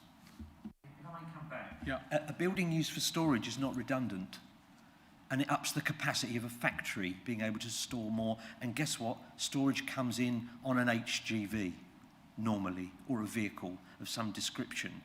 That's why I still can't believe it was originally came in March and we're now in December, so on and we this still one, can't answer that Stringer, question. You'll have your moment. Yeah, sorry. This is questions. Thank you. Are there any other questions? Okay, in that case... Sorry, my question was, are we going to answer that? Okay. Are they redundant or are they not, if we approve this application? Mr. Pateman-G, please. At the moment, as it stands with the conditions currently recommended by officers, they could be used for B2 use. That's the proposal in front of us. Just a word of warning, if we're going to get into trying to condition them to have no use, that is a legal nightmare I would have to have some advice over. And thank you. Okay, if there are no further questions, we have no public speakers, no one from the Parish Council, but we do have an objector, which is Mr. Kevin Blatch. Mr. Blatch, you have 3 minutes from the time you start. Thank you. Thank you, Chair. We are the owners of White Oak Farm, a home and equine property, and most directly affected in terms of highways and the residential amenity. Our property surrounds Cherrygate Farm on the east and south sides, but we share the driveway which passes next to our garden and within a few metres of our bungalow. The existing permission is for egg laying, which for the past 20 years required only 3 employees on a single day shift. The duck sheds were cleaned every 6 months.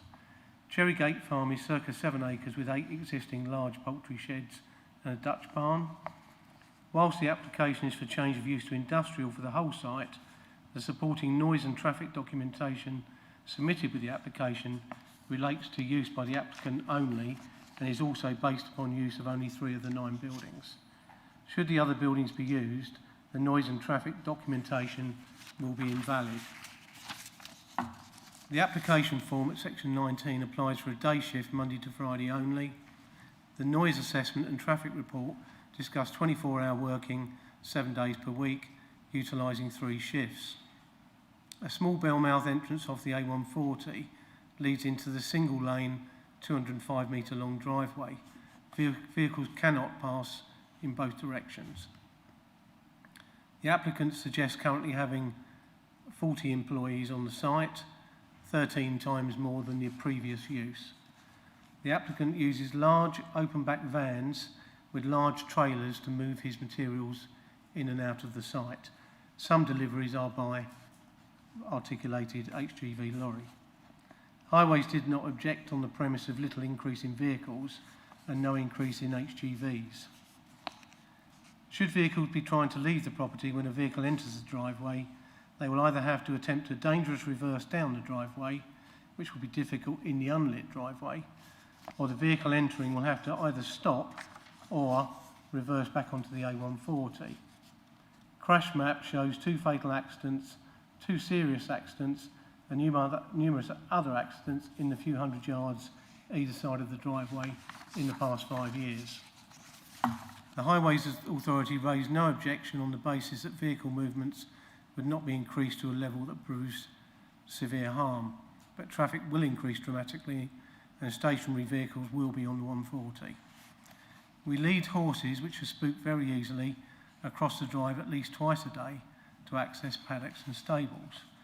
Unless traffic is controlled, we anticipate a serious accident. The Environment Agency and Water Authority have not removed their objections. In conclusion, if permission is granted, we think it should contain conditions that the site is restricted to the sole use of the applicant for the manufacture of his panels. It's limited to the limits to the hours of production and other use of the site. Noise limits should be imposed. The Water Authority concerns should be addressed as well as the Environment Agency, and measures should be implemented for the safety of the horses. Thank you. Thank you. Are there any questions, please, for Mr. Blatch? Okay, I've got one question. The traffic crash map, that's the serious and the fatal injuries, that relate to one incident or many? A number of incidents. Thank you. There are no supporters present, so therefore we'll now move to the agent, Mr. James Platt, please.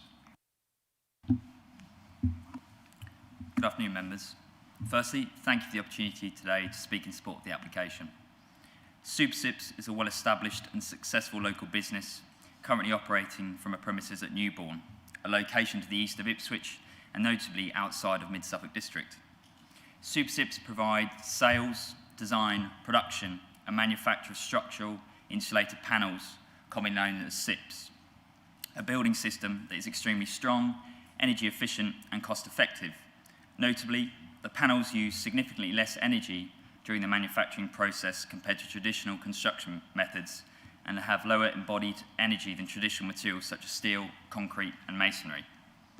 SuperSips has grown rapidly since 2011, catering for customers across the UK and beyond. This growth of the business has given rise to job creation locally, with 22 members of staff currently employed. The growth of the business has, however, brought with it logistical problems, and the current premises does not ultimately represent a long-term viable solution for the business. Hence the proposal you see before you today. The proposal site is well situated, suited to the demands of the business, enabling the reuse of existing buildings to meet operational need, while strategically well placed to provide direct access to the A140. Having regard to the site's connectivity to the strategic highway network, the sustainable location means that emissions can be reduced and impacts on the rural highway network minimised. Furthermore, the location remains accessible to employees and it's environmentally and operationally advantageous to site office, manufacture and distribution uses together. The proposal site meets both the current and new requirements of the business, anticipated to generate a further 18 jobs, which will account for new drivers, manufacturing operatives and office staff. In order to progress the application, the applicant has gone to great lengths to provide various technical reports and supporting information. This has included continued discussion with the Environment Agency and the incorporation of measures to effectively de-risk the storage and use of chemicals on the site. These measures include the limitation of storage and use of chemicals to a single building within the site, the sealing of this building at a raised threshold to ensure spill containment, and delivery of chemicals directly within the building itself. Accordingly, the risk to groundwater is considered to be suitably mitigated. To conclude, a grant of planning permission in this case would secure the expansion of existing successful business looking to invest in the district. The permission would secure the long-term use and viability of what is ultimately a redundant site in a strategically preferred location on the A140 corridor. We consider the proposal to find in principle favour with the development plan, and it accords with it when viewed as a whole. Furthermore, the development would comply with the policies of the NPPF taken as a whole. For these reasons, we respectfully ask for your support of the proposal. Thank you again for the opportunity to speak.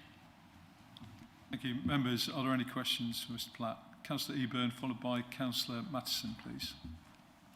Thank you very much, Chair. Thank you for that. I'm sure I heard the planning officer say that the area around the access road was in your client's ownership. Have you considered, and he referred to a very slight slip, as in slipway, of the A140. Have you considered, or did you consider within this application, taking more land in to make sure that there was a bigger area so that vehicles could pull off the A140 and to mitigate the meeting of two vehicles on the access road? Thank you very much. Okay, thank you. So I think the starting point, obviously, with the formulation of a sort of development proposal is to engage sort of relevant consultants. So we've obviously had an input of a transport engineer who reviews, obviously, the visibility achievable on site. So I think within our transport statement, it's quoted at beyond 215 metres. So also with speed surveys, that was obviously quantified what would be realistically a required visibility display. So I think the starting point is to understand where the access is obviously safe to facilitate the movements that are going to be generated. So given the fact that the visibility is considered to be suitable, there wasn't any need in our eyes obviously to seek improvements to that access, and we think that's obviously catered or covered off within the Highway Authority's response. Dan, if you'd like to come in and assist, please. Sorry, that might be, apologies if I've created any confusion there. So the red line application site doesn't include the land either side of the access. The land either side of the access is owned by White Oaks. So any improvement to the slip or to the widening of the road would need to be done with their agreement. Councillor Mattison, please.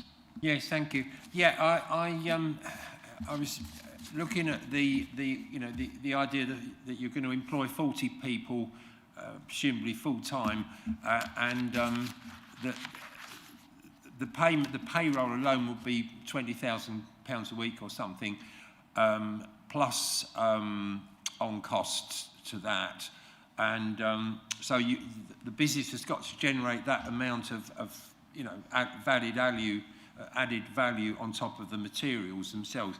And how many houses? Presumably, you're going to mainly build houses with these units. Councillor Mattison, Councillor Mattison, let's just stick to the subject matter, which is this planning proposal. I'm absolutely with the matter. I'm sorry. Come to the question. The question is quite clear. Is about what are the volumes? How many houses will you need to produce per week and deliver? And the other question associated with that really is these vans that are mentioned. How big are they actually? Are they small HGVs almost, or are they transits, or somewhere between? Yeah, I'll just try and get us back on track. So the amount of production that they produce, that's not what we're discussing. We're discussing the planning application. I'm happy with the question on the vehicle size because that is relevant. This is my point, and that's the one I'm sticking to. Answer the question, please, on the vehicles. So I think within the transport statement, sorry, I'm just pulling that up at the moment. I think there was a sort of breakdown of individual vehicles. So I think obviously the classification of van, I believe, has a kind of specific or it's classified based on the wheelbase. So when they're referenced as vans, they're effectively classified as such, and then HGVs are a separate type of vehicle. Sorry, I'm just trying to pull up the transport statement. But within that document, they are clearly set out in terms of the separate movements and the classification of vehicles. So I suppose in answer to your question, a van obviously is a van by definition in terms of its classification of vehicle, and HGV is a separate type of vehicle. Thank you. Any other questions, please? Yes, I'll go for Councillor Field, followed by you, Councillor Stringer. Thank you. Thank you. You have heard from the questioning, I was somewhat concerned about noise and odours. Do you have any issues that type with your existing site, or am I totally wrong? So in terms of the position of the existing site, I know it's closer to kind of neighbouring occupiers, and as far as I'm aware, is obviously the applicant hasn't been the subject of complaint in terms of odours. I'd also add that in terms of the management, obviously, and use of this chemical, it's stored in sealed IBCs, so effectively it's not exposed to the air. So in terms of generating odours, given it's in a sealed container, I expect obviously it wouldn't generate significant odours to be of concern. So you don't mix the chemicals to generate a foam or anything like that? They're always sealed somewhere? So in terms of the chemicals, obviously, the process effectively, some of the chemical is taken from the stored IBCs and then used to obviously mix and create a foam. In terms of odours, the applicant who is in attendance today could give an insight in terms of the odours, but I'm not aware of that being of any concern with the current use of the site. And in terms of quantities, obviously, the information in the application, we're talking about the storage really and the maximum quantum of chemical. Obviously, that is effectively taken from the IBCs in quantities that then allow it to be used, at that moment in time. So again, we're not talking about significant quantities of chemical being sort of exposed to the air, and then obviously particulates sort of obviously entering into the air and then being transmitted.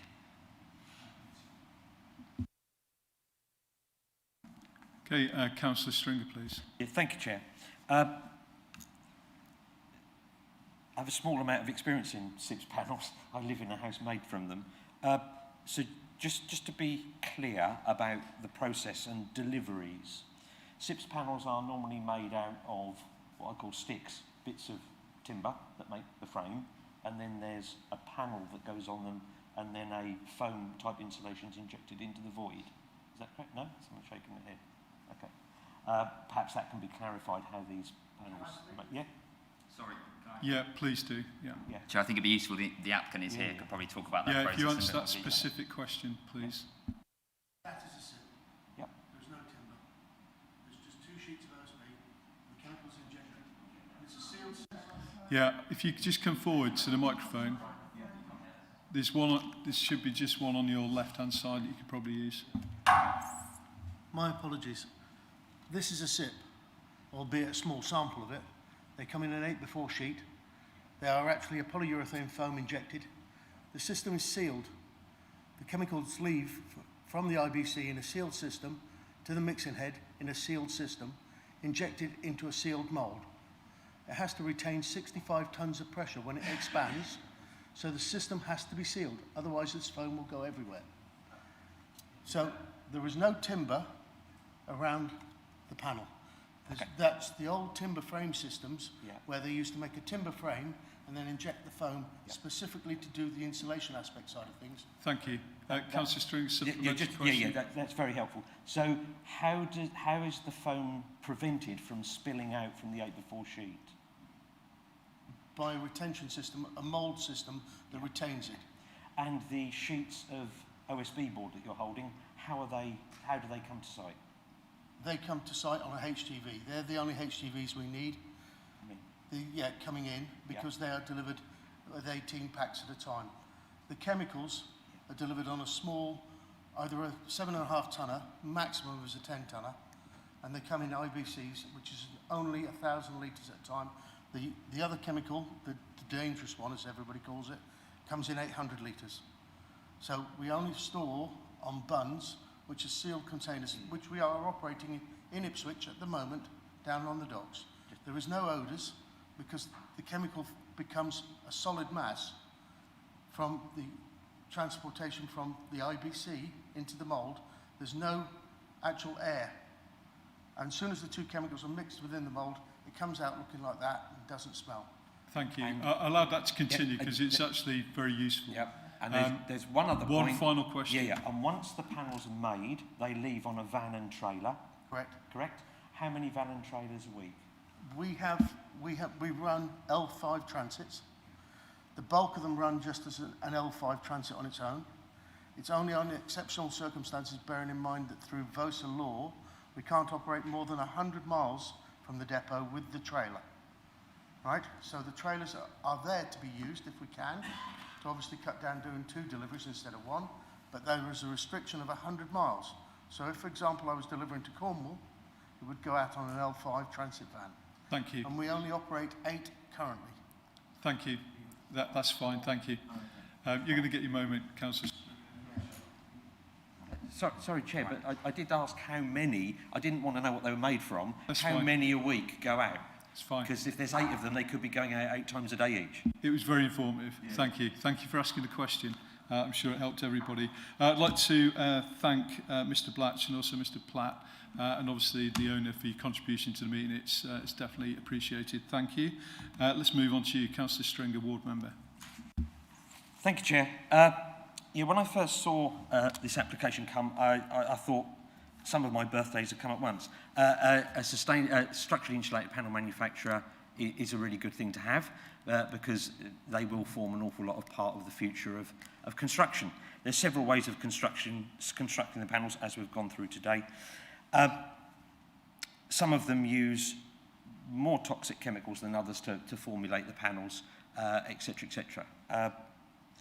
There are 2 huge mains of concern, though, that I've had as this application has gone through the process.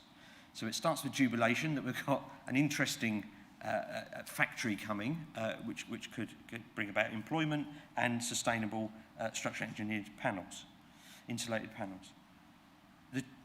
The main issue I have a problem with, or the community also has a problem with, is how the site sits. It's got either side of quite a narrow track, a land ownership that's domestic, and it has horses as well. And the horses cross that track fairly regularly as well. So that's a slight concern anyway with lorries and, but we couldn't control it under the agricultural permission either, so, it is one of those. So that's a bit of a concern.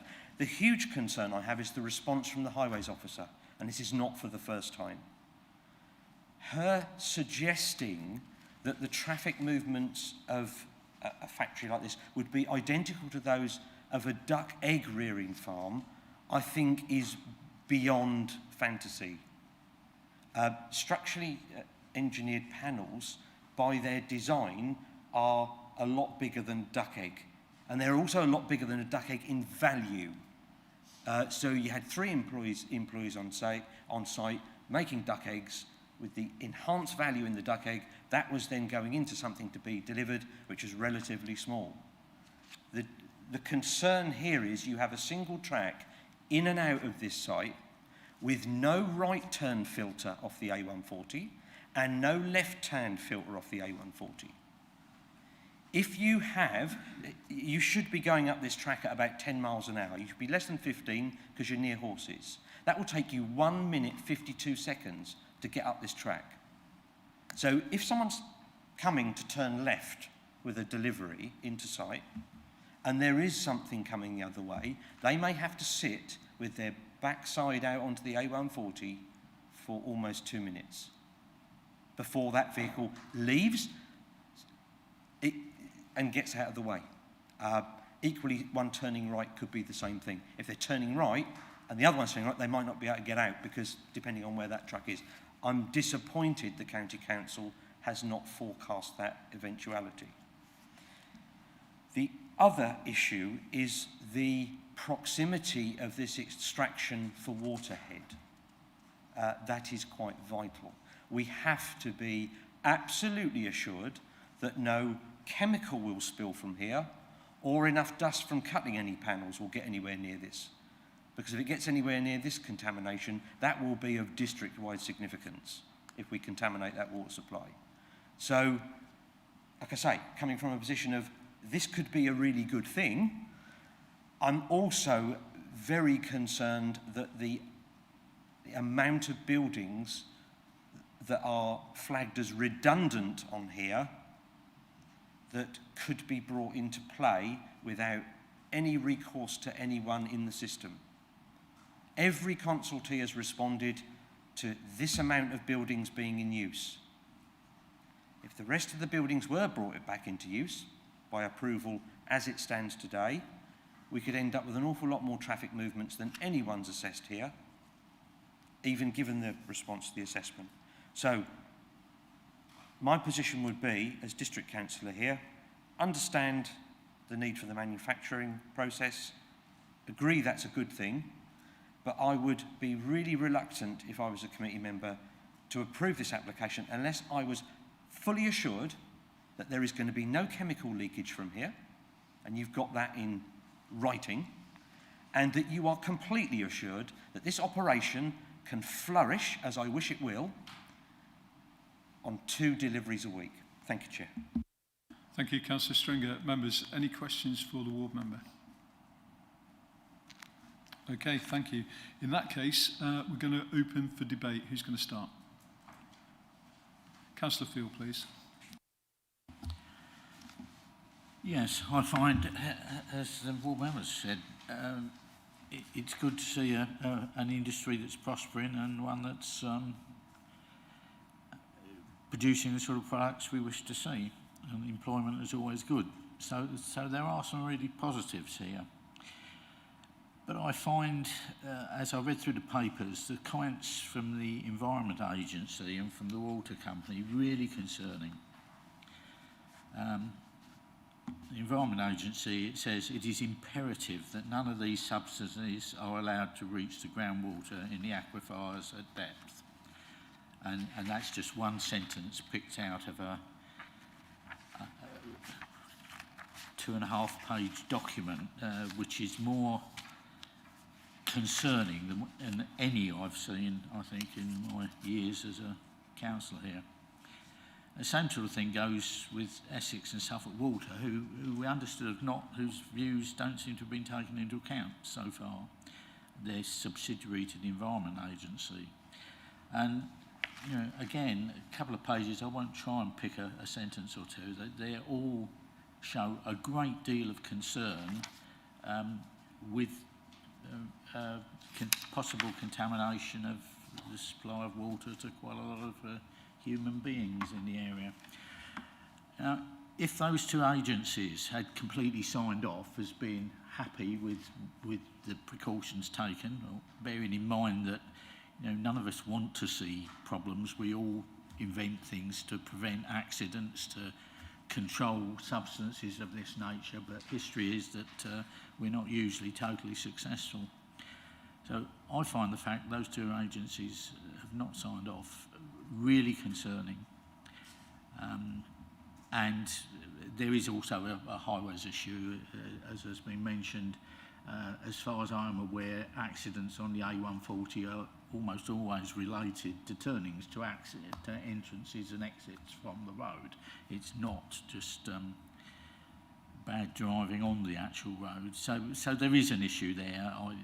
I tend to feel that one could be solved, perhaps in the way that the chemical containment issues one hopes could be solved. But I would feel pretty uncomfortable about agreeing this application now. So at a point when the Environment Agency and the Water Authority were satisfied, I would feel that perhaps then I could, with some trepidation, go ahead, but certainly not at the moment. So, as we always say, I will listen to the rest of the debate, but my view at the moment is that rejection would be appropriate, of course, or deferral to the point at which we have a clear and unequivocal answer from the 2 professional agencies involved. Thank you. Thank you, Councillor Field. And with that in mind, Mr. Pateman-G, I just want to cover this recommendation because with the points you've just raised, I think it's important. The recommendation is that the Chief Planning Officer be authorised to grant planning permission subject to the agreement of the Environment Agency and their points, or should their holding objections be maintained, refuse planning permission. So does that not cover it? My feeling is that moves the presumption to one of approval and pressurises those two agencies to adjust their opinions to fit our agreement. Mr. Potengi, please.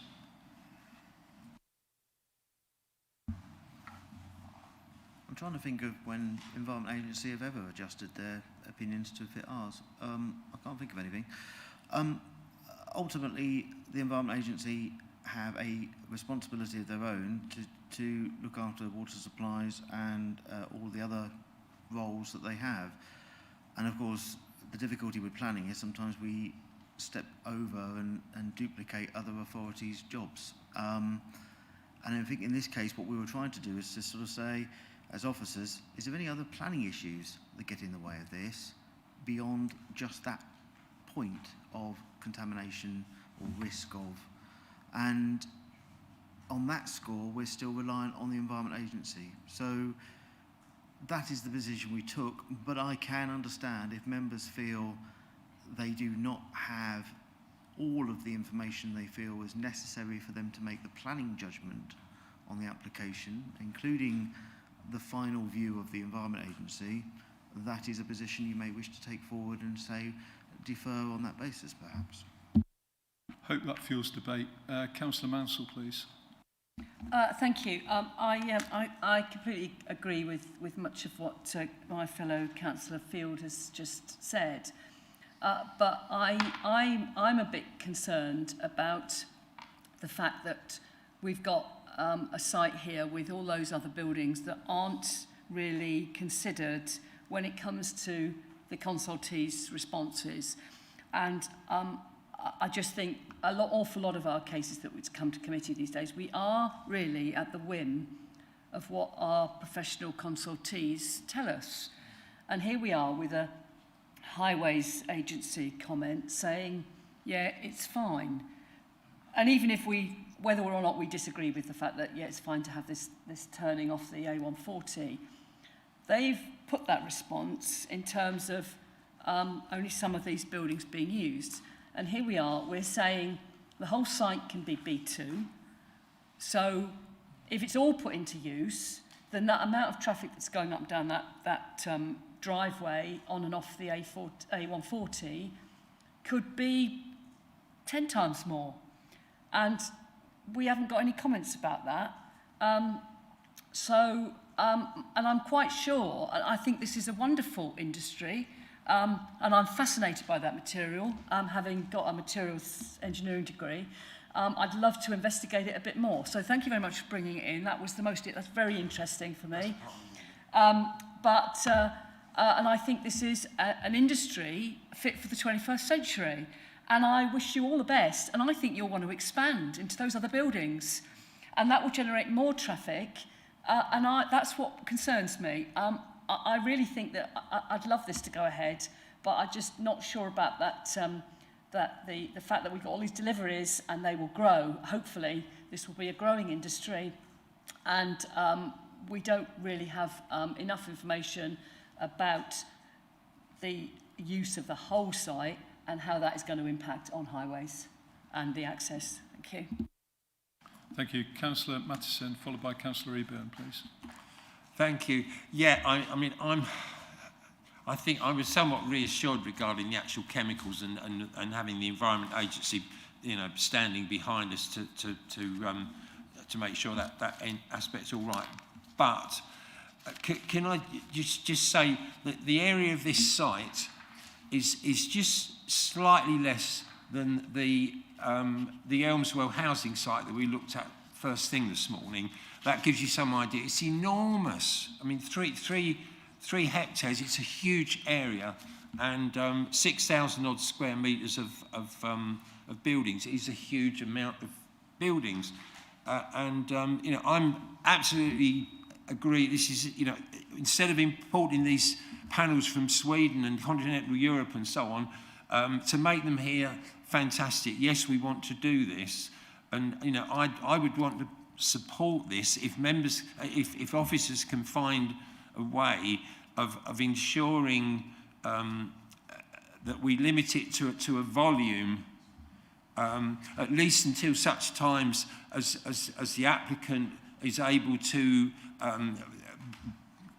get agreement and buy the land in order to create a satisfactory entrance road and visibility displays and so on and so forth, as Councillor Stringer's described. And then yes, great. Let's expand and let's make lots more of it, because it's good. So that is the big problem. I would like to support it if officers can find a way of doing what I say, which is to put some sort of constraint on how much it does. I mean, we've got 40 employees, we've got a certain amount of HGV movements. I think we actually need more than that to constrain within what's highways think is acceptable, an acceptable entrance onto the A140, which has been said by the objector and by ward member is not good at all. And before I go to Mr. Pateman-G, Mr. Platt, you keep putting your hand up. Unfortunately, you've had your time. You're not permitted to go any further, sadly. And I know you're biting it a bit, but not a problem. It's all done. Thank you. Mr. Pateman-G. So listening to what members are saying, I'm just mulling this all over.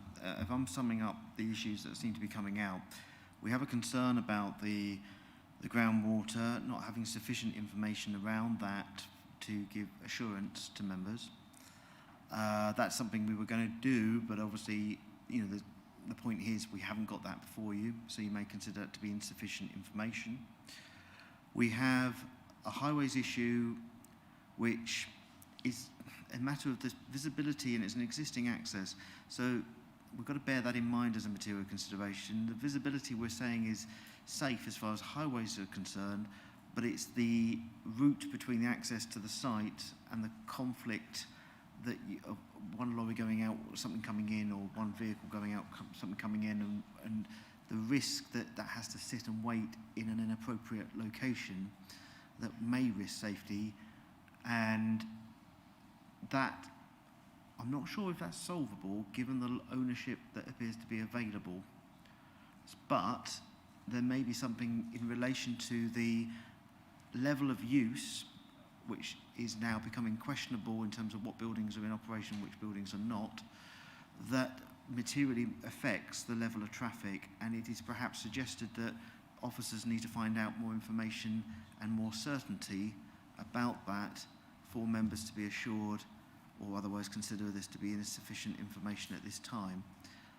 Therefore, you may consider that a deferral, I hate to say that word again, on those points might be appropriate in this instance, so that a package of measures in relation to those issues could be better presented.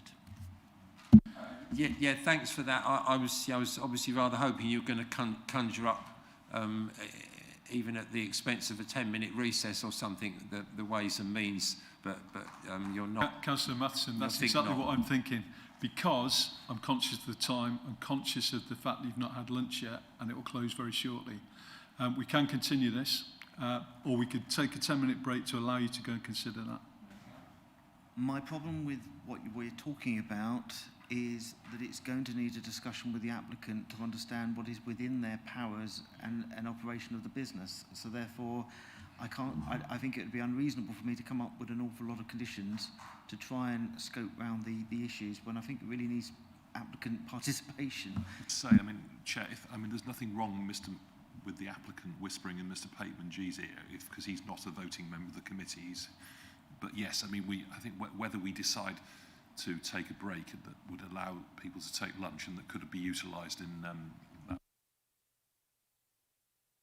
Yeah, it's my proposal. That's what we're going to do. We'll take a 10-minute recess, allow you to get some lunch, refresh yourselves, and please have that conversation with that legal advice where required. Thank you.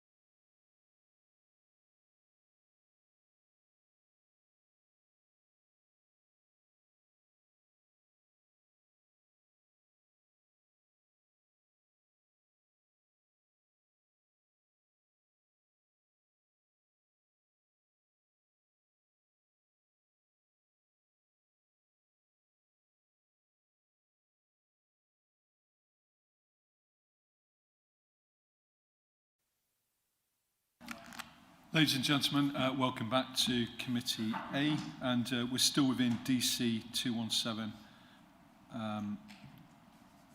01048, and we're still in debate. Before we go back to debate, John. So during the break, the case officer, myself and the applicant did have a discussion about what has been discussed so far.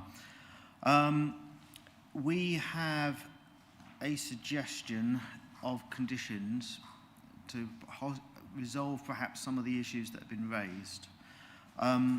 So in addition to what is in your papers, either as additional conditions or slight modification of the conditions that are already there, we are suggesting that we add the following that could possibly reassure members around the operational side of this proposal. Firstly, there should be no outside storage unless agreed. I will pick that up because I don't think that was put in previously, and I think we probably should put that in there. The second addition is restriction on the use of buildings and land to the manufacture of insulated panels only, with incidental storage and office use. In other words, we're not just saying B2 anymore, we're getting rid of that condition. We're going to say it's purely that manufacturing only. That's it. Obviously, that will come with some administrational function on site, and that comes with storage of stuff as well, but the main use has to be that. The next point we were going to put forward to you would be that the use of the buildings themselves in terms of their individual operations to be agreed with the local planning authority prior to commencement. It would be in general accord with the plan that we've already seen, but we would like the certainty of knowing exactly what operations go in each building, and that is to be agreed with the authority. And lastly, a scheme of delivery management of materials to be agreed that includes, or will include, limit to the hours of delivery, both to and from the site, number of trips, and the operation of a ring-ahead strategy for HGV to be secured. Now, by that, I don't know how to phrase it, but essentially, if they've got a big lorry coming, it has to ring ahead so they can ensure that it can come straight in. That is as far as we can go in that context. As far as the groundwater matter is concerned, we are still with the position that we need the information.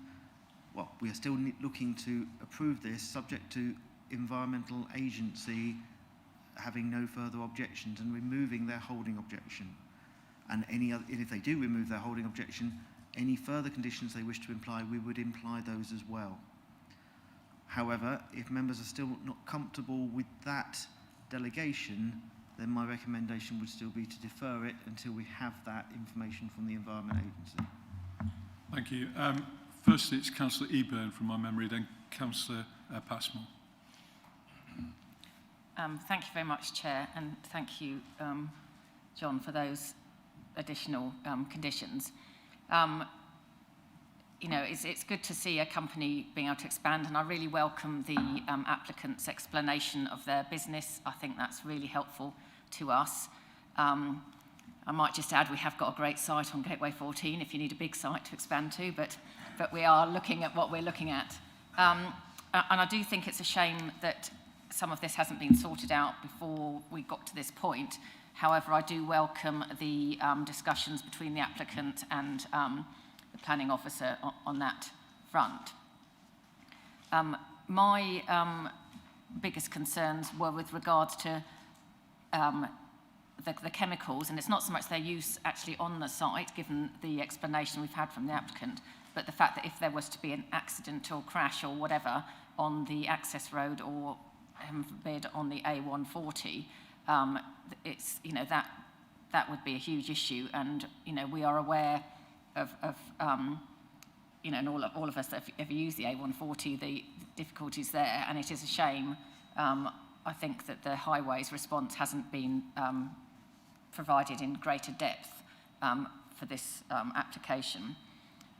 I would like to see the conditions to include not just the Environment Agency but Essex and Suffolk Water, because I understand from reading the back papers that Essex and Suffolk Water's involvement wasn't until it wasn't right up front, as it were, and I think we do need to have, yes, they might be, it might be their view that goes on to the Environment Agency, but I think for the sake of residents and the community, we do need to see it stated in the conditions that it's discussions with Environment Agency and Essex and Suffolk Water. And my one slight concern is that the recommendation talks about the subject to the agreement of the agent of the Environment Agency, which I think should be and Essex and Suffolk Water. But to what time frame? I mean, are we talking weeks, months? You know, how long are we talking to sort this out? Because I think there does need to be some certainty, both for the applicant and for the community in terms of what's happening on this site. So I'll leave it there at the moment, but my concerns are still that at risk of an accident outside of the actual industrial process, such as on the access road, and also ensuring, and the highways kind of comments, and ensuring that we do ensure that Essex and Suffolk Water is fully involved in this ultimate decision. Thank you very much, Chair. Thank you. Councillor Passmore, please. Ah, my turn. Thank you, Barry. Well, I've listened to what has been just to agree with the extra conditions that John has just described, and I actually am pretty much content with this, so I'm actually going to propose approval. There are just a couple of other points I want to add, though, on the basis of the additional conditions. I think just to reassure people, I'm not an expert in the logistics business, but I do know my previous farming days and some of the information I've had from Felix Stradbroke, you can schedule deliveries. I don't think we're talking about large numbers of articulated lorries. I absolutely get the issue, living on the A140 myself, as I do. I do understand about the turning in and out of side entrances onto the road without a good visibility display. I get that. But I think with a well-managed site access plan, or whatever you like to call it, that can be done. Felix Stradbroke have got an automated one, and I know going to abattoirs and other deliveries, it's scheduled. So technology can be there to help them. I don't think we're talking about vast numbers either here, so I would be happy to go along with that. No problem at all if we want to add consultation with Essex and Suffolk Water as part of the Environment Agency. I suspect they will probably defer to the Environment Agency because they are the lead authority. And one has to take some of these things on trust that actually the Environment Agency will do a proper job. As regards your comment, Rachel, and concern, which I think we all share, should there be any accidents, there are an awful lot of regulations for transportation of hazardous substances. Again, there's an element of trust. We do have, on the policing side, commercial vehicle unit, which does help with enforcement. And I can tell you that if people do flat the regulations and they get caught and found guilty, well, then they can have their operator's licence withdrawn, and that effectively puts them out of business. So I think those are safeguards. It's not directly a planning issue, but I do think it's worth mentioning because of the concern about transportation of hazardous substances. And the only question I was just going to ask John, if I may, Chairman, these conditions, I suppose, would be backed up with enforcement, not because I'm in any way questioning the applicants or the current owners of the site, but we always need to remember if a site is sold or whatever happens in the future, you can get other people who come along, and therefore the conditions need to stay with the site. It's not down to the actual individual, and I always think that's something that sometimes we need to perhaps remember. That's why I think it is important they are enforceable, and I would imagine the answer to that question may be yes. Yes. Thank you. So we do have a proposer. I'll require a seconder, please. Yeah, Councillor Mayor, please. Yeah, I think on balance I'm prepared to second the proposal. I don't have any concerns over the Environment Agency. I don't have the knowledge, I don't have the skills. They do, hence I have to trust that they will come to a sensible conclusion. I do struggle slightly over the highways issues and their statement that there will be a minimal increase in traffic. I'm not sure that's right. But they are the authority and they have given us some advice, and given the additional conditions that we've put on to control traffic to a limited extent, on balance I am prepared to support the proposal. Thank you. Councillor Mansell, followed by Councillor Matheson. Thank you, Chair. I actually just had a question, really, of John about the final additional recommendation that he suggested, which I think was about the scheme of delivery to be agreed, or words to that effect. Can I just be reassured that should, presumably, with the company at its current size, will have some delivery and access arrangements, but should, in the course of time, it expand and they realise they need 3 times as many deliveries, do they then need to come back to you again and say, can we do this as our schedule of deliveries? Because I don't want to prevent the growth of the company. And I just, while I'm here, can I also comment on Councillor Eburn's concern about the road traffic accidents with the chemicals on board? Well, that's outside of our remit and will probably happen anyway, because all sorts of nasty, noxious chemicals are transported on a daily basis, and yet they could have an accident. So I don't think we can actually do anything about that, unfortunately. If I may just answer that. Well, there's 2 aspects to it, actually. Access management plan, delivery management plan, whatever we want to call it. Ultimately, it will set restrictions in terms of the deliveries, number of trips, and if those trips go up, they would have to obviously come back and get that re-agreed, because that would be the way that condition would work. At the same time, we've gone obviously a step further here. We've actually said that the use of the buildings we are going to specifically look at in terms of operation. So of course, if there's an expansion, that would also have to be reassessed or looked at again in the form of a further application there. So there is multiple layers of controls, and of course we're controlling the use, not to say it's a general B2 anymore. We are saying it's specifically that and no other. So we have got quite strict here. Councillor Matheson, please. Yeah, thank you.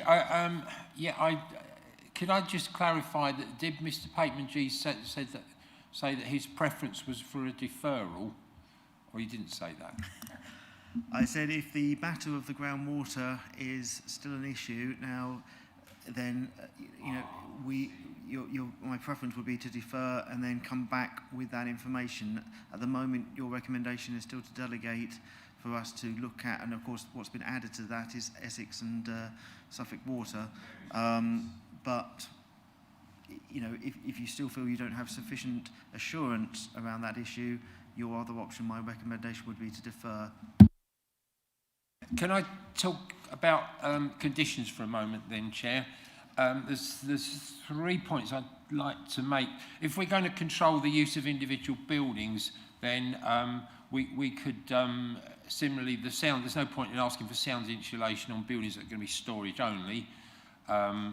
And secondly, on the illumination not adversely impacting ecology, we've now started to ask for those to be agreed prior to commencement, and I think that's requested or something on page 469. And thirdly, there's also a request for fire hydrants, which hasn't made it as far as the conditions yet.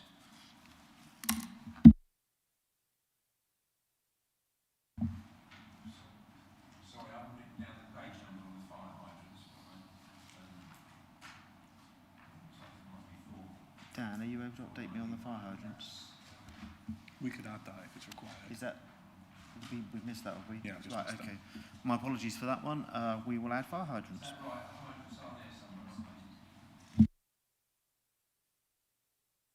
And proposer and seconder, are you happy with that amendment? Thank you.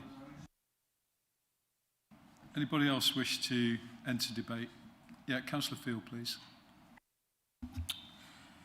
I just want to point out, I recognise the improvement that you've made. That's worthwhile, but I'm afraid I still believe that we should wait until we've got a positive feedback from the Environment Agency and from the water company.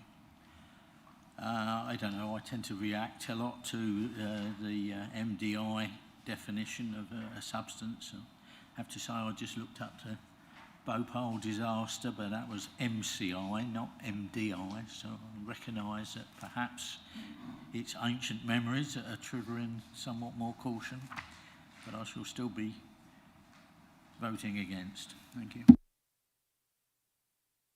Thank you. Anybody else? Okay, for my penny's worth, I support local businesses. I understand the need for change and diversity in business, and I think this is a great business probably to be in. So I wish you all success with it. And the extra employment it's going to bring to this district, which cannot be overlooked. The fact it's one site, and therefore we're reducing perhaps or assisting with sustainability, that's also good. And I think there's enough mitigation in now to prevent the fears that we had initially when we started the debate. I also believe in the recommendation that the important part, really, that you could refuse it based on those environmental agency measures not being met is important, and I get the additional conditions which will support that even further. So it was nice to see debate, discussion, compromise, communication. They all work, don't they, in the end? And we've come to a conclusion that we have a proposal on the table, and therefore I'm going to ask Mr. Pateman-G to please read out the recommendation. So I've written the whole thing out again because I just thought in my head it makes a bit more sense to make sure I've got it all in one place. So from the top, the recommendation is that that the Chief Planning Officer be authorised to grant planning permission subject to the agreement of the Environment Agency and Essex and Suffolk Water, or should their holding objection be maintained, refuse. Planning permission for such reasons considered to, refute. You get a thing, don't you? Right, so we've got agreement with Environment Agency and Essex and Suffolk Water. Should their holding objection be maintained, we refuse it on grounds considered defendable by officers at appeal. On the basis that they don't withhold their objections, we then approve subject to the following conditions. We have standard time limit, development in accordance with the approved plans, sustainability report to detail compliance with core strategy SC3, site boundary noise levels to be no greater than 5 dBA above background levels, sound insulation on all buildings to be agreed. That may mean that we don't agree to all the buildings. Restriction on location of noisy activities on site so they only occur within insulated buildings. Sound insulation on external plant, machinery and equipment to be agreed. Limit to hours of work applying to the office and manufacturing process proposed on site. Use of crew buses for late evenings and night workers. Restriction on parking on site for late evening and night workers. Details of any illumination to be agreed, such that light is restricted to the site itself, and external illumination to be set to be motion activated during the night hours, and for lighting to not adversely impact ecology. Such conditions are considered to be necessary following discussions of the Environment Agency and now Suffolk and Essex Water, plus the following conditions that we have as officers. Yep, we're getting there. Plus the additional conditions that we've suggested, which are no outside storage unless agreed, insulation on the restriction on the use of the buildings and land, manufacturing of insulation panels only with incidental storage and office use, the use of the buildings in terms of individual operations to be agreed but in general accordance with the plan provided, scheme of delivery management for materials to be agreed that includes limits to hours of delivery both to and fro the site, number of trips and operations of a ring ahead strategy for HGV to be secured, and fire hydrants. Have I missed anything? So proposer and seconder, are you happy with what's been read before you? And members, all happy with the proposal? Thank you. Therefore, I'll ask the Governance Officer to conduct the electronic vote. Claire. Thank you, Chair. Members, that vote is now in progress.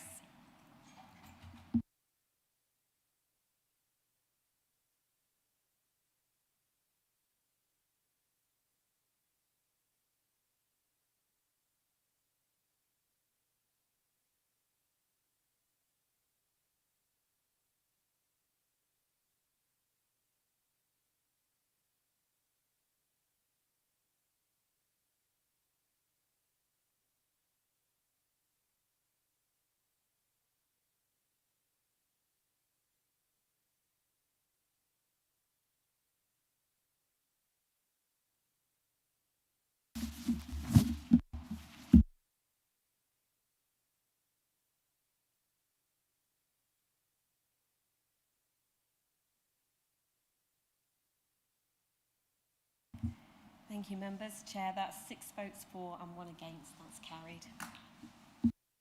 Thank you. We're now going to move on to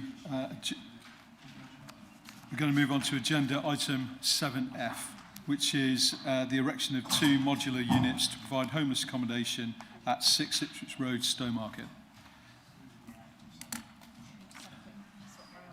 Before we do that, we'll just let people swap seats and then we'll come back to the point. Mr. Potency, can I confirm you're actually presenting this? Thank you.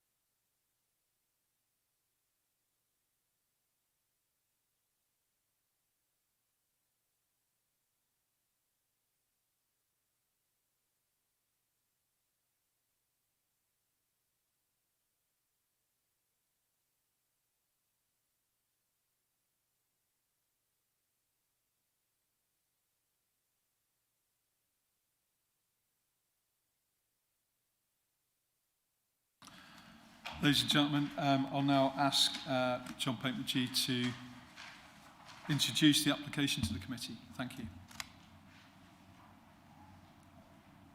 So again, unfortunately, the officer in question was ill today. So I am hopefully seeking to present this, and apologies for the presentation in that context. Right, so this is a proposal, this is a full application. I like these. For the erection of 2 modular units to provide homeless accommodation. And essentially, I'm just going to run through the slides. So the location is 6 Ipswich Road in Stowmarket. Just to come out, you'll notice we're on the sort of southern side of Stowmarket. The town centre is just out of sight up the top here. And if I scroll down, that's the location site. We are in the conservation area as you'll walk up to the town centre. And the site is an existing property on the front. And the proposal is to put the 2 units in the rear amenity area. And alongside, just to the north here, we've got a private road that leads up, and of course we've got the parking and associated garage just in here off an existing access. The proposed unit themselves, this is a permanent unit. It's not a caravan, it is a construction with a foundation to consist of the 2 units. And these are the photos of the site. So that's the property at the front. That's the private road track to the north of the site, just there, and the main road. And this is the property, and it's at the back of the property that we're talking about. And there we are at the back. I'll just run through the photographs. So essentially, the units would be sited within that area, fairly enclosed and out of sight of the public realm for the most part.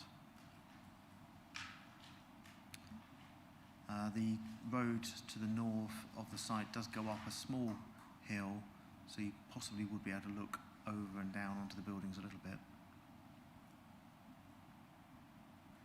as demonstrated by that picture. The conclusion being that the application proposal would have no detrimental impact on the character or appearance of the surrounding area in officer's opinion. The proposal would not impact the site access or parking facilities, and the proposal would not have a significant impact on the privacy or amenity of nearby neighbouring dwellings. The proposal would not, in our opinion, represent any demonstrable harm of planning substance, and therefore your recommendation before you is one of approval subject to conditions of the standard time limit, approved plans, a limit on construction working hours to safeguard amenity in the area, and also an occupation restriction, so this is secured as a homeless accommodation unit. And that's all. Thank you. Thank you. Members, do you have any questions? Yes, Councillor Mathieson, followed by Councillor Mansell.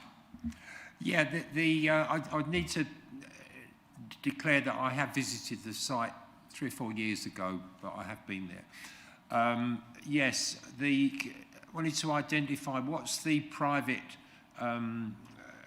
amenity space that's available to the, I think, typically 2 families in the house, as well as the prospective occupants of the 2 units.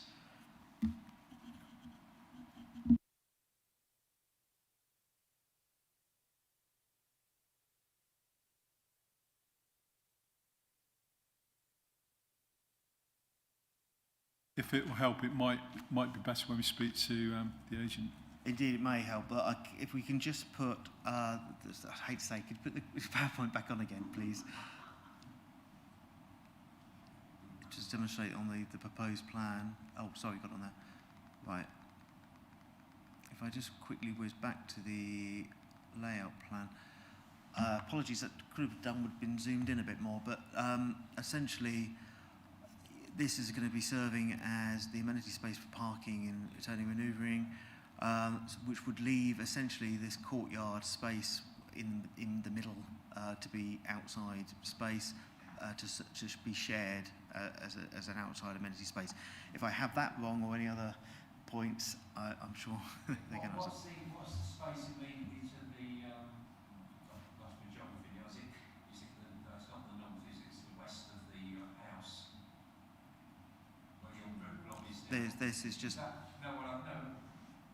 Where you are? Yeah, that is that part of it as well? That's part of the just general outdoor space that surrounds the building. Yeah, I mean, my concern is that there's adequate outdoor space for 2 families and for 2 couples. Question really, I'm just trying to assess. Photograph's useful. Can you look at that again as well? Ultimately, it's a shared space and it is relatively small, if that helps. Yeah. But of course, the unit would use up some of that land in this space, only really providing you with that sort of area there and a bit of the side. There are obviously parks quite close by and within walking distance to the site because of the middle being in the middle of Stowmarket. Yeah. So can officers help us with what that other piece of, we can't actually, we've not got a photograph of that even, have we? Coming round to that, you mean this section here is just the side? Yeah. Oh yes, that one. Of Just, the property. I'd imagine the main amenity space to serve the units would be this immediate space, just a sort of small courtyard in the middle of the site. Yeah, okay. Thank you. Thank you. Councillor Mansell, please. Thank you. Firstly, I've got a number of things I want to ask actually. On page 485 of the electronic version, probably different page number, there's a tree that's going to be removed, which is not considered to be particular significance, but it does look quite nice and it does make a nice sort of green area. So although it's not, we're not saying we need to protect it, but any chance of replanting another tree in its stead? That's my first query. And can I just go to the description of the development? We have a full planning application for the erection of 2 modular units to provide homeless accommodation. So if they are approved, they will always be for homeless accommodation, or is that nothing to do with planning? And my third query, I've just heard from my neighbour talking about 2 families living in the house, I presume, but yet it says it's been converted to 5 single-person flatlets. So I'm a bit confused about where this 2 families have gone.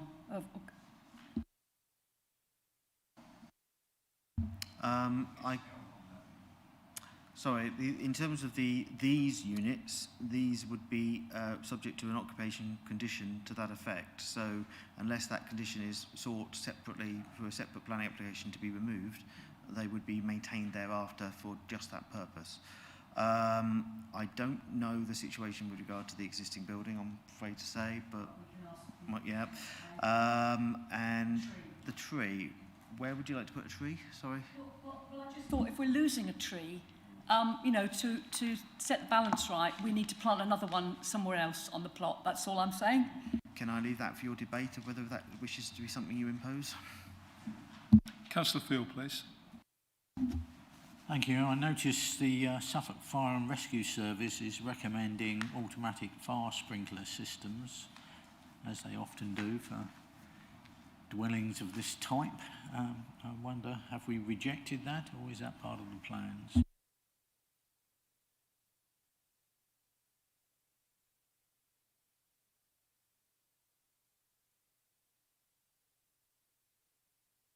It's 493 on mine, but essentially that is then standard advisory letter that I've got here. It's not something, it says, yeah, so essentially it provides that consideration be given to, I hate to say that they tend to do this for everything. We don't generally go down that road as a policy position, but we are in a town, there are easy access to fire hydrant within that locality. We could be questionably saying it's unreasonable to impose something like that, but I get where you're coming from safety, but it's not something we regularly do. I take your point, but obviously people who've been homeless may be more inclined to accidents of that nature. Unfortunately, I would say that's a judgment on people rather than a planning matter. Any other questions? Okay, thank you. So we've got no public speakers, no one from the Parish Council, although I do have some statements which I'll read out of the ward members shortly. No objectors, no supporter, but we do have the agent, which is Lucy Smith. Lucy, you have 3 minutes from the time you begin to start to talk. Thank you. Hi, good afternoon. My name's Lucy Smith. I'm a planner at Ingleton Wood. On behalf of the applicant, I'd like to thank members and officers for the opportunity to speak today. As presented, the proposed development comprises a single building with 2 separate one-bedroom units to be used as temporary move-on units for identified homeless people. These will be used whilst being assisted to find longer-term accommodation. This will essentially be an extension to the existing use of Eric Jones House, which is also used as supported accommodation for homelessness. The proposal is a modular unit from a company which specialises in this type of building. They're designed to be cost-effective, accessible and sustainable. They're steel-framed, timber-panelled buildings. The unit contains a kitchen, living area, bedroom and bathroom. Although they have the potential to accommodate up to 4 people, it was more likely that they will be occupied with 1 person per unit. The proposed units are sited to the existing rear garden of Eric Jones House. The proposal has been designed to be subordinate and small scale as possible whilst providing the required accommodation. There is amenity space remaining on site, including the grassed area to the side of the existing property, and to the south is the existing garage and large parking area access from Ipswich Road. In design terms, the proposed building is very simple and functional, low level with a flat roof, predominantly cladded but with a brick plinth. It's not considered incongruous with the street scene or conservation area. Due to the height and orientation of the proposal in relation to the neighbouring property, there's not considered to be an adverse impact on amenity through loss of light, being overbearing or loss of privacy. Just to reiterate, there is an identified need in the district for emergency housing for homeless people. Policies of the core strategy and national planning policy framework encourage provision of a mix of housing type to cater for different accommodation needs of the district, including suitable provision of purpose-built accommodation. Given the benefits of the scheme and contributing to Mid-Suffolk's housing facilities, it's considered that the principle of development is acceptable. There are no objections from statutory consultees nor the Town Council, and therefore no planning reasons as to why permission should not be granted. We therefore respectively request that members endorse the recommendation of the officer and grant delegated authority to approve the application subject to the conditions. Thank you. Thank you. Good timing. Are there any questions, please? Yes, Councillor Mansell, followed by Councillor Eban.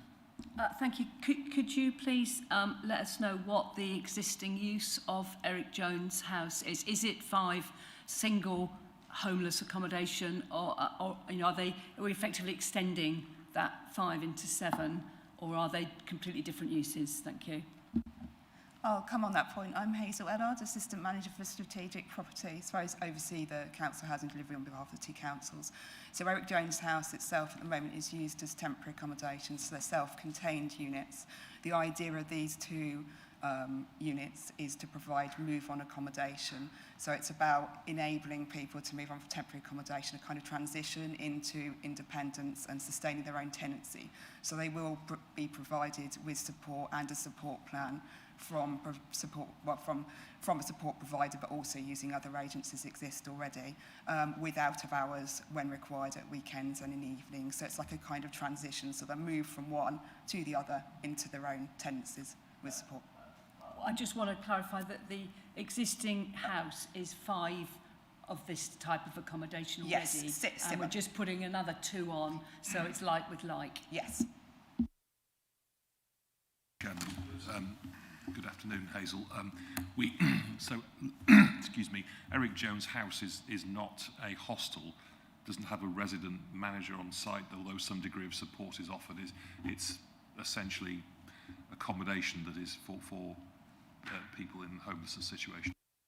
As I understand it, yes, there's not full-time support on site, but there is obviously support available. Thank you. Councillor Eburn, please. Thank you very much, Chair. Thanks, Hazel and Lucy. So just, my question was part of what Councillor Mansell's already asked, but does that mean then that there will be up to 9 people on this site, because each of these 2 units can take 2 people, so we're talking about 4 potential people plus 5 in the existing house, so that is up to 9 on this one site, just to confirm. Yes. Councillor Matheson, please. So you're just confirming that the use of the house has changed from when I was there 3 or 4 years ago to now single homeless people. Yes, as I understand it, yeah. Yeah. Well, I mean, you confident? I mean, you heard my question to Mr. Payman-G earlier. You know, it is particularly about the reasonable amount of outside space if there are children living there, but you're saying there are not children living there, so I can remove my concern. Yeah, so there are single people and couples, and then these 2 units would be for single people and couples. Okay, thank you. Are there any other questions? Thank you. Thank you for your time.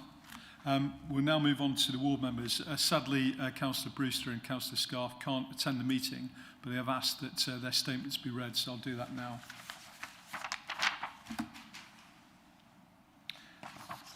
So the first letter is from Councillor Gerard Brewster. Although there have been a relatively small number of objections from the local area, overall this application fits policy, and the consultation with the various strategic bodies has not brought any major objections.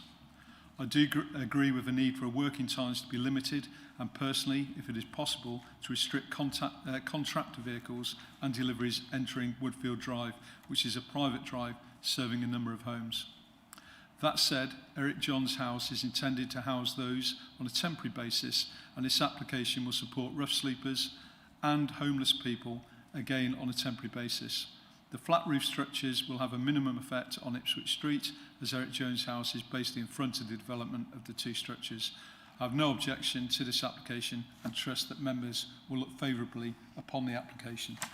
And a letter from Councillor Keith Scarth. With regards to the above application, I support the application in general, although there is a significant reduction in the available former garden if this development were to go ahead. This, I believe, is mitigated by the close proximity of Pikes Meadow, so residents could utilise this for leisure purposes. There is a proven need for homeless accommodation, and I believe this application helps us as a council to provide this need. Therefore, on balance, I support granting of the permission. I'll now open this up for debate. Who would like to start? Councillor Mansell, followed by Councillor Passmore. Thank you, Chair. I'm broadly in support of this application. They're not the most photogenic sort of pictures in the plans, but they are going to be behind the existing house, which is a nicely proportioned dwelling on Ipswich Road. I'm well aware of the issues of this sort of type of accommodation because there are a number of 5 units in Elmswell, and there have been quite a lot of comments about saying maybe it's more suited that these people are housed in a place like Stowmarket where they have access to more facilities. So I think this is a suitable location for this type of accommodation. I'm heartened by the fact that we're not putting these type of people next to 2 families, which I was a bit concerned of when Councillor Matheson started talking about families, knowing that some of the issues that have risen at this type of accommodation in Elmswell.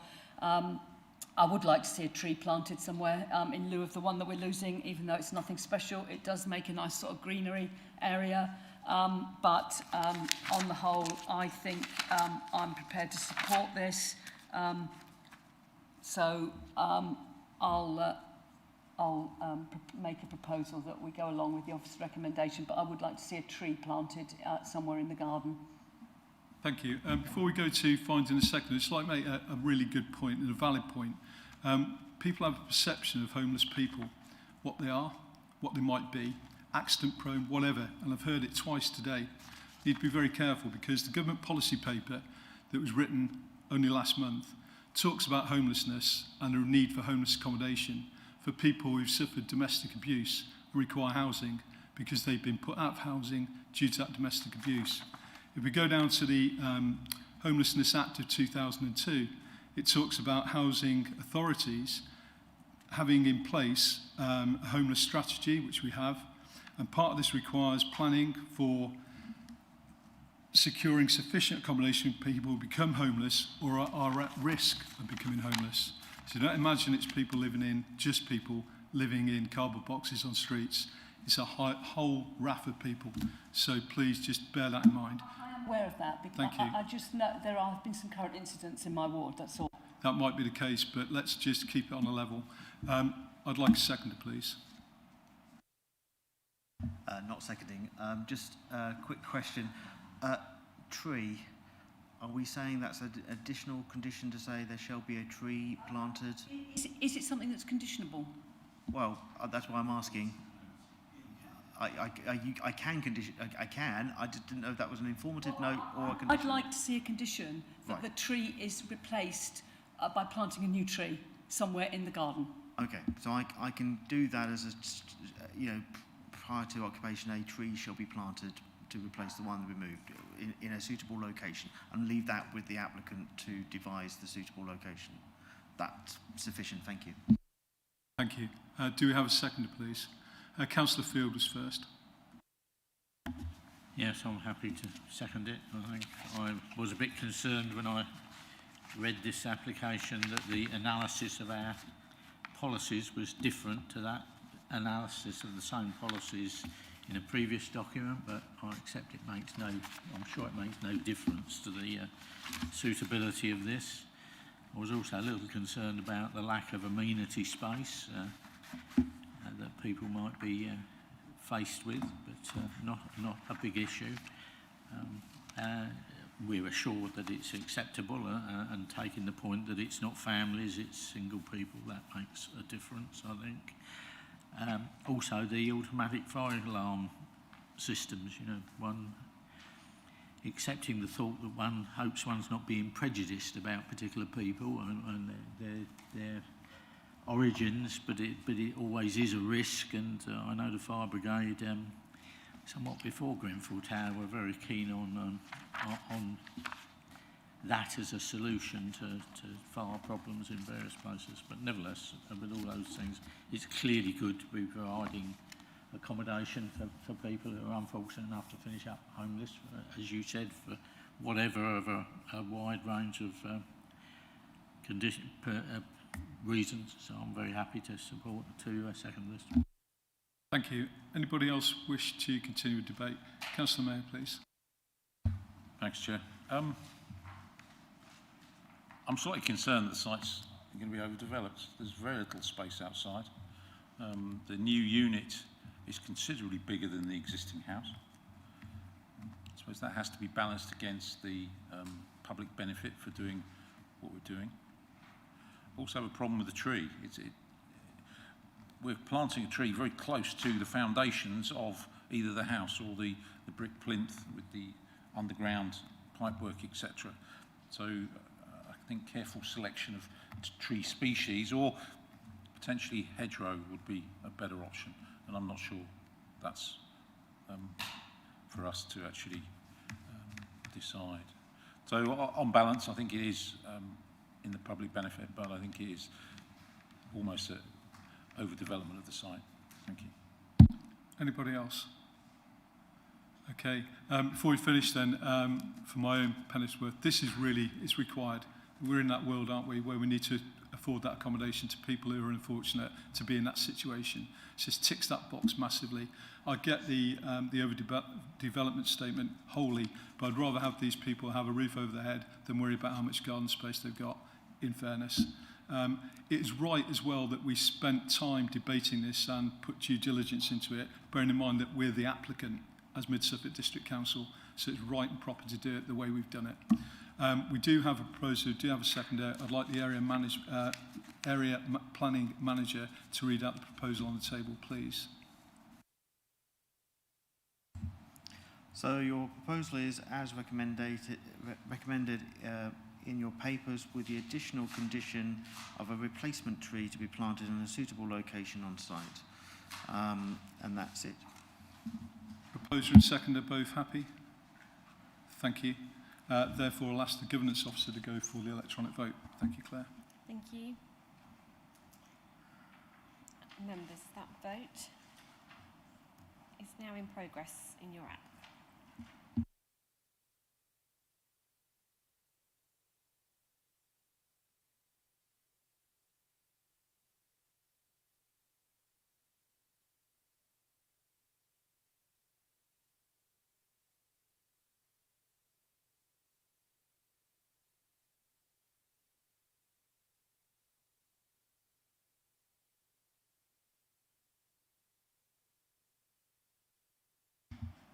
Thank you, members. Chair, that's 7 votes for. That's unanimous. Thank you. Carried. Site inspections. Are there any site inspections?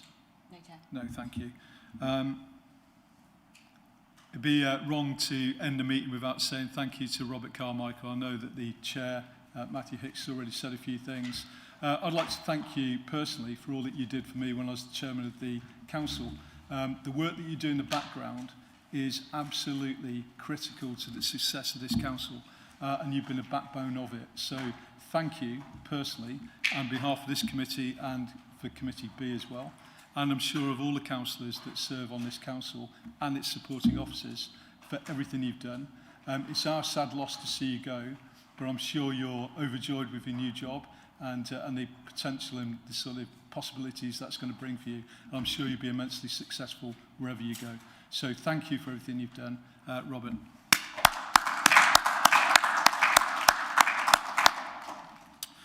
With that, I now formally close the meeting. Thank you for your attendance and be safe.